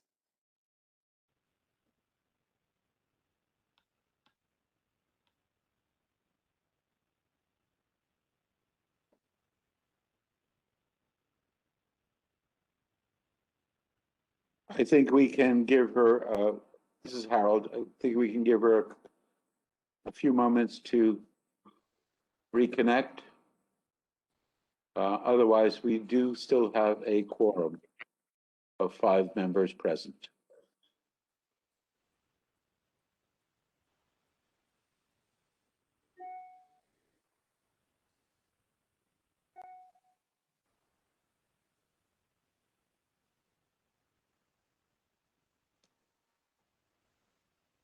She just emailed. Yeah. This have is Remy. internet.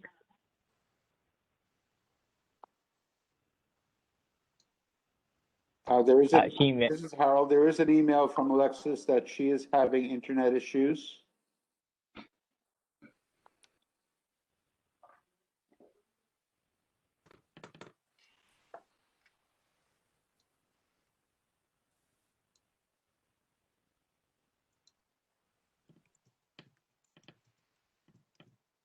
This is Remy. Should we continue with the current board for deliberation? I will ask her if she's going to join us or if we should go ahead, okay? I think we've given it sufficient time for her to log back in, so I suggest that we continue with the current board of 5 members. All right, is there any further information that anyone would like to receive regarding this property of appeal number 271?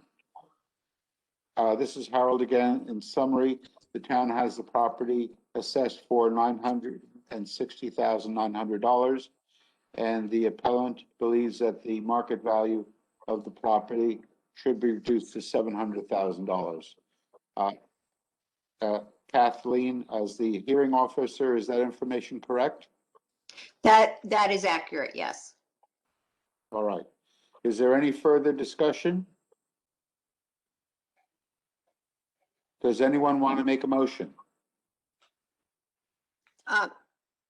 This is Kathleen. I mean, because her two comps were not raised, they were much larger homes, but they were not raised homes. One is one off the beach, sort of like she is. The other one's on Puritan Road, which is a nicer neighborhood.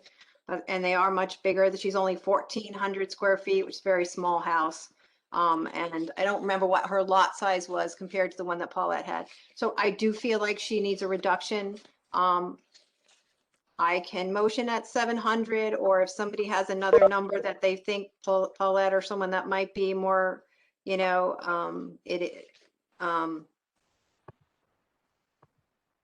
is Ramneek. I would at least add in the raised garage, and that was for to the 700 number. And so the raised basement would be 41,691, but that's just me. so you would go to 745, 750. This is Right. this is Harold. Paulette, you mentioned that you felt that the 700 number was too low. Do you have any comments regarding that further? This is Paulette. Yeah, the 700s are too low. The land is much more valuable than that. The only other land comp I have, because that was the only one on Penfield that we sold. There's some others that are available for sale and they're actually doing appeals. We haven't gotten to them yet. But the one that I sold, like I said, the price was $1 million. It was an arm's length transaction. It was actually a realtor who bought it to build on it for spec. So that property, it's in a very similar location, 624 to 619. They're not that far apart, not that far off as far as location on the street. So I think that the 700s is too low. Now, we also sold a piece of property on Beach Road, not too far, probably around the same distance down the street as this one is. And that one sold for 775, but that's a different location. This location is better. So I would be, I'd have to pick an arbitrary number out of the air. And I don't know how everybody feels about that. If it were me, but we don't have comps. If it were me, I would probably say, probably the land, by the way, the Penfield lot was slightly bigger than hers. It was 0.33 and hers is 0.2 something, 23, 24, I'm not sure. But it was definitely bigger. So, but it did have wetlands. So I'm going to say, I would think maybe somewhere in the mid to higher 8s, but I don't think in the 9s is accurate, is appropriate. Yeah, and going back to what my previous votes on another property, I want to remain consistent. I'm reluctant throwing out a number. I do agree with Paula. I do think it needs to be lower, but I also want it to come from the appellant. This is Harold. I believe that Alexis has joined us. Alexis, have you been able to listen to our debates, our discussion? Yeah, but I had some internet issues for about 5 minutes, so I've missed all this discussion. Are we still on the Nizinski property? Yes. Yep. Yes. Kathleen. Yes. Very good. I After had a question I wanted to ask 5 minutes ago, if you don't mind. Because why was this, lifted, this ranch house? I'm just curious why there are 24 steps here. It seems very unusual. I've driven by this house a number of times, and it's a very unusual house. Yes, this is Kathleen. I believe, like I said, I think it's one of the lowest points on Penfield, because if you come up from the pavilion, and you go up Penfield Road, I think there's a parking lot on your right. Then there's one more house, and then that was the one that 641, I believe. And then this is next door. So it's, she's got her chairs underneath the garage in the stones. That's where she sits outside. And I believe it was flooded in Sandy. And so, she basically had no place to live. So she took advantage of, from what I understand, she took advantage of the FEMA loans that everybody was offered in the beach area. So she didn't make any other additional improvements to her home. She literally took her home at that point in time and lifted it and took advantage of the loan. So now she has a lien on her property because of the FEMA loan. But most people, to raise a split in the beach area is, definitely doesn't keep within the keeping of, you won't see a lot of raised split ranches in the beach area. So, you know, she did it as with concrete pillars. She did not do it the way that a lot of other people have, you know, raised their homes. And I'm guessing that's was for financial reasons. And now she's, you know, her children are grown and out of the house. So carrying her groceries, she said, you know, who would want to live in a house with 24 stairs to get up to the front door of a raised ranch? So that's Yeah. why she feels that her property is, you know, really not in keeping with the large, you know, reconstructed mansions that are around her, and that if she were to sell it, you know, it's not an easy property to sell. Well, it is So a that roof was her own over. choice to put in those 24 steps, right? I Yeah. think she had to get that many to be FEMA compliant because they're so, I think they're below sea level at that point of Penfield. You know, as you climb up Penfield, there's a slight, I mean, Ross can confirm this from the GIS, but I seem to think right where the parking lots and everything are, it's lower than the beach. So they have to go really high right there. And as you move up Penfield Road, what is it? Go ahead, Ross, you can tell me what's bad Contours. about right there. The contours look like it's at about 4 feet. And plus, being a split level, the front door is actually going to be, you know, midway between the left side of the house. So, you know, there's going to be a few more steps to get to that mid part of the house. This is Harold. I would also point out that it looks like there is no central air conditioning. There's air conditioning hanging from the windows. This is a split level design. It is a 4-bedroom, 2-bath, no half baths. And as we can see, the parking is underneath the house and not enclosed. So it does have certain defects in that regard. This is Kathleen. It's 1,400 square feet. It's not, it isn't 2,300. You know, she did pull some capes that she thought Right. were that Cape Ranch that she thought was a ranch. And she said she did look to try to find other ranches, and she just couldn't, there's just not a lot of them that she felt she could compare herself to, you know, in that area. So, I mean, I would be comfortable at a number like 775. If people feel they want to be closer to the lower 8s, I could certainly do that. I just find, you know, it's a difficult property, and if we're finding that all the, you know, the majority of the value is in this, you know, smaller lot in the area, I just think it's, you know, it's a difficult property to sell. This is Harold. Are there any other comments regarding this property in appeal number 271? I Yes, would this just is say, Paulette. you know, I admit I was off for about 5 minutes because of internet issues, but I've heard a few times this is a difficult property to sell, but the town should not be penalized because there are 24 steps that she willingly put there. That's not our problem as a town, and I don't think we should be penalized for it. So I'm not sure how I would vote in favor of this. This is Thank you. Paulette. 612 and 624 Penfield. I looked up some land things. There, 612 sold for 817. 624 sold.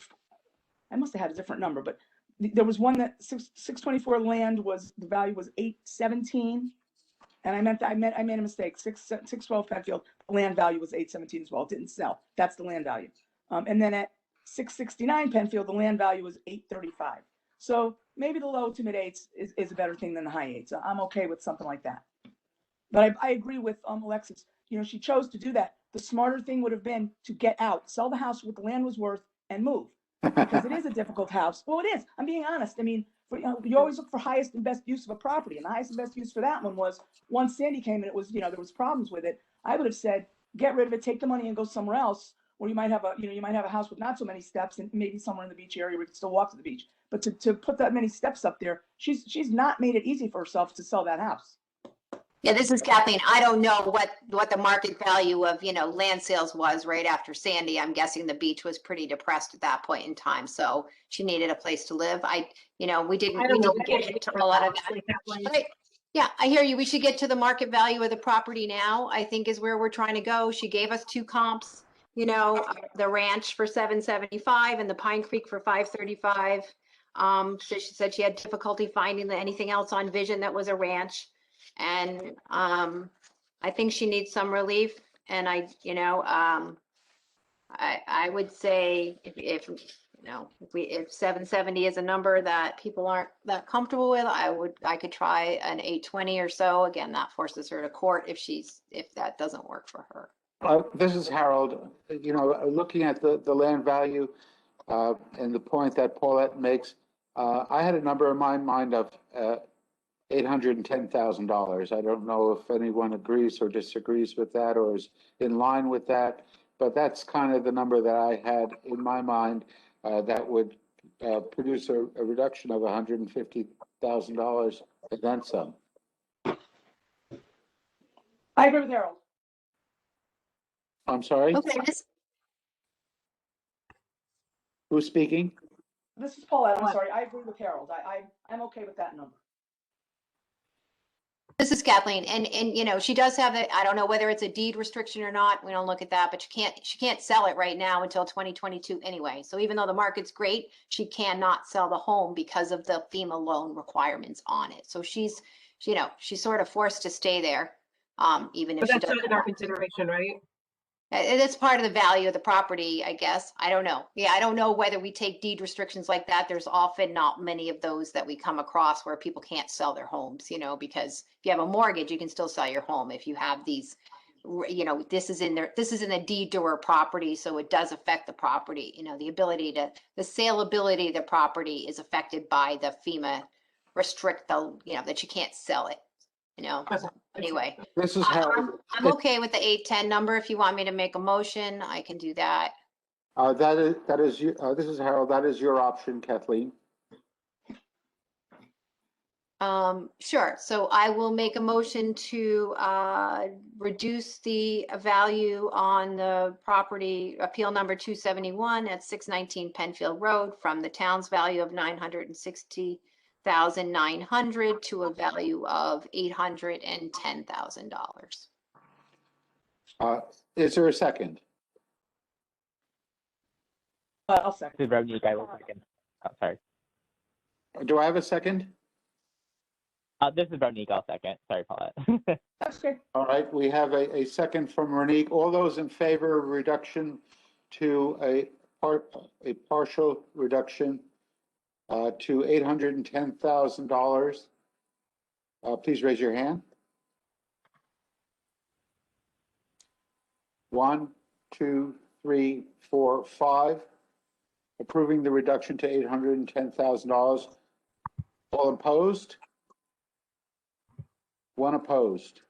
The motion is carried 5-1.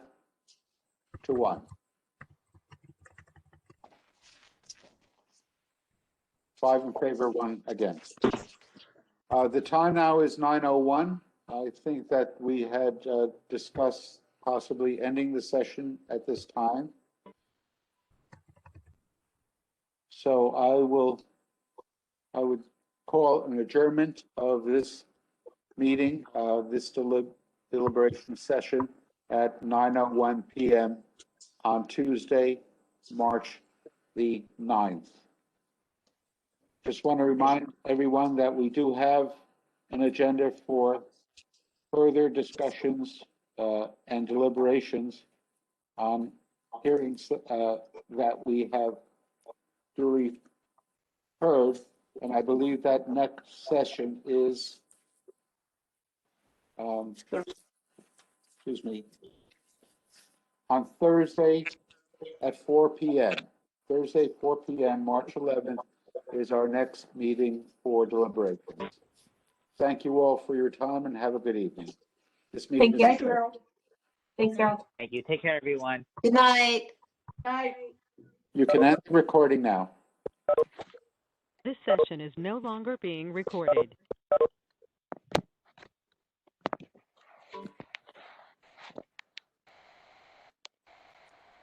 This is Kathy. Good night. Good night. Good night.